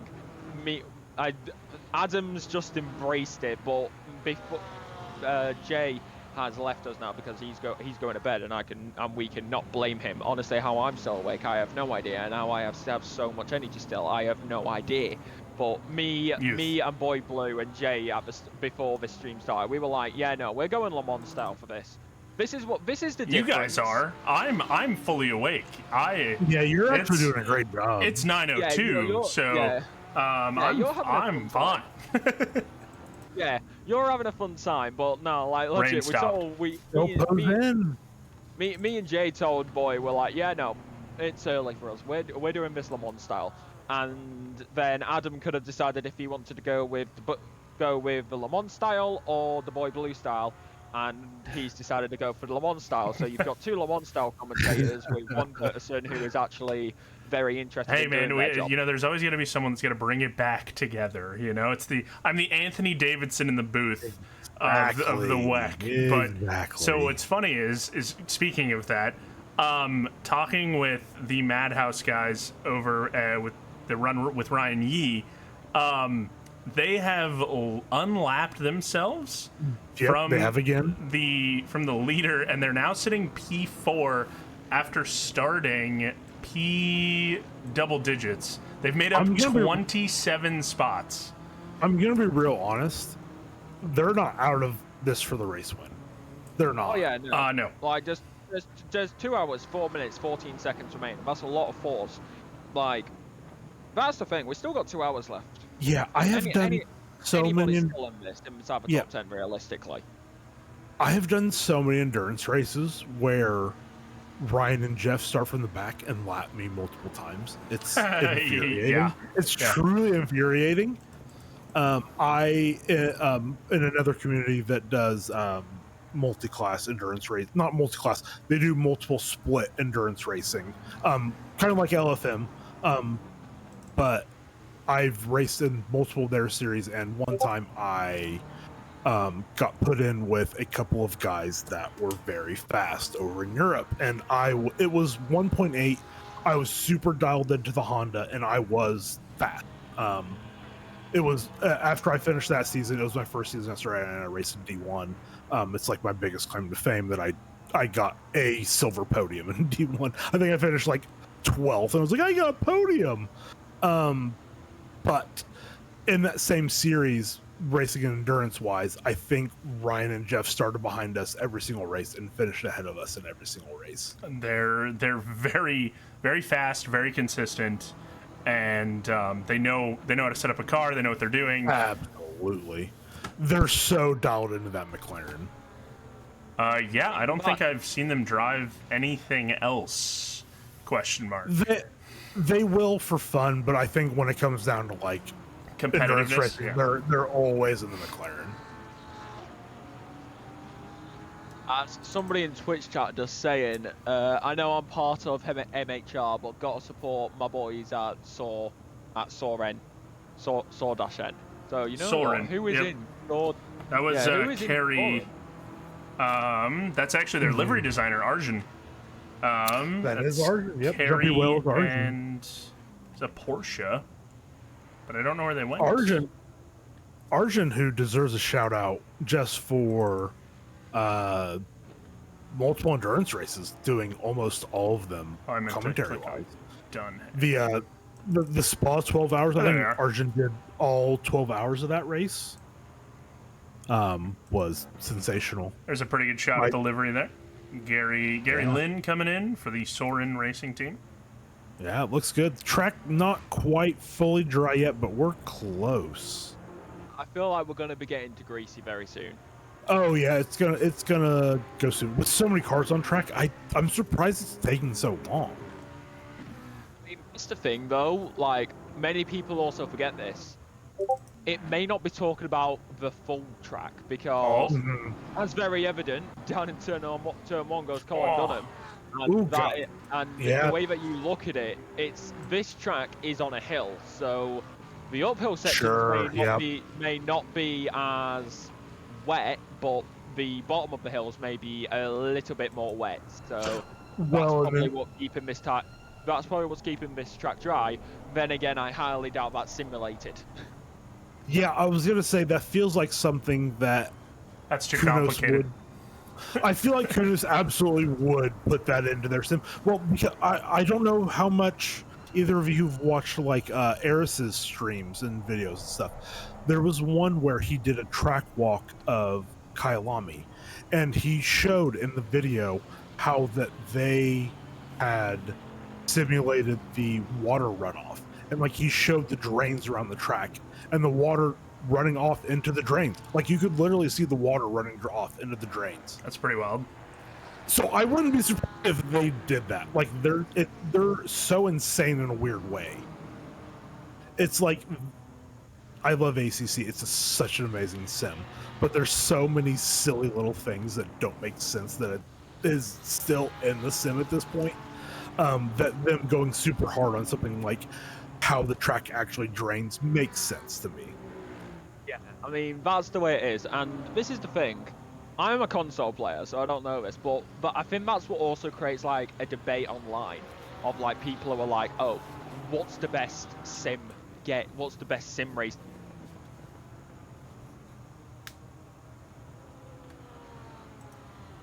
But who knows nowadays, because everybody has their own taste of things. Ooh, big sin there. Yeah, I definitely think Dunham is going to Dunham's going to get this done. It's just a matter not if, it's a matter of when. And that's that's a big move. Yeah, that's Quinn Smith, I believe. That's just ahead of him. Move. Quinn Smith is, I mean, Colin, obviously not slow, is in D1. Quinn I think his racing after right before was in D1. Quinn's Quinn's definitely a D1 driver. He's up there, competed with like Pobby and Flameger and VCO, like 6-hour endurances and stuff. He's pretty good, believe it or not. And this is no, I'm not digging at Quinn. Quinn is actually a big-time Lexus guy, and he taught me a bunch of stuff with the Lexus, and he loves his front-engine cars, and he's a great coach too. But he is, again, not a dig, he is the slowest driver on this team, and that's saying something about the other two guys in Andreas Borchers and Ollie Raza. Exactly, Borchers and Ollie Raza are so fast. Yeah, they are. They're just so quick. But yeah, I mean, Quinn is absolutely no slouch. You put Quinn in a car with probably any of these other teams in there, they're doing a really, really good job. So yeah, it's insane when you have a team that fast and you have a slowest driver. Like that's it's stupid. Yeah, like that's just how fast they are. That's Quinn Smith is the slowest driver. Yeah, like I said, kind of a compliment to Quinn. Not meant to be a dig, but he's navigating through some slower traffic now, as his boxing mate Colin Dunham ended up hitting the pit lane. Yeah, guy in the Madhausers sitting P7 right now after the pits as they drop down on Jax, question mark? Nope, not quite. No, not yet. As someone who has been the slowest driver on a fast endurance team before, you're not, but not that fast. You're still no, and I'm not that fast. I'm not close to Quinn Smith fast. So that says something about their team. They're so fast. Oh, if you guys aren't close, just imagine how I feel being on console and still being slow on console, even though majority of everybody is on controller and I'm still 3 seconds down the pace. just imagine how I feel. I'm gonna put it into perspective for you guys here. I am that shit at driving. Actually Alexa's driving got the cars. Alexa's got first two. S. No, Alexa's That got was the 2 first S. swears. Alexa's got 2 swears. Adam has 1, and I have stayed clean. Clean as a whistle. What do you expect? I'm British. Of course, I'm gonna have the most. Okay. Hey, No, hey. but like legit, I am that shit at That's driving 3. the car. 3. I just told myself like, yeah, you know what? I am this shocking as Oh no! That's P2. Tim! Oh That's no! Timothy Flamka. What was he thinking? Oh, scary rejoin too. no. I mean, there was a small gap there, but I don't think that was one you can go Oh for. no! He pinballed No. off the 2 cars. Oh no! You don't. Wow. You don't do that. Oh, turn it just number 8. absolutely on, opened it up for Ryan Yee to take a P2. Oh, Yeah, I man. Whoops. think Flumger, when he rewatches that, he's gonna want that one back. I hit the replay button again. Whoops. But that's all right. We get to see it again. Oh, Yeah. and he caught that inside fencing as well. He's gonna have a lot of damage. Yep. That's a bummer. But Ryan Yee's got to be So, absolutely. how far back are Yee and Spengler at this point? I think we're gonna have to wait a little bit for that to reset. Yeah, the replay to reset, but Well, even race control, it's fluctuating from 2 minutes to 1 minute in my face right now. So there we go. control nothing is makes sense. race control's on something right now. As They it is- are. As I'm going to be honest with you guys before it keeps on going, it is 2:12 a.m. for me right now, and I'm a college student, and my sleep schedule is already whack, and the Singapore Grand Prix is on at midday for me tomorrow, so I am going to turn in. Absolutely, you should. I'm going to turn into bed. I'm going to go to bed at a somewhat reasonable time for once, and luckily your boy Blue won't be alone. Yes. Because Thank you, Adam. He's going to have good old Adam. He's going to have good old. I wouldn't be alone because I would have chat. So Yes, true. We You would have always chat have with chat. you. always But have we chat. don't want you alone in the box. We don't want you alone in the box for a full 2 hours. Oh, for the final this is 2 hours that are Nothing. coming up. Nothing. which- Cake. But I appreciate Adam. Yeah. So Adam is going to be staying with White Boy Blue, and I'm going to turn in for bed because it's early for me. Yeah, don't blame So we had Jay in earlier. He left about 45 minutes ago, and I'm going to turn in now. So your Brits are fun. So you're finally not going to have any more Brits in the box, which I am sure. You know what? Which I am sure my American commentators Eagle are probably screech gonna intensifies. appreciate. Eagle screech does in fact intensify. Miles Look per at that dry hour. line. Well, Yeah. like I said, Adam and Blue are going to be with you for the rest of it. I'm probably going to be in Twitch chat and fall asleep watching the Yeah. stream. So, ladies and gentlemen, it's going to keep on going for you. I'll be back in the box for D6. Well- I'll be back in the box for D6. And ladies and gentlemen, I've been Alexa. Good night. Yeah, thanks for joining us. Thank you, Alexa. Absolutely ruled. Staying up that late. to The just only hang out with us. the only thing that's fun about the millimeter versus the inch debate is the 10 millimeter is the ultimate socket. Like the 10 millimeter it's the gets best. everything done. So You know what I did today? I said that I we shoot were my talking car, I about go millimeters and place inches here just a second ago. So let's make sure we know where we're going with this sentence, Adam. No. I'm good. I'm locked in. I had to replace a solenoid on my car. You know what I did? I didn't know what size the screw was. And you grabbed know a what I 10 did? mil. I grabbed a 10. Yeah, And it fit. You good old trusty 10 mil. And right now, I think that's what we could probably call Ryan Yee's pace is trusty. the number 9 Beanhouse car has absolutely slayed right now. You like that transition? Yeah, I that's didn't right. know where you were Yeah. going, but that was great. You like that? I loved Yeah. it. So Ryan Loved it. Yee, getting a little squirrely as I talk about him in T9, but the number 9 car, like I said, has climbed all the way up to P3 after starting 31st, which is quite a feat. Got about 2 hours left. Adam mentioned the dry line forming. So as a driver, Adam, these guys are probably trying to cool their tires off a little bit to stay on those wet tires a little longer, right? Absolutely, and there's probably not much dry track around, as we see Ryan Yee just staying on the racing line, actually. Probably saying the dry line is better than marbles. Yeah, at this point, I'm wondering, when are we going to see pitting? Well, the track's still a little bit wet. You speak of the devil, and it's happening. Quinn Smith, that Tracklicious M4, is into the pits. And I wonder if we'll see Ali Raza, or if we'll see Quinn duke it out for a little bit longer. But the other funny part, of course, we're gushing about Ryan Yee, right? Crank up his ego a little bit. But he is right behind the leader. So he's about to unlap himself again. So I think they just got relapped again, because they had unlapped themselves. So it's kind of going back and forth, I think. You're right. I wonder He's on 160 and Pobby is on 161. You are right. Yeah, I wonder if they maybe set up more for the wet, and then when it switched back to the dry, because Ryan was ahead when it was still raining. So I think maybe they're on more of a wet setup, but who knows at this point.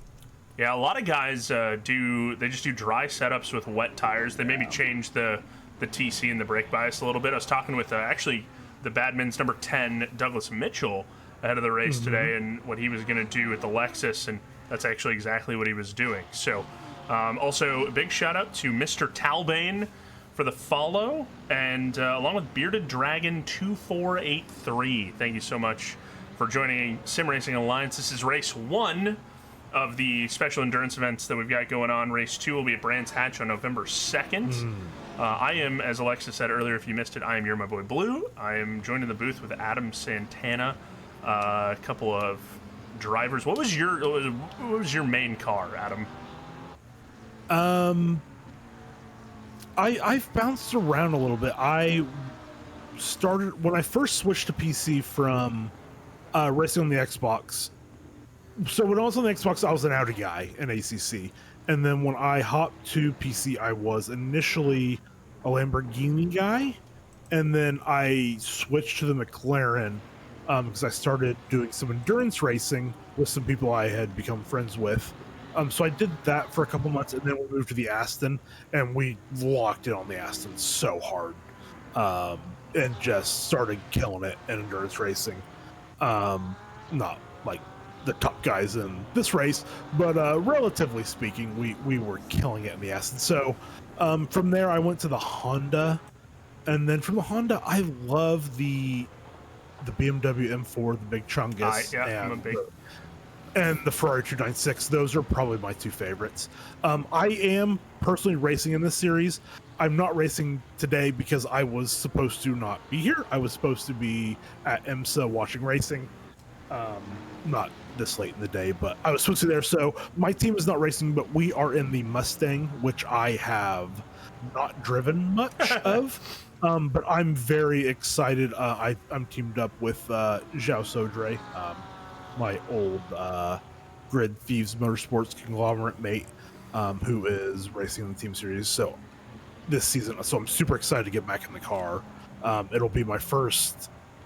I did the Pro-Am driver swap race before the team series started, but beside that, that was my first SRA race, and it's been a while, so I'm excited to get back in the car and drive.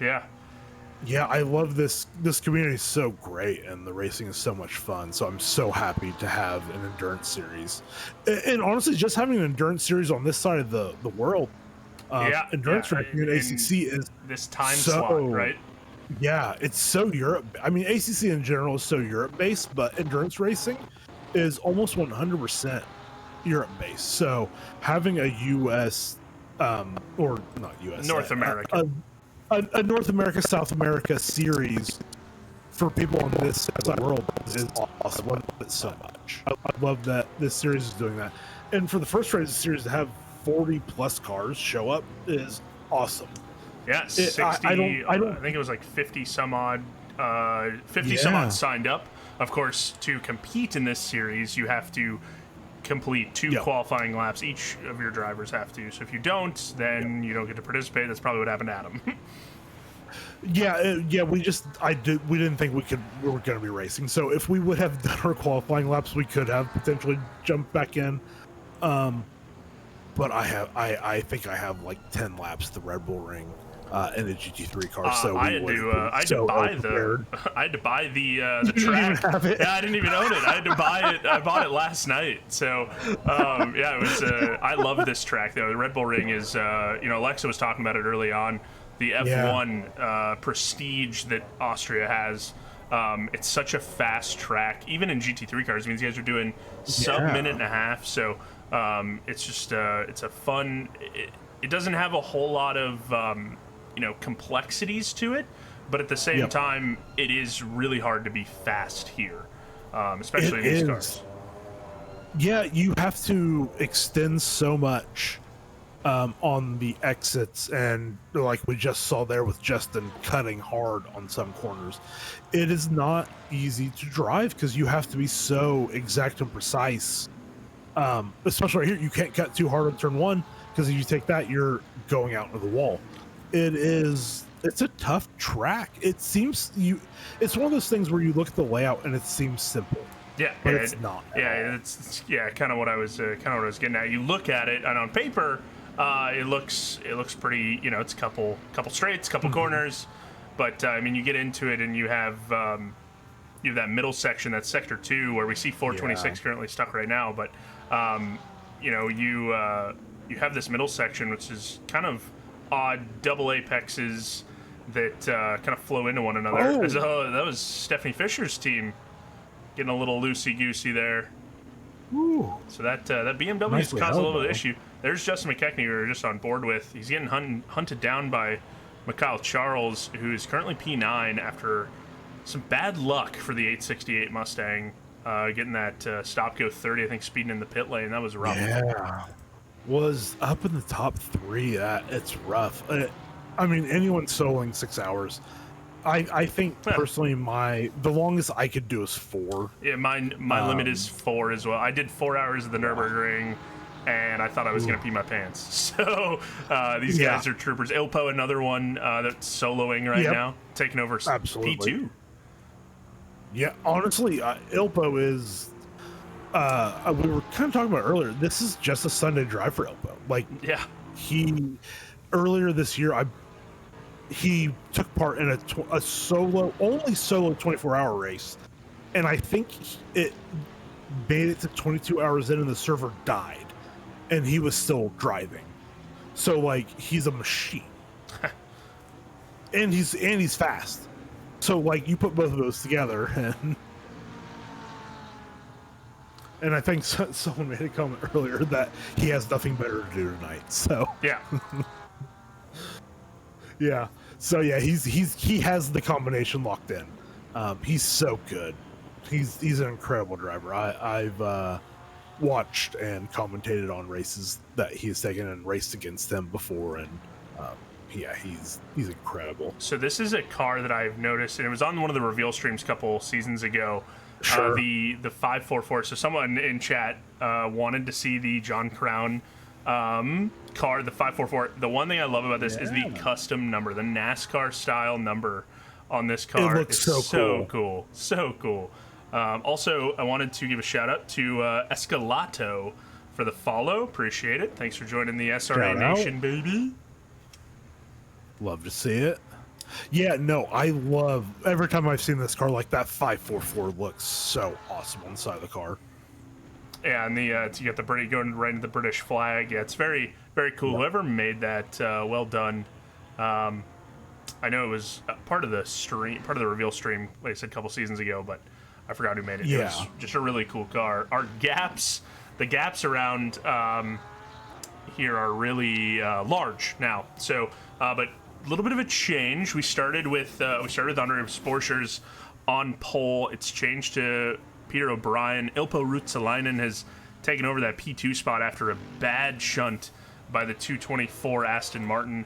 And Gary Lynn and the Soren Racing team have climbed up into P4 in that 116 Porsche. And Ryan Yee to round up our top 5, coming into an hour and 40 minutes left in the race. I'm not tired. My back hurts a little bit just from carrying Adam the entire stream. But Ryan Yee has carried his team pretty much the whole time and sits P5 right now. So. Who are you, coach? Besmirching me like that? Yeah. No, I don't have Adam Santana on my fantasy team either for reasons. No one should ever have me on the team. I guess I can reveal this on stream because I don't. Well, it doesn't matter at this point. I was considering just signing up for the team series because I think I would end up in D3, and I think there would have been a really big fight over who could claim me. Because I don't think so. I think people would have stayed far away from you. No, on my good day, I could kill D3. Could kill it. Oh, okay. That's a little bit of a challenge. I wonder. No.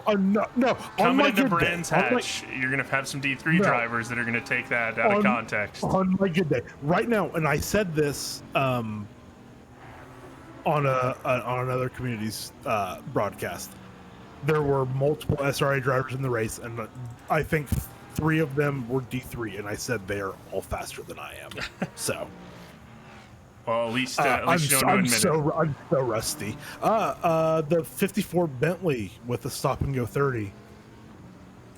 Yeah, that's speeding in pit lane. That's it's Cliff Hemmon of the OBDA. Boy, I'm so rusty, man. I'm not. I'm bad. I'm gonna have to knock so much rust off for Brands. It's gonna be brutal. Like that. I'm gonna have to start next week, like to get back up. Yeah, to speed. I was gonna say you do have you get a solid month. There is quite a gap, but that's kind of the fun part. These are roughly about once a month, which is really nice for commentating purposes. But I also got a little called out in chat here. It says, "What noise?" Tagged Jeff Spangler. Ouch, did you hear that? Ryan Yee was carrying the team the whole time. Yeah, you know what?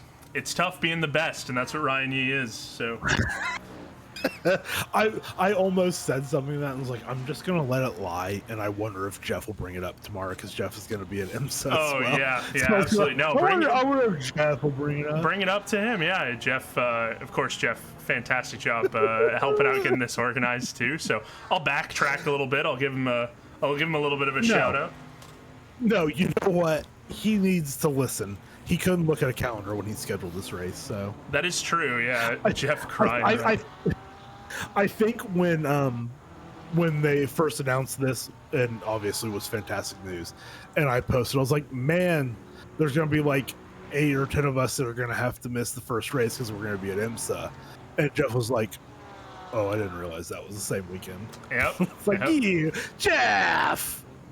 So yeah, there's I don't know if they're racing in the series, but Bailey Kish. They are missing this race too. So. Yeah, Nate Specht and Dom Duran and Josh Potvin. Also, Dom Duran and Nate were not on the list. I didn't think so. So yeah, so worked out for this one, but playing in the sandbox, car 582, Julien Béchon. I'm putting a lot of mustard on that Béchon there. So yeah, we kind of have to because we don't know how much. Oh, he's off on the grass again. McLaren lawnmower simulator here. Ooh. It's a bit of a bummer for the camera guy as well, who can't focus. There you go. Having a bad sector. Yeah, it looks like there's some damage on that car too. Does he have a puncture? That rear end looks. No, he's back up to speed. But it looked like his front. I mean, that one side is really flat. Yeah, he's coming to the pits. Oh, maybe if he can turn in. Yeah, no, there's something wrong with that car. It might be suspension, but it could be tire down. I'm trying to listen for the like, but I'm not hearing it. So I think it's probably more suspension than tire. Yeah, I wonder if he clipped the wall. We missed it during the replay, but might have clipped it during the wall. Yeah, definitely. I'll go back on it and I'll check. But yeah, I think. Also, the 224's got a 5-second time penalty. Austin Carpenter of the Alpha Sim Sport guys. They're going to try to work. I think they're clear of Gary Lynn right now, but Oh, they're quite. That was a car going the wrong way. And the 101, which I can never find on my list, which is very funny. No, I think every time I've scrolled through on race control, it's just like, yeah, I can't find the 101. Yeah, it used to have the yellow flags, like you could pop up and, oh, there's the... Yeah, it's not working correctly. Man. It's unfortunate. Man down, Ferrari died in the last corner. I was looking at the 101 car here, seeing what had happened.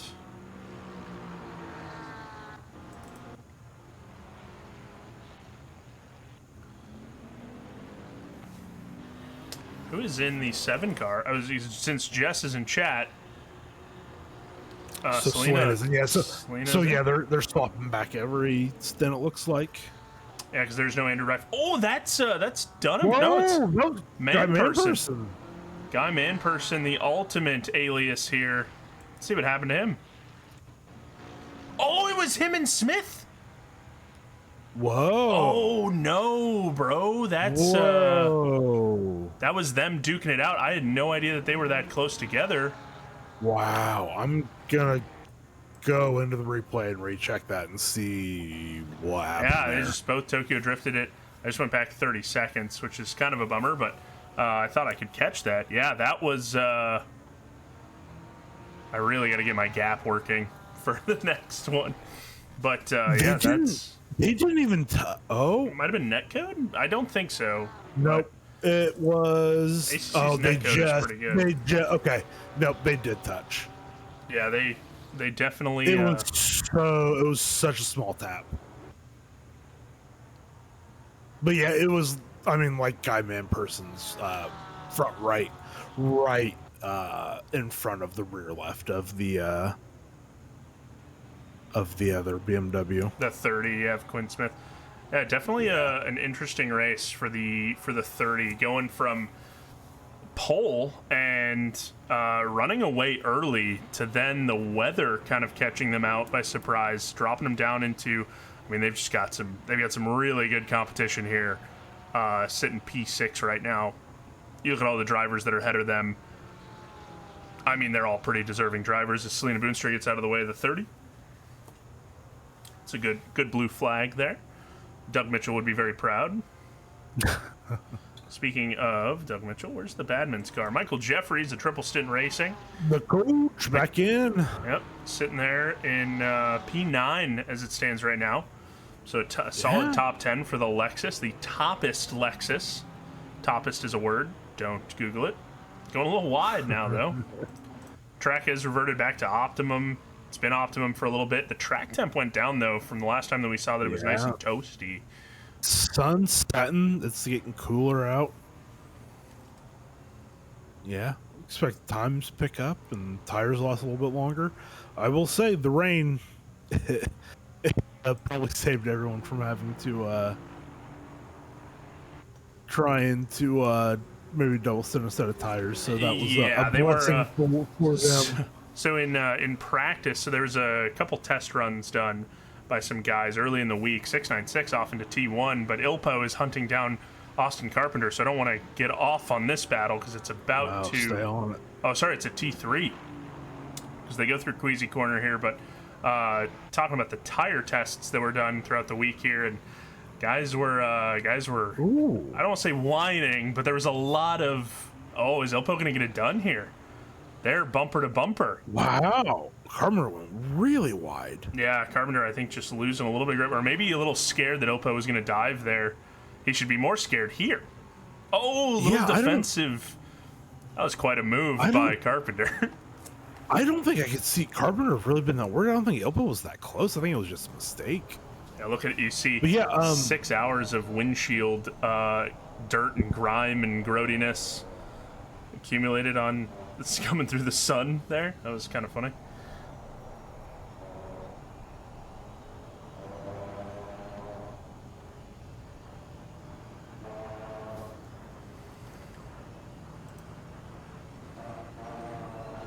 You live, Adam? I am. Okay, just making sure. I wanted to make sure my Discord didn't die again. No. You're good. I was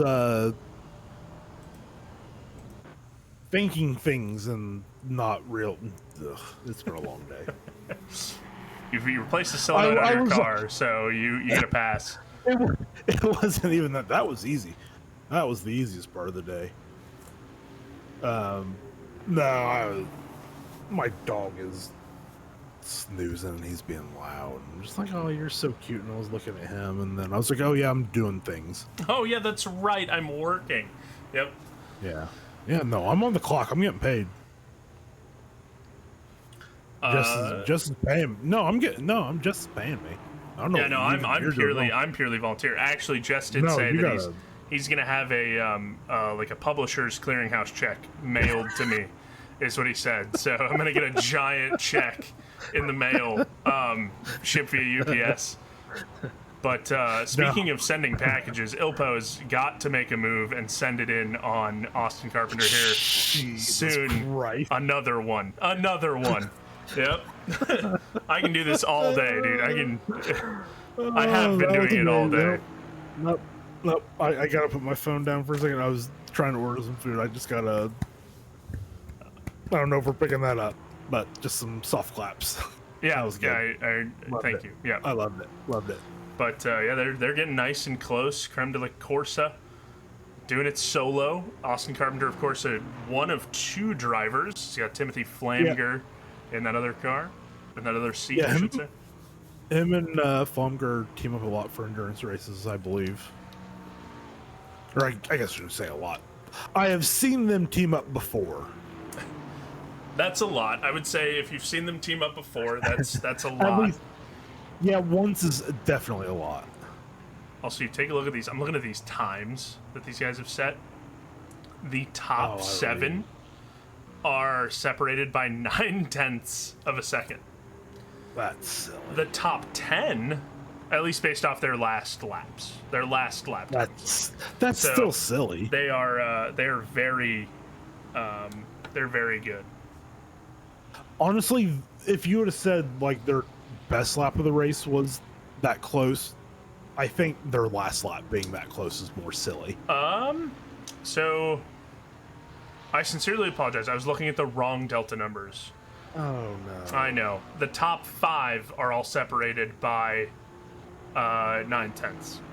That's still a lot. That is still very close. Their best laps, however, are very good. 28.6 for the leader, and the top 5 is a 25 or 28.5, a 25. Jesus, that means Ryan Yee's in an F1 car. But you know, Ilpo wants to get this done. If Ilpo could secure P2, there's a 5-second time penalty. He doesn't need to do anything. Yeah, he doesn't. He just has to stay close. I completely forgot about the penalty. But it would help. It would help a lot. Yeah, it'd benefit Gary Lynn the most out of everybody. Well, I think, and this is just my general assumption, I think Ilpo is probably a little bit faster than Carpenter, but probably a little bit slower than Flamger. So I think Ilpo getting by and getting a little bit of a gap is probably beneficial because it looks like it's going to be Flamger the rest of the way, I would assume. Yeah, there is going to be another stop. I didn't think about that either. See, Adam, this is why you're here. I thought that it's going to be over in like 2 minutes, but I realized it's still an hour and a half left. I shouldn't have looked at the time. A lot to play for. And now it comes into the. I like the last stop. That's my favorite. Even watching endurance racing and commentating it, it's where the hype really comes in. It becomes a sprint to the end. Guys really gunning it, and for dudes to be this close, 5 hours into the race. That's one, that's good bop. 2, that's good competitiveness. So, and Hanley and Holmes flip-flopping spots here. Ooh, Holmes goes a little wide. Let's take a look at that. Christian Holmes battled it out with him in D5 before. Great job by Hanley to stick to the inside. Yeah, I'm assuming Hanley was on the defensive there and just left plenty of room. Yeah, that's just went a little bit out. A bit of a mistake. We've seen that Banana Mobile car go through a little bit of some tribulations throughout the race. So Yeah, they were highlighted pretty. You guys got them a lot early in the race. So this is kind of funny watching the times come in. Mikhail Charles in the 868 Ford his last time was a 28.8 amongst a bunch of 130s. So yeah, quite a very fast. Very fast. Nick Foley coming in for Alex Foley. I think Nick Foley actually took that car over, and my ACC drive is not updated. Yeah, it won't change until they cross the pit lane. Yep, Edgar Herrera in for the Get Speed 662 McLaren. That car's had a little bit of issues here and there too. I think they're a little faster than their P29 place puts them right now, but I think they got mixed up in some stuff early. And Brandon Chan up into still holding on to first place in bronze. So, yeah, Brandon back in the car. I think pretty clearly their quickest driver. So yeah, he's keeping pace we'll see with one what of the kind badmans of we'll see what kind of gap he can get to the rest of the bronze field. Yeah, he's got two cars in between him, Esteban Herrera and Nick Foley, but 2 cars, and I mean it could even be a lap, but I'll see if I can find that. But I mean either way, they're having a great race. We talked about this a little bit. 2 laps. They're 171. So. Oh wow. So yeah, and then I would assume Kirkland, who's in P2, when they cross the line, will be one success. So it's that McLaren. Oh, that McLaren was. They get some help. Yeah, I feel like they had a little bit of help. I think that was by itself. Oh no. Oh, what? All right, there's Keaton. Holmes and Kyle Miller flip-flop spots. There's that Mercedes that I was looking for. He's just off into the gravel. That's it. Pit lane? Pit lane exit. Yeah. Yep. That was pit lane exit. Yeah, I don't know which McLaren that was that got spun. I'm also seeing some. Was it Blasini Rivera? I'm not sure. No, it wasn't Brandon Chan. It wasn't Bacon. Was it Johnston? No, Johnston's in the. No, they're pretty well on their own. Yep. Johnston's in the 296 too, but. Little overtake there. Johnston. Johnston. No, Johnston's in the McLaren. Johnson's in the 296. Oh, you're right. It is confusing. Yeah. Michael Jeffries, Triple Stint Racing in the Badmans is in. Yeah, I have no idea which McLaren that was that got spun. It will remain a mystery. I'm seeing a lot of invalid lap times, which is very funny. Gary Lynn with the most, the tip-top, most invalid. But I was actually going to talk about our leaders. Peter O'Brien has pretty much led from the 30 or 45 minute mark, maybe like an hour in. The 37 tier sim racing esports guys have overtaken this race and have pretty much ran with it. And then in silver, we have Ivan McCroat and the Team WRT McDonald's BMW. They've done a fantastic job to stay amongst the pro or the open drivers and stay P1 in silver.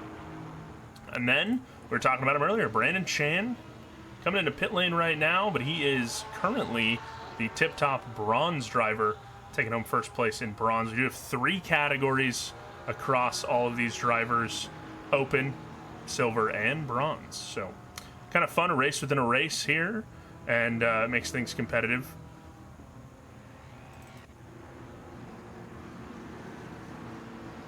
And Ilpo's dropped back off Austin Carpenter about a second now. Wonder if I think Ilpo got stuck in some traffic caught up to some traffic at a tough time. That's the one thing, is when you're a faster driver, you really got to kind of plan ahead of where your moves are going to be, or where you're really going to try to overtake people. Also, hi, Sean Daniels, fellow Lexus enjoyer. Yes, it is. You're my boy Blue in the booth. Yeah, and one other thing for that. Sorry, I was very silent for a minute. You're I'm good. still trying to order food. Popping us in and locking in, baby. On a short track like this, I mean, you're lapping traffic so much more than you would at other tracks. So it creates another challenge that especially these faster drivers have to deal with. Yeah, and these guys, it's what part of what makes them quicker than us average Joes. This Ferrari is dead stopped. Okay, I thought they ran out of fuel. They were just stopping, causing a yellow flag in Sector 3. They were attempting to do the right thing, which was just let all those cars by, which I picking understand. Up so many marbles right now. Weird situation. I thought maybe that they were like, are we pitting? Are we not pitting? Are we pitting? Because I've done that before, and I feel a little bad about been it. there. So, definitely been there before. Also, Jeff Spangler did confirm that Austin Carpenter and Tim Flamger partner up for almost all Enduros. Jeff, get a life. Go touch grass, buddy. Man. You're acting like you helped set this up or something. Or that you know these guys because you're fast. Right. Or like you're even in the race. The audacity. He's not in the race. He's P5. Just kidding. Yeah, man. Like, get in the top 2 and then come back and talk to us. I think, as much trash as we're talking about him, I think a P3 is definitely on the table, but they got to start really cranking it out. And if you want anybody in the car doing that, it's Ryan Yee. They also have a custom number on their car. I just noticed that. Mm-hmm. Mean beans. Well, yeah, they have the 9. It's instead of the plate. Yeah, it's pretty cool. Yep. No, a very well done livery as always from the Madhouse boys. That team does have the fastest lap too at a 1:28.5. So, that's 5 extra points, correct, for the championship? I believe so. Jeff will have to confirm that. Yeah, okay, Jeff, you can respond to this. Stop touching grass. We need your help. But I'm pretty sure come back. Pretty sure it's 5 extra points. It could be 1 point. But I know that the pole sitter gets an extra point as well. So Andreas Borsch's got one. I thought they were both 5, but maybe they're just 1. Yeah, I mean, fastest lap and pole gets points. It's 1 or 5. I love how Sean Daniels recognized me from my voice. I will take that as a compliment. Absolutely. That is a compliment. You have a nice voice. Thank you, Adam. No need to hype me up. What was funny is right before this, we were talking about my Macho Man Randy Savage impression, and if you guys want to go full Lamar stream, that is what. If we ever did a 24-hour and I was part of it, you'd get the Macho Man Randy Savage impression. For sure. If Doug pays me money. If Doug gives me actual funds, I will do it on stream. But trying to keep it as professional as possible. It's in the commentator wiki that you try to keep it as professional as possible. So, I'm going to be honest. When SRA does their first 24-hour race, the commentary is going to be the best part of the race. Because it's going to be like all people that are racing, and we're just going to be like, when we get out of the car, we're just going to be hopping in here, and we're all not going to sleep, and it's going to be insanity. So I'm glad he hopped into chat, because I got Big Smelly in here. That's Ryan Garrity. Yeah, Big Smelly is actually hunting down his teammate. Excuse me. His teammate is currently hunting down Justin McKechnie.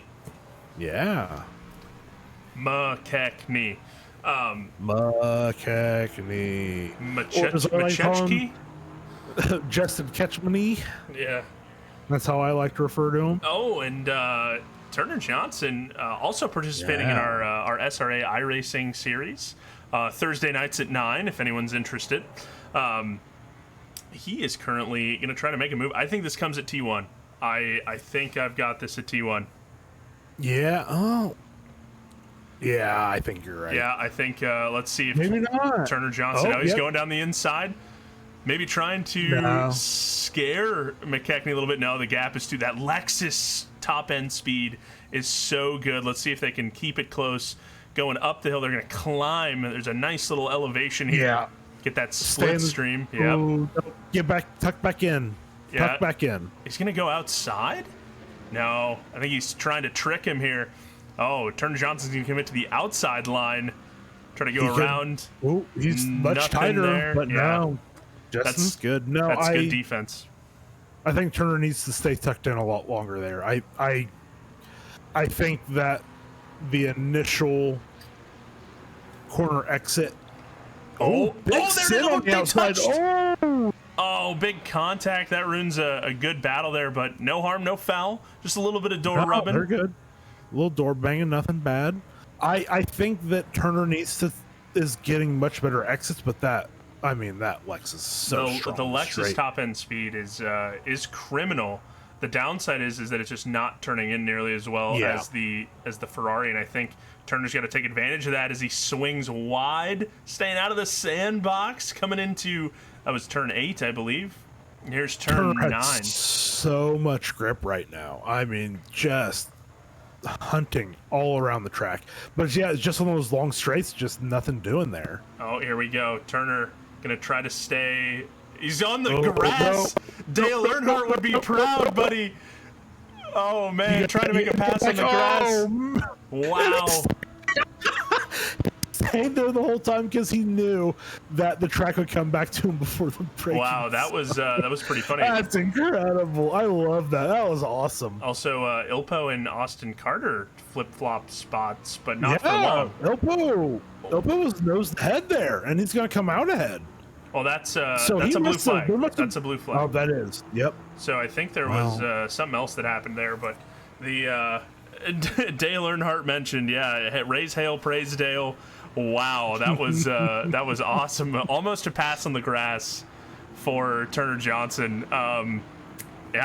He was trying. I've seen a lot of things racing and commentating racing.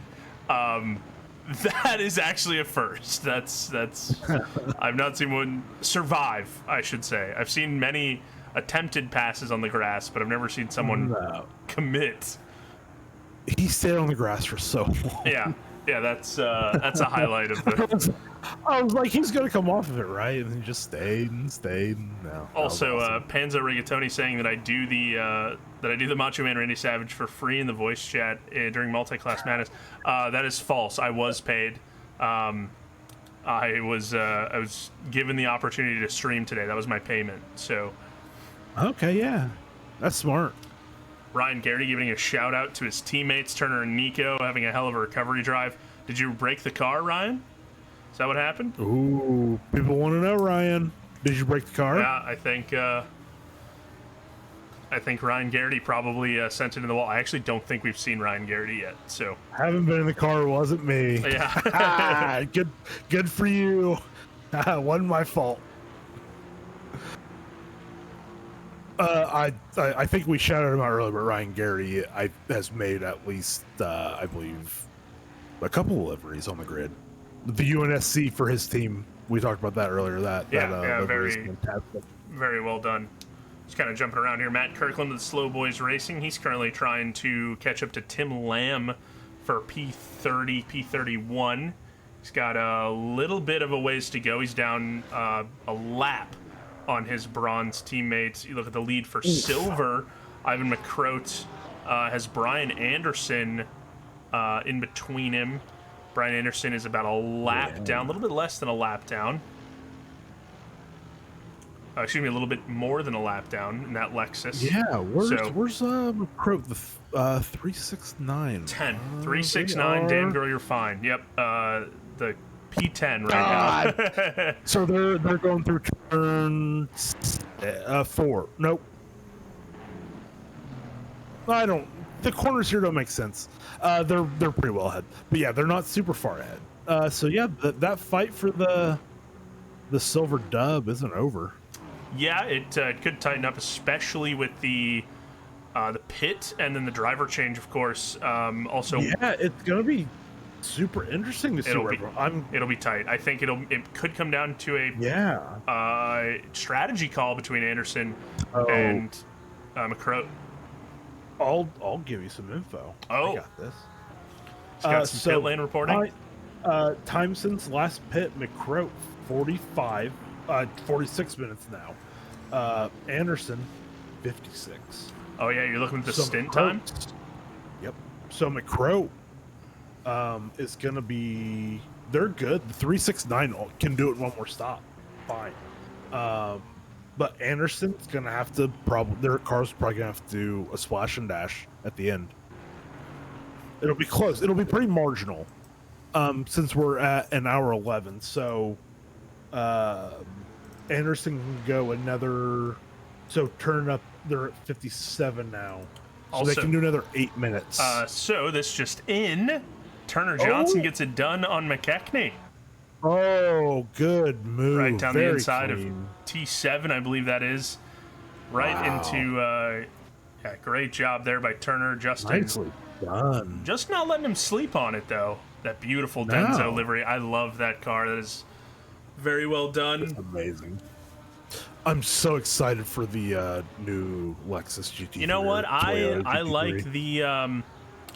I like the big chonkin RCF, man. No, I do love the RCF, but I'm just glad for them to be back in it. Yeah, getting another car in there. Christian Holmes having a little bit of an adventure. I think that was self-inflicted. Replay's not going to catch all of it. What Noise saying that he went to go get food and he's going to come back for his final stint. He's cutting it close. Ooh.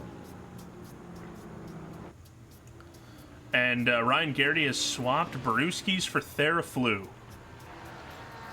Good choice. Yeah. If you're not feeling well, that's a good move. Yep.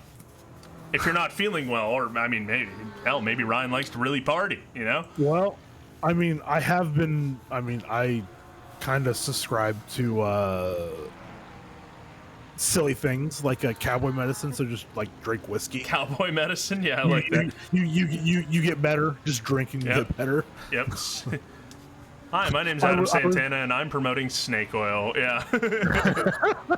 I was convinced that I had COVID a couple weeks ago, and then I took an at-home test, and it came back negative. I was like, "Okay, I'm gonna drink," and then I started drinking. I felt fine. Hey, man, I felt great. You know what? We're not saying it didn't work. We're saying that it probably doesn't work for most people, but it works for Adam Santana. Not work.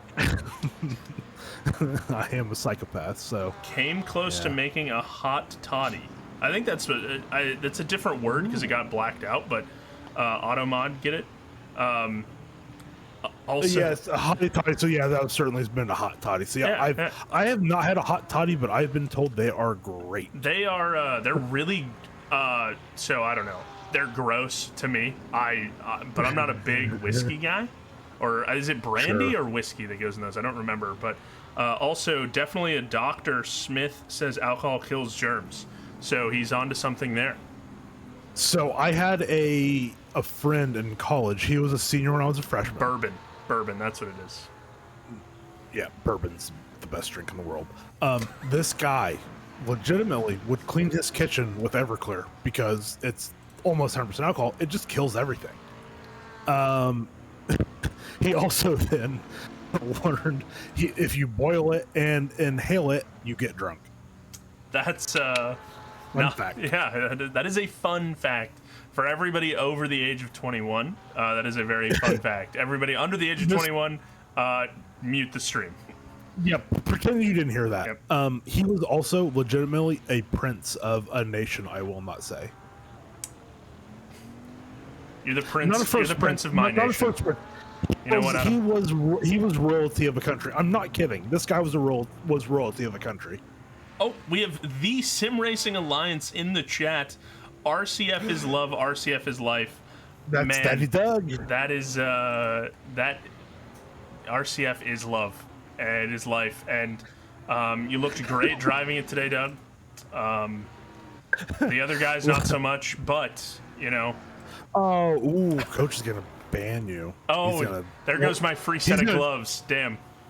He's gonna try to have you banned, which kind of works because I did get kicked from the server. So yeah, if I talk enough trash about Michael Jeffries, but no, Michael Jeffries actually iRacing Yitkow's racing partner, Triple Stint Racing. Yeah. So I can't talk too much trash, but yeah, Evan Kim and the Badmans currently sitting P11 right now. Alexa in the comments. No, I'm British. I can legally drink at 8.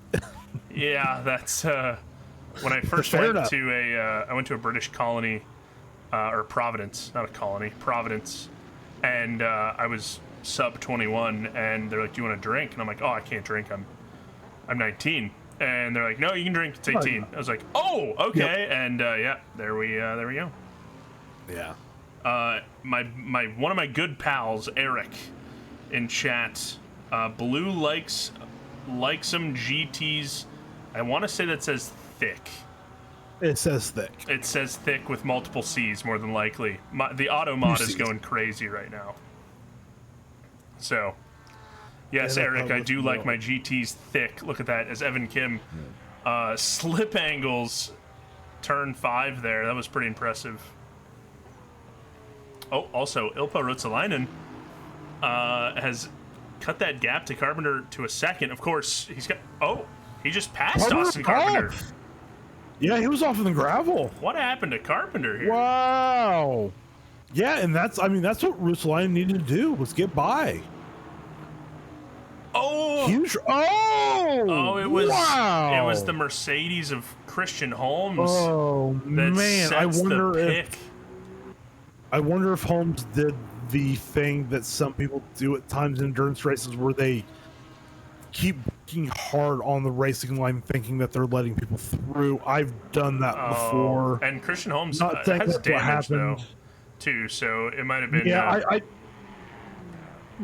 Yeah, my general assumption is that Christian was trying to make room and let them by, and it's sometimes so hard to tell what the other car is going to do in those situations. So we are seeing some cars come in. We got the 888 Lexus coming in. The other Lexus coming in. Sorry. You can make your last stop now. We're within 65 minutes, so everyone can make it on one stop from here. Yep. Pat Cockcroft in the number one and done AO Racing livery. Yeah, a lot of cars, and that was about 7 or 8. 2, 3, 4, 5, 6 cars right now. Okay. So guys trying to get their last stop in, get a driver change, get some fresh boots. There were a couple guys going side by side. Yeah, that was that Aston and was that Jantz? Yeah, it was Jantz, and there was a Ferrari there. They were going side by side, not for position. It was just a really cool shot, but I missed out on it. Also, big shout out to my buddy Eric. Thanks for being here, buddy. Eric. Shout out to Eric. Eric, big time. Well, he doesn't have anything to do because he's in Winnipeg. So he's big time endurance racing guy. Loves his endurance races. Endurance racing is the best. It truly is. WEC, IMSA, GT, just regular like GT World Challenge. And you know who else is saying that endurance racing is the best? Peter O'Brien right now, who leads for about 180 some odd laps. He's led this race. So great job there with the 37 tier sim racing esports. Of course, it's not over. We still have an hour. I am trying my best to commentator's curse him, I guess, but a great job by those 3 guys there to get it done. Jeremy Mercer, Peter O'Brien, and Jordan Nixon, who Jordan Nixon probably had the most volatile stint between all of those guys after he had to battle Borchers in some tricky conditions. Yep.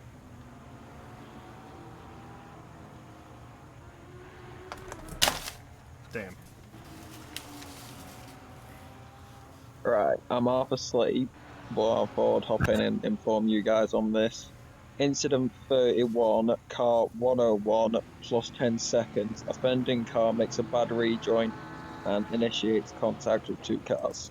Ooh, with I- two cars. I just went to check live streaming and I saw that, so I thought you guys didn't have to go. Yeah, off the we race. I would- certainly did not. I don't think we've tracked the Yeah, last. well, few there penalties. haven't been many, but they're probably coming in now. So thank you, Alexa. Yeah, appreciate it for sure. The last one was 10 minutes ago for car 204, which was a warning. So Got it. We appreciate it. What, if you could, yeah, we need to be looking. Yeah, so, and go back to sleep. please go to sleep. It is so late. trust me, I don't know why, but I want to sleep and I'm half asleep, but I can't sleep. So I do not.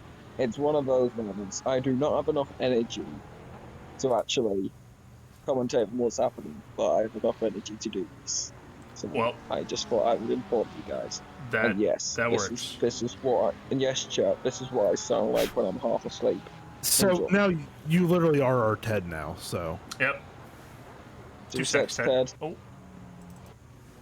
Speaking of which, Ilpo Ristolainen taking his stop last for pit stop Ilpo. and drop down to P8 for right now.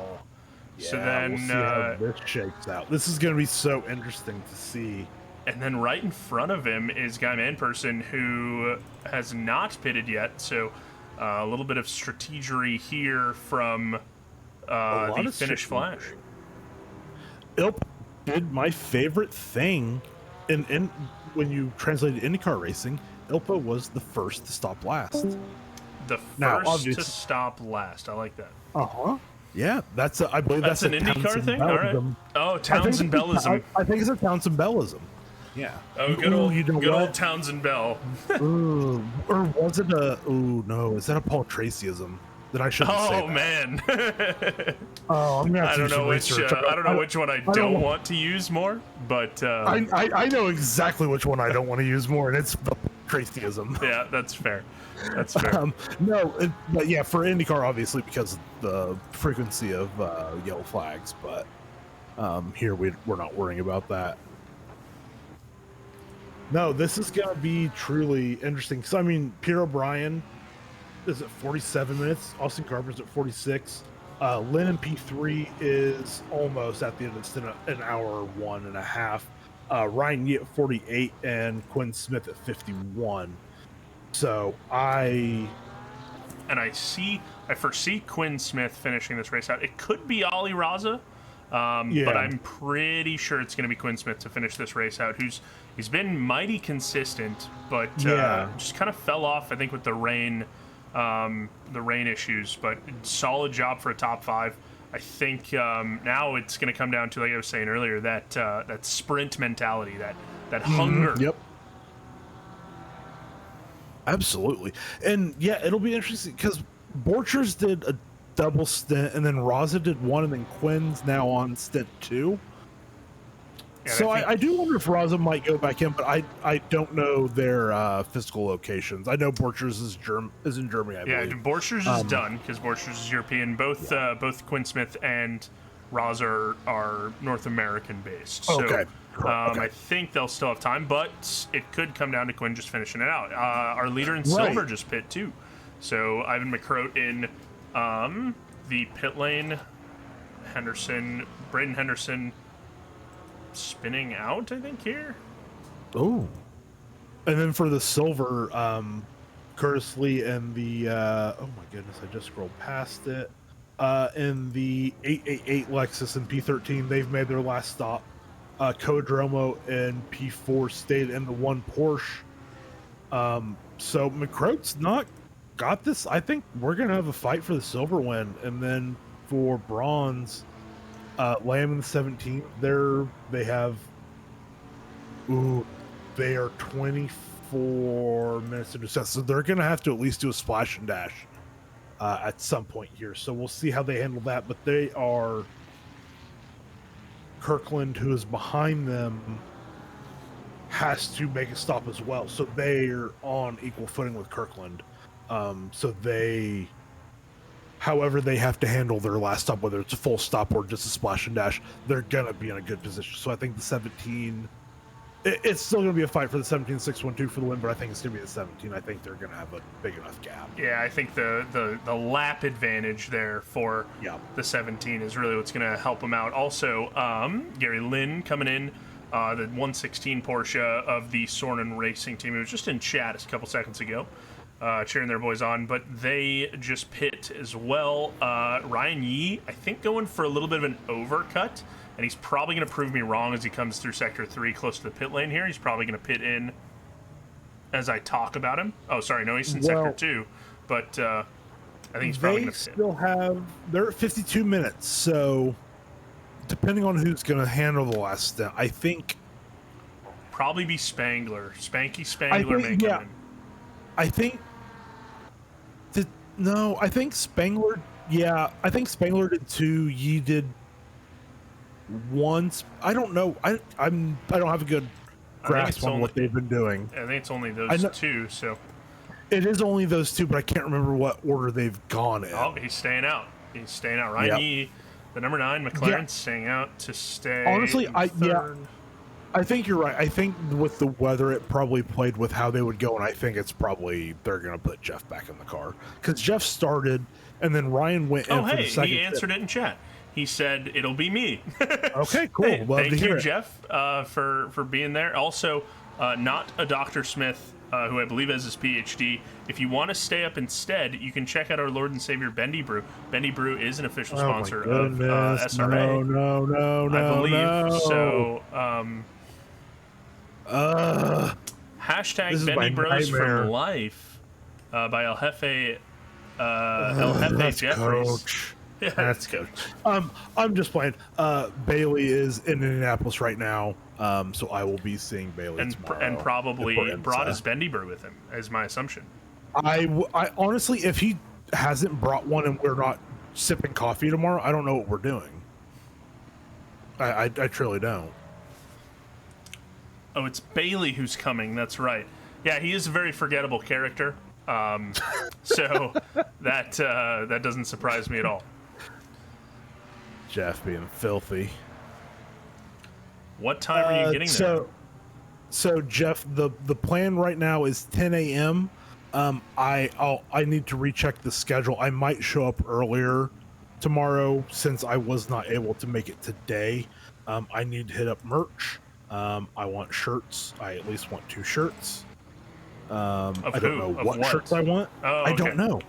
So for the 8-hour last year, for SRO, I bought a Lamborghini team shirt, and I love that shirt so much. I'm gonna wear it tomorrow. I wore it today, but I didn't make it to the track.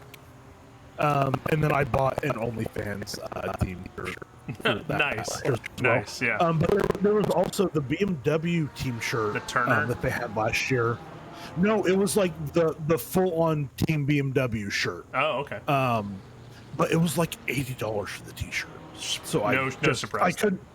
I couldn't justify it last year, but this year I could, and I loved it so much. So I might go for that, but I don't know for sure. So I'm thinking I want to get. Almost bumped it across the line. There's a little bit of flash in there by the 50 of a little bit of gamesmanship here by the Porsche in front. I believe that's the 321. Yeah, the 321 Porsche. Kind of stopping up. I'm saying this with a smile because it was kind of funny. They didn't want to get a drive-through penalty, so they were coming in a little slow. I would have done it too. But yeah, guy, man, person, not thrilled with that pit entry as he's got to hustle because Routsalainen, there's a McLaren stopped on track. That's the 101, which I can never find. There they are. Back in the pit lane they go. Yeah. Jeff, if you're planning on 9:30, I can get there at 9:30. I really want to hit up the merch pretty hard before we. The other thing is it's probably going to rain in Indianapolis tomorrow, so you want to be on the infield at IMS for these types of races, but we might have to retreat to the grandstands because there's really not cover around the track. So it'll be it's gonna make for an interesting race tomorrow. Hopefully, if it does rain. for that, I want it to rain, but I also don't want it to rain because I don't want to be wet all day. So yeah, this is it's turned into quite a like a third-party conversation, like playing telephone. Yeah. So Mikhail Charles has, after getting spanked pretty hard with some penalties, has now climbed himself back up into P7, just getting past John Crown of the 544. So the only Ford currently left in the race, and I believe, and was running in the top 10. So nice job by Mikhail. There's one more, the 666 and P36. We have one other Mustang. So next race, when I'm going to be in the fight, we're going to be in the Mustang as well. So I wouldn't necessarily call it a fight, but yeah. Well, we'll see what I can do. I don't know. Also, you talked about merch, which is very funny. Sure. Yeah. Because you were sitting there talking about what merch you wanted, what stuff you wanted to get. You weren't sure, but you know what is a really, really easy choice? No. The SRA merch shop. If you type in !merch into our Twitch chat, it'll send you a link directly to the Sim Racing Alliance merch shop where you can get t-shirts, hats, flags, slippers. What? Yeah, and there's no easier choice than an SRA t-shirt. I can tell you that. Whoa. Yeah. That's crazy. That's insane. Yeah, it is. Those shirts gotta be like $40-$50. They're not. They're right around in a very reasonable price range of about $20 to $30, depending on which blend you want, the standard or the premium blend. We also have some $60 Gucci flip-flops on there. So, if anybody wants to buy $60 SRA Gucci flip-flops, sra.gg/store.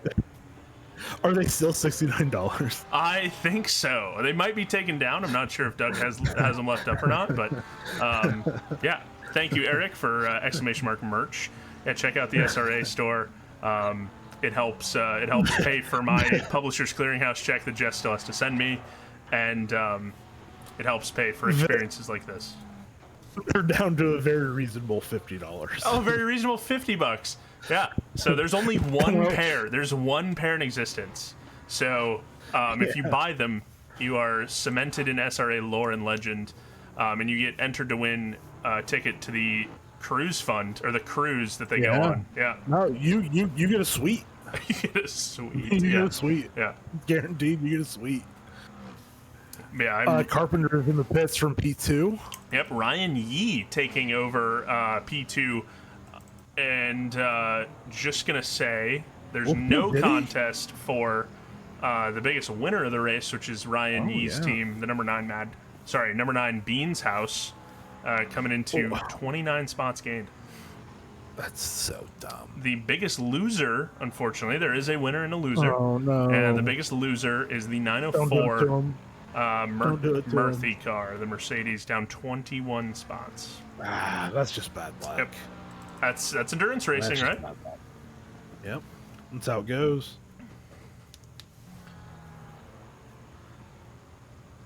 No, Yi and Spengler up to P2 is just silly, insane. Now, just driven such a great race. Nice job, strategy call wise. I'm pretty sure it's strategy call wise. Quinn Smith finds himself back on the podium after he's got a pit, so never mind. Yeah, so everyone in the top 3 has to pit. So O'Brien, Yi, and Smith all have to pit. Rutsalainen's good. Arnaud's good. Flandre's good. Mikhail Charles is showing a minute and 43. That's not right. A minute 43? An hour 43. Sorry, not a minute. I apologize. Can't be correct. But yeah, for the most part, Evan Kim at P10, they're going to have to stop one more time. I think they can do it on Splash and Dash. Depends on their tires. But yeah, so in the top 10, we're still looking at the top 3 pitting. Assuming Mikhail Charles is going to have to pit again. But I think I don't know. Oh! Yeah, Alex Foley going off. Around. He's just... Oh no, he bonked. He tried so hard not to bonk the wall. He bonked it anyway. So yeah, there comes Quinn Smith into the pit lane. It was almost like Foley had that spin they had it gathered up, but then they were still on the track, so they goosed it and spun back around. And they got on the grass, and then it was just kind of like, oh no. So where's Ruotsalainen? Okay, so Ruotsalainen. So Quinn Smith is falling down the order because of the pit stop, but he's just got going. Yeah. So I think it's just bad. No, I don't want to say bad strat. I think it was just the wrong strat. Yeah, and they're not out of it. I mean, not fully. But it was super. I mean, for the win, they're out of it. I think we. Yeah, I think for the win, I think for a podium, they could definitely hunt it down because they're still on with Ruotsalainen. But yeah, I think for a top two, they're toast. Well, considering where they came out relative to Ilpo, I can't find the 204 on track. The track map is busy. Yeah, tiny track. Ilpo is going into T9, so that's a big gap. Yeah, it is. And he also has Arnaud and Flamger. And both of those guys were running so well early on. So. Yeah, and who knows where the 9 car is going to come out with Spangler for the last stint. They're going to be making their last stop soon. So yeah, I guess maybe that's what we keep an eye. What we should keep an eye on is where the 9 car comes out in relativity to the 30. So that'll be, I think, what makes the biggest difference. And I think were they in front of? So Yi had gotten in front of Carpenter before Carpenter pitted and Flamger got in the car. Yep. So we would assume that. Well, here comes Ryan right now. Well, we'll find out very quickly then. So the assumption would be that the 9 will come out in front of the 30. So now it comes down to a race of pit crew. So Ryan Yi hitting the pit lane. Yeah. Ruotsalainen is currently going through sector 2 right now. So this is kind of the race. So keep an eye on that 204 on your track map as the 9 comes in. I think a full pit stop here is about a minute. So roughly 30 seconds in the pit lane, 30 seconds stopped. So we'll see how this shakes out. I do like the interaction in chat here. Imagine if the 117 gets a podium and said, never mind, 116. And Ryan Garrity was about to say, I wish, but we're a little far off for that. And yeah, the 117 is currently at 18th. Arjun meant the 116, which would be the Jumpy Whale car, Jumpy Whale designed car. So where Ruotsalainen did leapfrog them. Well, I mean, not even close. Yeah. So here is let's hop on there. Per the people want it, the people get it. Yeah, per not a Dr. Smith, who took 8 years of college to get his degree. We are currently on board with Jess Osborne, who is not really around anybody. His next closest competitor is Fiery Queso, who's 8 seconds ahead, and 16 seconds behind is Pyant. So. Yeah, we'll see. I don't know if Fire's got some... Oh, boy, we got to go back up here. So, Flamger and Spangler are now fighting. Ooh, baby. So they just flip-flopped spots a couple seconds ago. Think about tomorrow. Wow. Yeah, that's for the livery reveal streams when they get high on life, intoxicated. So I don't need any water today, though. Thank you there, Eric.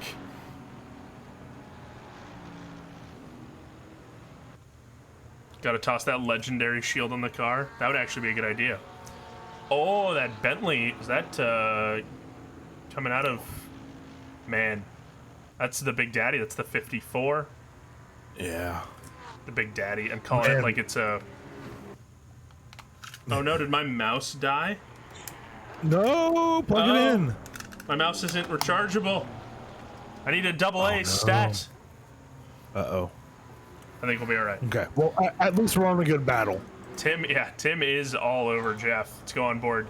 Man, I got to figure now at this point, Jeff has warmed the tires up, and I'm not going to say which one of them is faster than the other because I don't think you can really differentiate that. They're both incredibly fast. I think this is a good matchup between the two. No, I think if it was Yi, no shot at Flamger here, but I think if it was Yi and Flamger. Oh no, he gets the pick was set by Spangler, the Porsche, getting out of the way for that corner. But man, oh no, that not where Flamger wanted the blue flag to go. Yeah, it didn't. I mean, it didn't cause him. He didn't lose a ton of time, but it did cause him. It did not noticeably cause a couple car lengths at least. Yeah, I mean now it was less than a second. Now it's about a second. Yeah. So yeah, I mean that's one of those where it's doesn't maybe necessarily cause you an issue right now, but it could cause an issue later where, say, Jeff has a little bit of oversteer coming out of turn 3 and has a wiggle, and Flamger could have been right there, and now he's not. Well, I mean, he shrunk the gap in less than a sector by a tenth. He's now 8/10 away.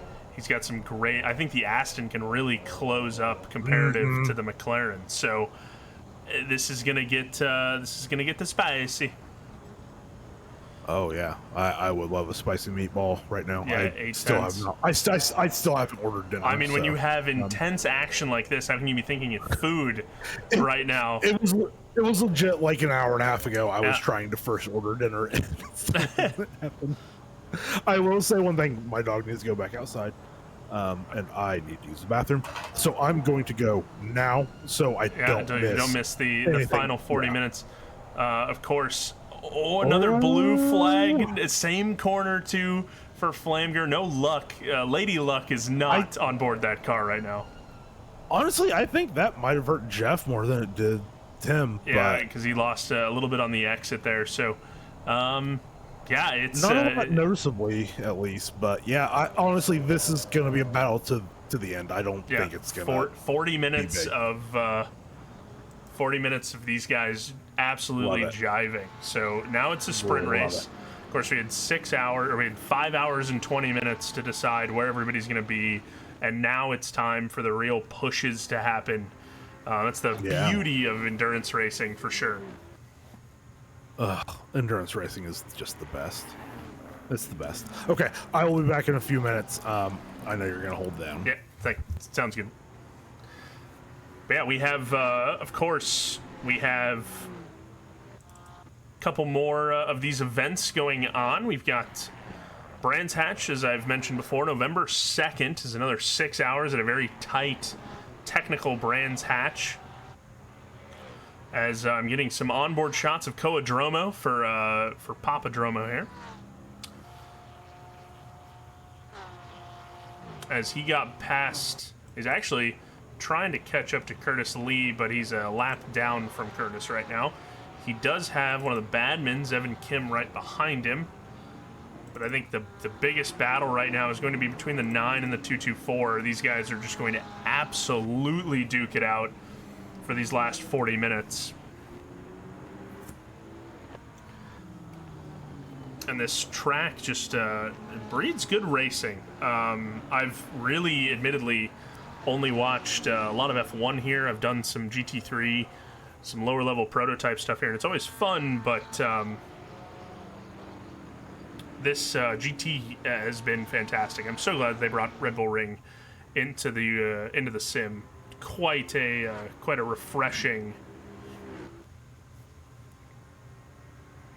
refreshing track to have. And I'm actually getting on the website right now because I want to look at the calendar for the rest of these events so I don't sound like a doof. So bear with me, folks.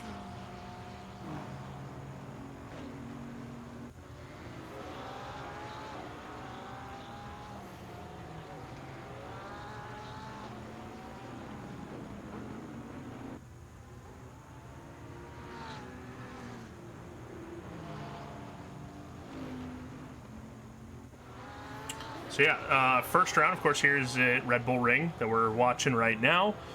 Saturday, November 2nd will be Brands Hatch, and then we head into December, holiday season, racing at Misano.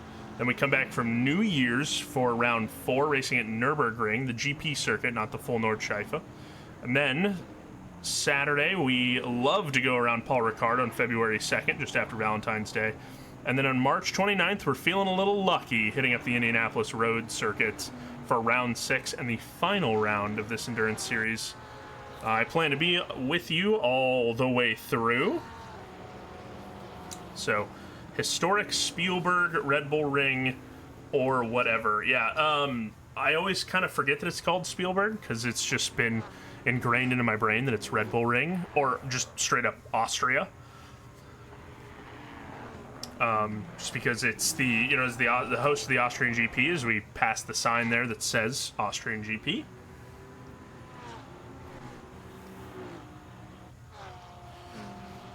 But yeah, beautiful track. Definitely a almost a bucket list track of mine to see some sort of racing on, whether it be a GT3 race or more than likely F1. I think would be quite a spectacle. Quite a spectacle to see, especially with the Red Bull I don't want to call them fanatics.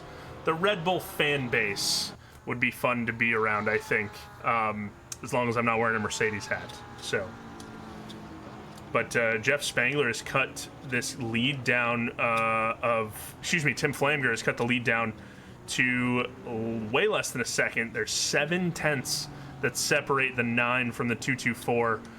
Like I said, this battle has been brewing for a long time. I did not think it was going to come down to these two cars, though. I definitely thought it was going to come down to the 37 and the 30. But I was correct. Ali Raza did take the car over from the 30 of the Tracklicious Sim Racing BMW. Those guys are all wicked quick. There's still a potential here for this top 5 to kind of shake out. But being 2 laps down, I think a win is kind of out of reach. There has to be some sort of catastrophe or some sort of major event to happen for Jeremy Mercer and team to take the L, if you will. But Jeff Spangler now cutting the lead into Kerry Arnaud. So that's now a battle that's developed between the 116, the 9, and the 224. So a podium is looking a little lights out, as our livery designer, Arjun, was in here hoping for a 116 podium. It's not going to happen, I don't think. But we've seen Casey attack and defend really, really well throughout the entire race. So, you know what, I'm hoping and praying that ends up being a thing. But it is endurance racing. It's racing in general. Crazier things have happened. But Kerry Arnaud now having to dial in. He's got 34 minutes, and there's not much of a gap between them. Less than 3/10 of a second between Kerry Arnaud and Jeff Spangler, and Jeff is on a tear. They've made up 29 positions, something ridiculous. 27 as it stands right now. They would go up to 28 if they overtake the 116 of Arnaud. So the Soren, I keep saying Soren and Rorin, but the Soren Racing team has just got to be putting good vibes into Kerry's ear right now, as Jeff's going to take a look down the inside. There's a peak, switches back to the outside, going to pressure a little bit of a touch, and the 224 is going to say, hi, hey, how's it going, guys? Try to buzzkill this battle here, but this is nice little triple battle. The gap has spread out. There's about a car in between all 3 of them.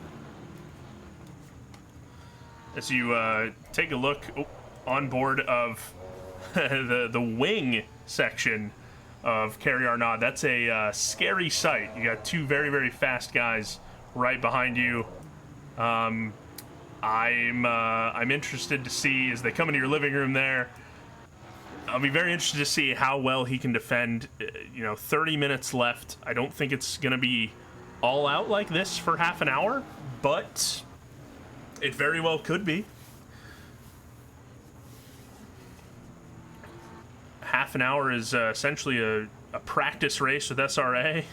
So, hopefully you got your fuel dialed in. Tires are nice and warm at this point. The track time's dropped a little bit, which is why we're seeing guys kind of cook, but no one set a new fastest lap. That still goes to the number 9 car at a 128.5. So Jeff Spangler really wanting this P3 position, and Flamger not letting either party relax here. One mistake. Oh, and Jeff sneaking up the inside. Nothing quite there. Well, it was there, I guess I should say, but not enough to really commit. There's got to be a lot of commitment here, and he's got to make sure that he has it done and he can hold on to it, because Kerry will just come back and get him right back. And also, if there's a mistake between these two, the big winner is going to be Tim Flamger, who will just run away with a podium. There's a lot of racecraft between these three guys, though, so I don't necessarily think there's going to be that big of a debacle, if you will.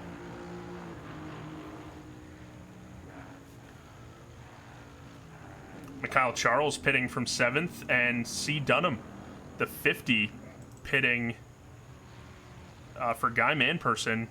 It's kind of an interesting. They were a top 3 runner at one point in time. They dropped to 15th, so I'm wondering if something happened to that car. Let's take a look. Let's go back 30 seconds.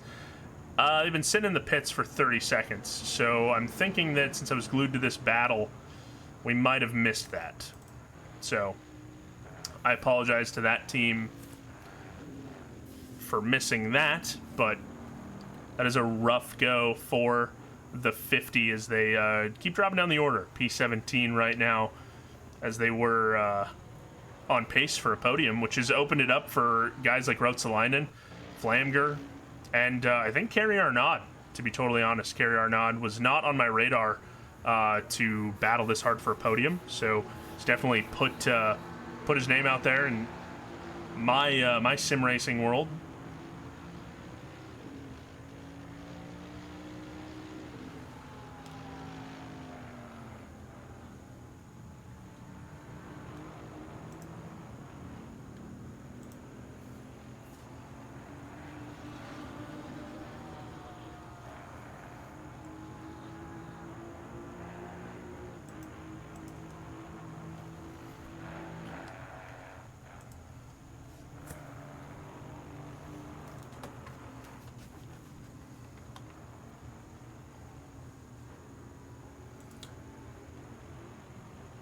Just kind of enjoying the sights and the sounds of that beautiful inline 6 is Jeff Spangler, Spanky Spangler, going side by side with Kerry Arnaud into T1. They climb the hill.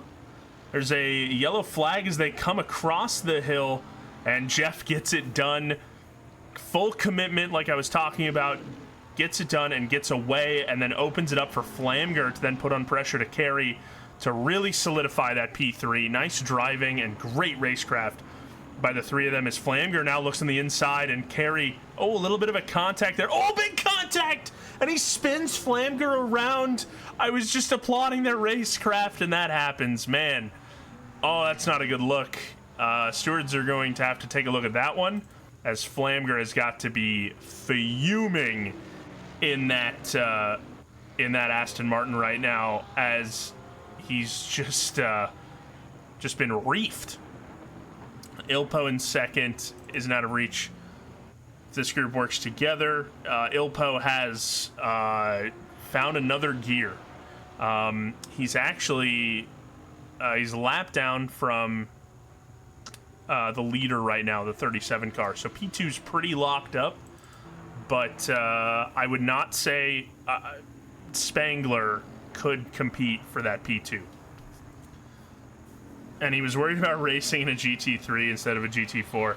Yeah, I don't think there's anything to worry about for Ruotsalainen. He's ran a pretty solid race. He started P7 on the grid, and he's done a fantastic job getting himself back up there. So the curse is back, yes. Yeah, I definitely cursed, absolutely put some serious voodoo on Tim Flamger, who has stayed in 5th. He's got these back markers, pesky back markers, around him who are trying their best to let him by. Nice and safe. Good job there. And then, man, Kerry Arnaud might feel a little bad about it, but same time, rubbing his race in. There's a high-pressure situation going into T3 there. Man, it's a tough call.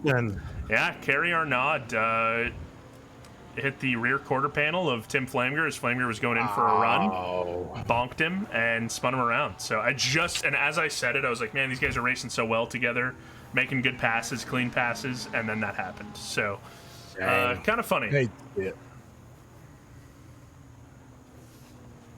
I'll gift a sub if you can wow, something's on your mind, Dom?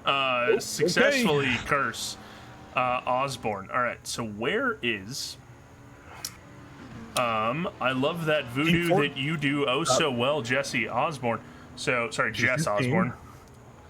He is, P15. He's running a great race right now. Absolutely everything could be going right for Jess Osborne and the number 7 team, who's conveniently called Commentator's Curse, which might actually backfire on Not a Dr. Smith's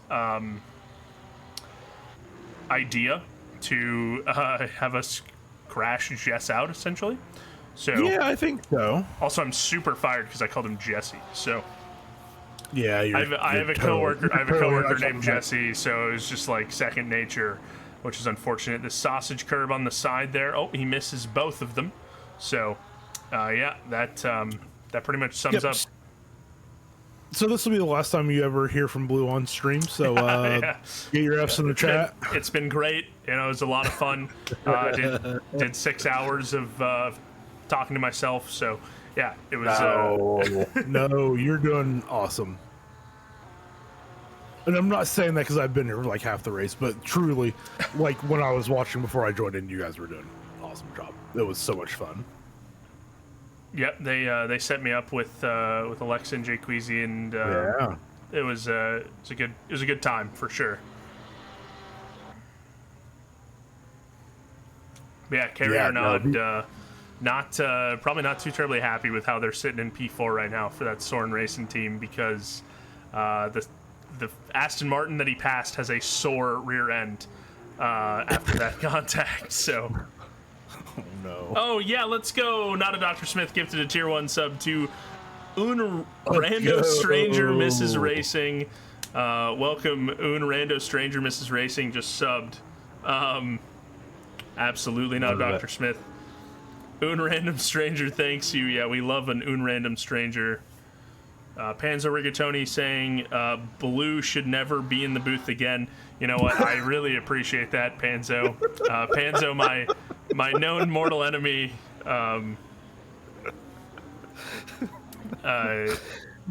And believe it or not, Jess Osborne gets past Pyant there as I reverse commentator curse. We oppo did it. Yeah, that's what we do. So yeah, opposite day for Jess Osborne. Great overtake there into T3 as Pyant goes a little wide and Jess takes advantage.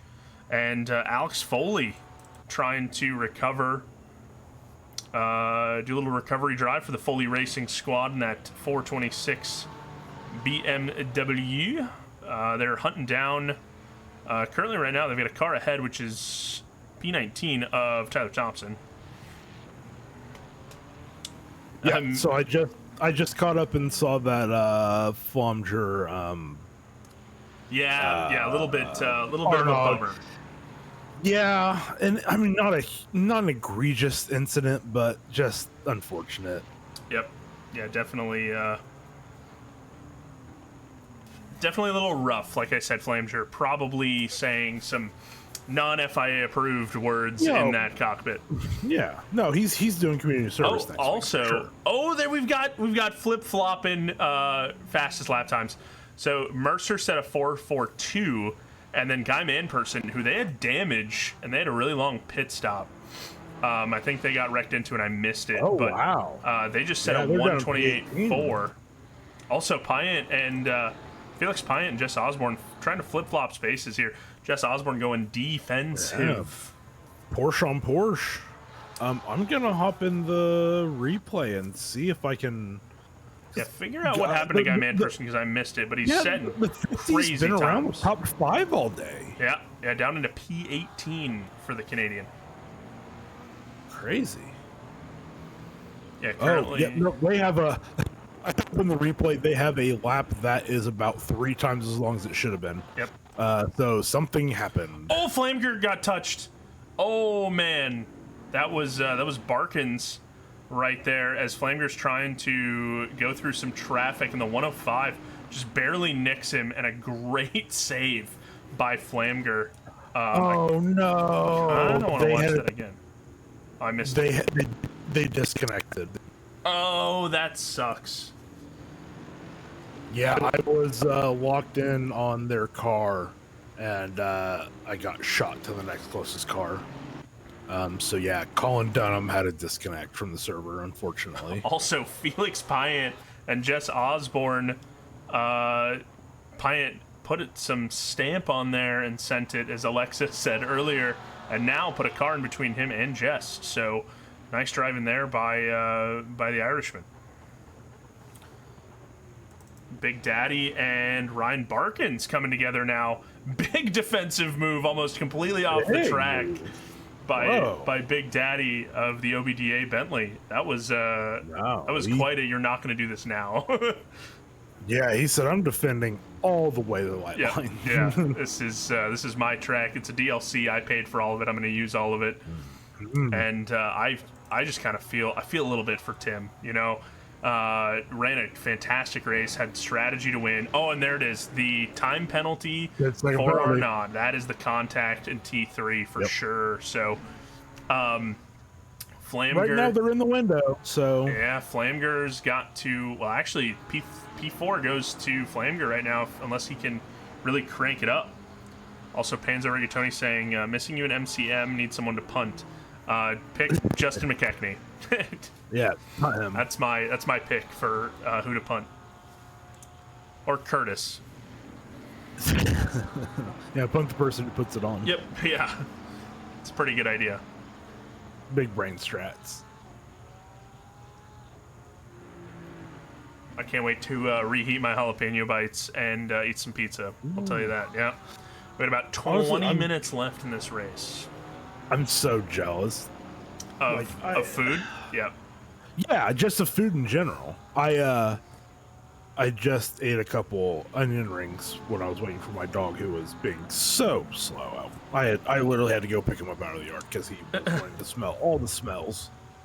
The sniffs were sniffing. And he's already asleep. He's passed out. Like, I'm talking loud-ish, and he's not reacting. He's done. He's out.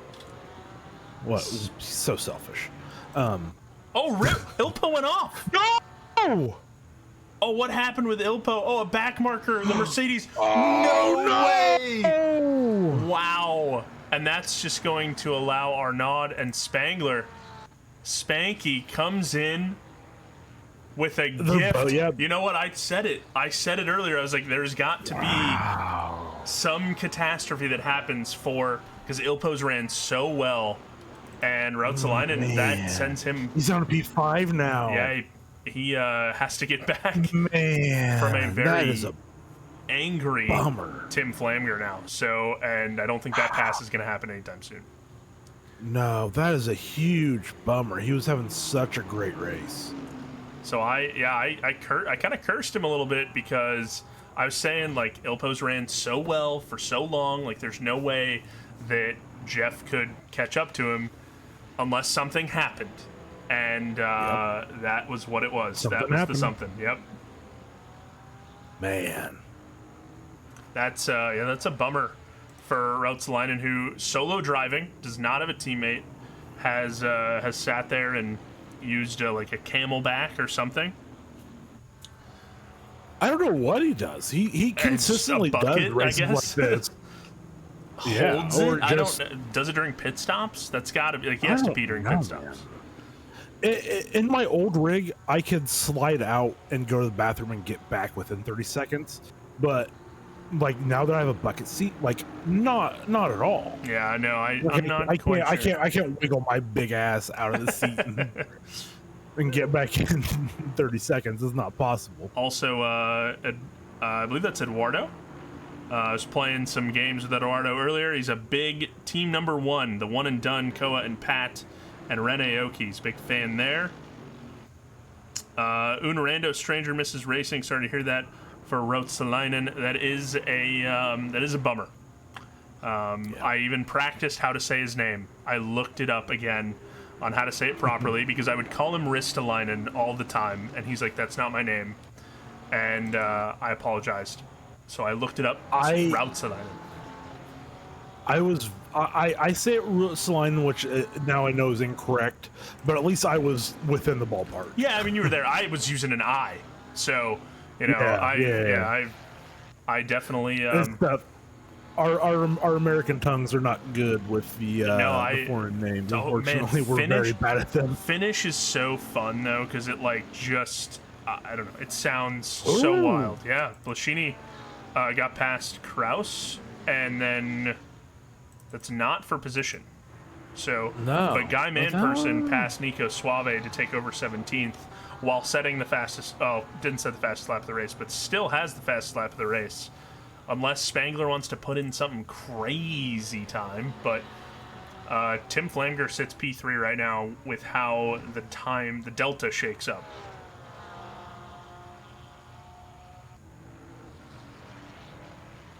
We're way off. Yeah, It is Rauts. It is Ilpo Rautsalainen. So it's very. One of the Finnish names, it's very bippity boppity kind of. It kind of has a tune to it, if you will. I get it from years of watching hockey, so. Yeah, I did some endurance racing for quite a while with a gentleman from Sweden, but he had a very easy to pronounce name. Yeah, like Brian Anderson.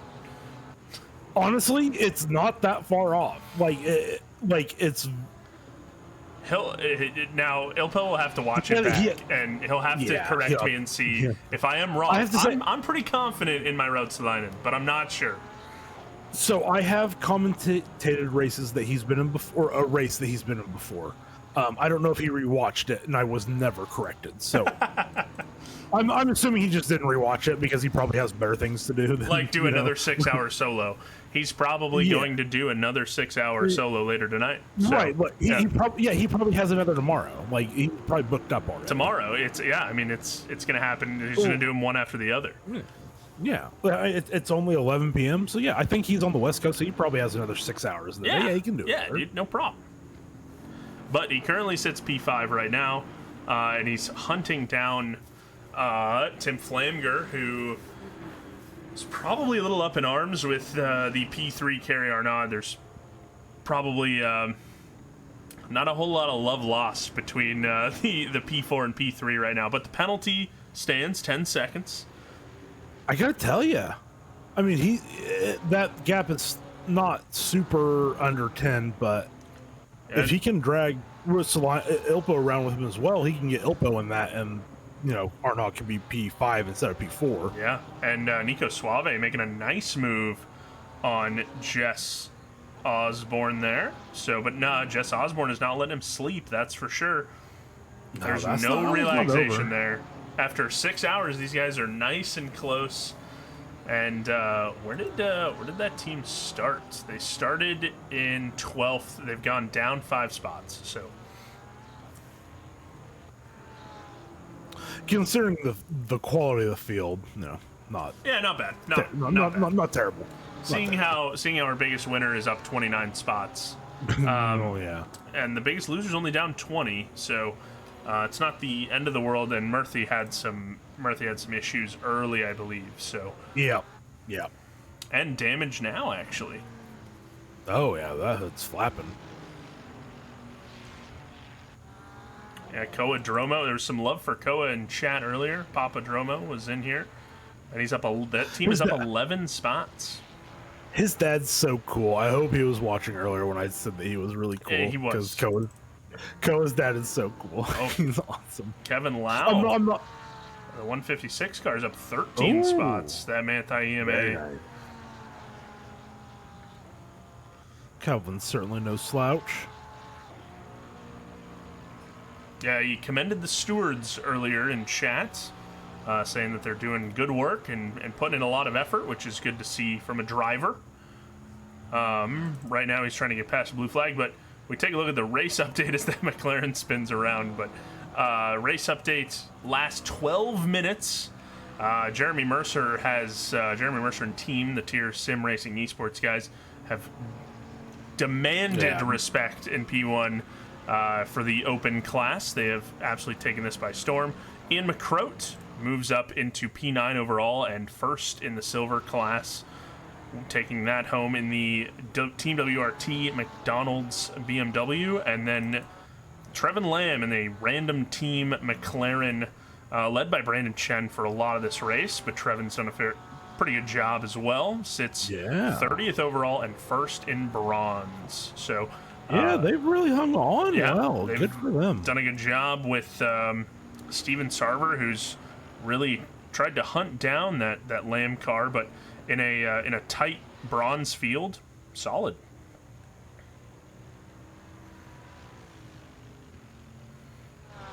Yeah, of course, explaining that, I've explained it a couple times throughout the race, but we've got 3 different classes, so races within race. The open class is going to be your fastest drivers, your guys that really sink a lot of time and a lot of practice in. Silver is going to be a little bit slower, still fairly competitive, much like what you would see in real life racing. And then bronze is going to be maybe a little bit slower guys, maybe a different team comp with a couple of beginners and things like that. So we try to make it as open to every driving skill level as we can, because that's what makes grids fun. Yeah, absolutely. And it's also how Ilpo got knocked into 5th place. Just kidding. Yeah. To keep saying really nice things about Go Dromo, but not a Dr. Smith said Dromo is one of the kindest in the league. They used to pop into my streams even though I was chronically in last division.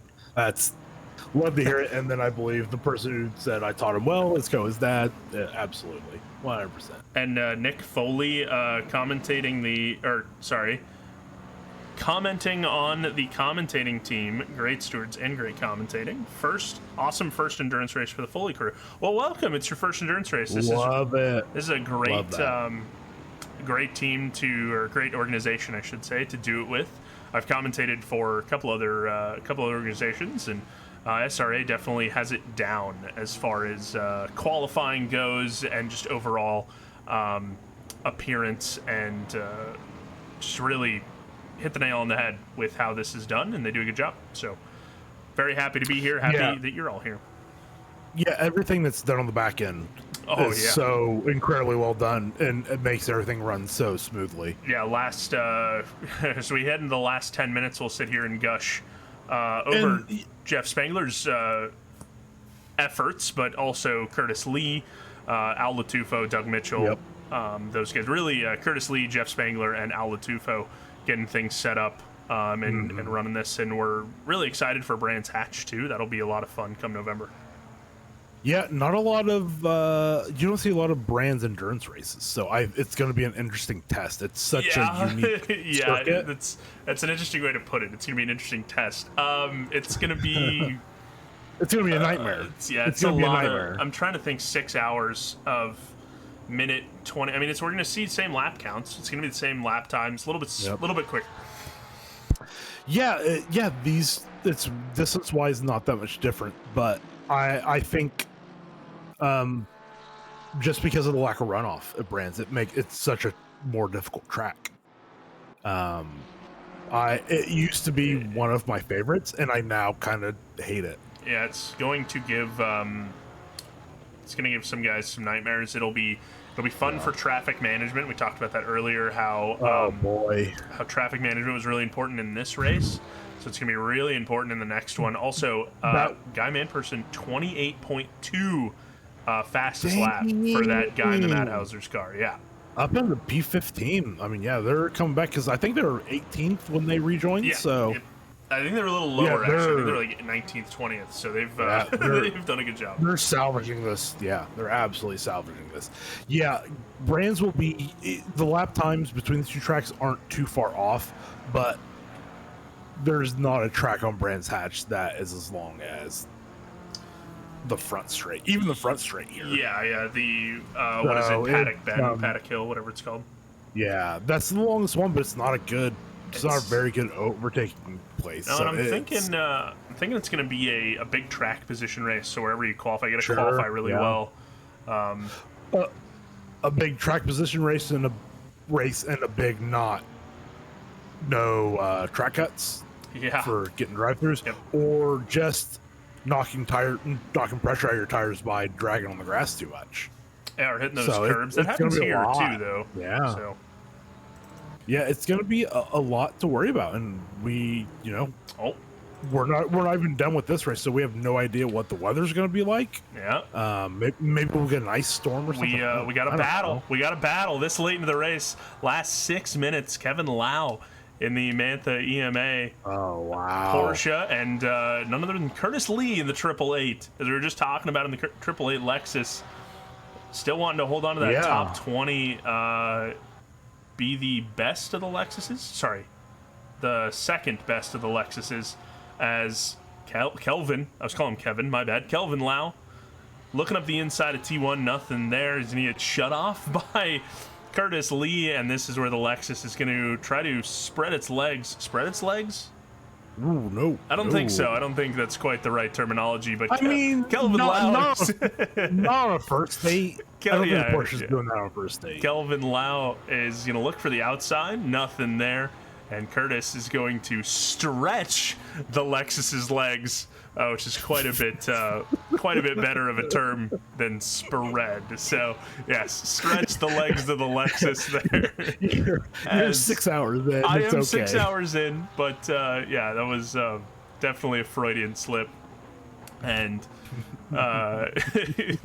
Curtis Lee, I'm getting giggly. So, Curtis Lee trying to hold Kelvin Lau at bay. Last 5 minutes, you take a look at that gap, of course. Oh, he's going to go on the inside. He's going to force Curtis to that outside line, and Kelvin is now going to be on the outside for this corner. That's the fun part about that twisty bit there. No contact, great racecraft, too wide. This will be interesting. Going into turn 9, coming up into turn 10. Oh, push, making sure that Kelvin has to stay out on the curb. Little gamesmanship there. Curtis gave him exactly enough room, but I don't think it's going to matter. I think Kelvin can get it on the brakes, or the Lexus isn't great on the brakes. Nope, it's a much more nimble car, that Porsche platform, but we had a drag race here, though. Yeah, Curtis is in the faster straight line car. I think he needs to get in that slip. You got a bit of toe, yeah, a little bit of a toe. But again, it's going to be brakes here, and I just don't. A little bit of contact. Oh, it's now going to get argy-bargy. 4 minutes in, you're sick of this guy. Curtis kept that so tight there. I didn't think he would be able to do that, but he did. That was very nice. The man knows his way around the JDM power of the RCF GT3. Pretty much a factory driver. Side by side the entire lap at this point. I think they have, actually. Oh, man. There was a little bit of contact going into that corner, too, right at the end. I also love how both cars are green on the front. Yeah. It was a little too similar from the front that was, I mean, besides the Lexus being 14 miles wide. Yeah. It's exactly the same shade, too. That's crazy. Yeah, great battle there to guys to be this close this long into the race. Perfect. Yeah, that was great defending by Lee there. That was, I mean, like I said, through turn 9, I mean, gave Kelvin the exact amount of room that was needed. And we're not professional drivers, so we're not making every inch, we're not getting every inch out of it. We're doing much worse. So that was incredible defense by Curtis there in those corners. And to stay side by side for that entire first 2/3, half of the lap, whatever it was. I mean, that was almost half a lap. They were side by side. Yeah. If it wasn't for that Lexus battle, that three-way battle for so long earlier, I would say that'd be the battle of the race. Yeah, but it was definitely the beginning portion where we were watching those Lexi go at it. They had so much fun. Dr. Smith saying my anxiety. Yep. Blue Lexus GT's thick. You betcha, Eric. Pat Cockcroft, who was racing in the one and done one Porsche, Digging these colors, of course you are, buddy. They're obnoxious. And Dr. Smith is saying, getting the elbows out, and Ryan Van Epps, brutal race for us. Hey, man, they happen. They are all the time. That's why it's a championship. It's not one race. But, good job nonetheless. So, yeah, we come last 2 minutes. I don't think we're going to see white. I think this will be white flag, and then we'll see the last. But, man, what a dominating performance by the 37. Strategy-wise, driver-wise, Jordan Nixon holding off Andreas Borchers in the first part. Peter O'Brien and Jeremy Mercer holding off Ali Raza in the mid-stints. So, great job by them. And real winner of the race, Jeff Spangler, coming in from 31st to shuttle his way up along with his teammate Ryan Yee into second. And honestly, I mean, the 37 car, I mean, once they got out front, I guess they did have that little bit where they did get overtaken, I think, in the third stint. But once they got back in front after that, I mean, they've just been perfect. Yeah, it has been nothing wrong. And then, of course, another team we haven't had to talk about a whole lot, except for early on when they had the little spills, was the 369. 369, damn girl, you're fine. Sitting in P9. That was a lot to rhyme there, but... You did it. I did it. Yeah, I'm a poet and I didn't even know it. So they've done a fantastic job. Haven't had to do a whole lot of battling. Probably they have, and we've just missed a little bit of it, but... they've done a great job strategy-wise as well to come in P1 in silver. And then Trevin Lamb, we talked about them earlier, coming in bronze. So great job by Brandon Chen. I was going to say Tim Lamb, and I was going to say Brandon Lamb again. So posture check, release your shoulders, unclench your jaw. Yeah, that is for sure Dr. Smith. Sound like a doctor, even though it says not a doctor. But yeah, Jeremy Mercer coming across. We have hit zeros. Yeah, this is it. This is checker flag. Yep. And a great drive there. Congratulations to Tier Sim Racing Esports as they're going to take home the win in... Do we have one more lap? Absolutely.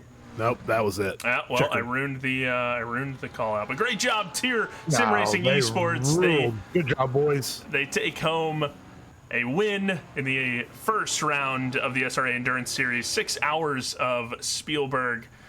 What a drive it was for them. Now we got to watch what's down with P3 here. Oh yeah, that's right. See Arnaud. I don't think they got into it. I don't think they got there. Or hasn't applied the time penalty yet. It usually applies it. It usually applies after, and he was way within 10 seconds. It was 8.5. Okay. So absolutely got it there. I've always seen it applies it right away. I guess maybe that's certain penalties and maybe not and time penalties. Yeah, and they were no, on the same lap. 8.5. Yeah, no, Vomiger was there. So yeah, they'll be on the last step of the podium. Where did Routes Line finished 5th? P5. So, yeah, nice job, and a great job by our other winners too. Ivan McCroat. Yeah, and McCroat in the silver, and the 17. Well done.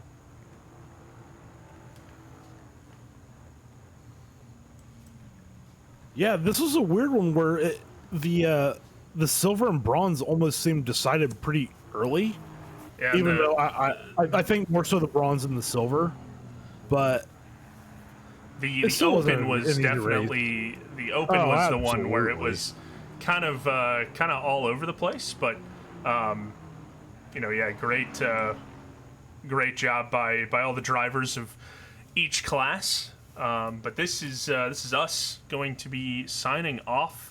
Thank you, Adam, for joining me. I am, of course, My Boy Blue. My other commentators throughout the race were Jay Queasy and Alexa Marshall. Big shout out to them for being up late with me, and Adam for coming in here and making sure I didn't talk to myself. Thank you to chat. I really appreciate you guys. Thank you to everybody that followed the stream. Thanks for the sub from Not a Dr. Smith. They gifted a sub this stream, so we'll be back again with this on November 2nd at Brands Hatch, as we've been gushing about. And then we will be back again live on Tuesday for the GT3 Team Series. So make sure if you haven't already, hit the follow button and go buy some SRA merch. Yeah, Cruise Fund. Yeah, Big Cruise Fund. shout out, big thanks to you for doing the whole stream. That's so appreciated. It really is. I know it was everyone nothing. appreciates It was nothing. You know what? Like I said, Jess will send me that giant publisher clearinghouse check in the mail, and I will be very happy. Yeah. So I can't wait to see the picture. So all right. All This right. is us signing out, signing off, and we will catch you in the next one. see ya.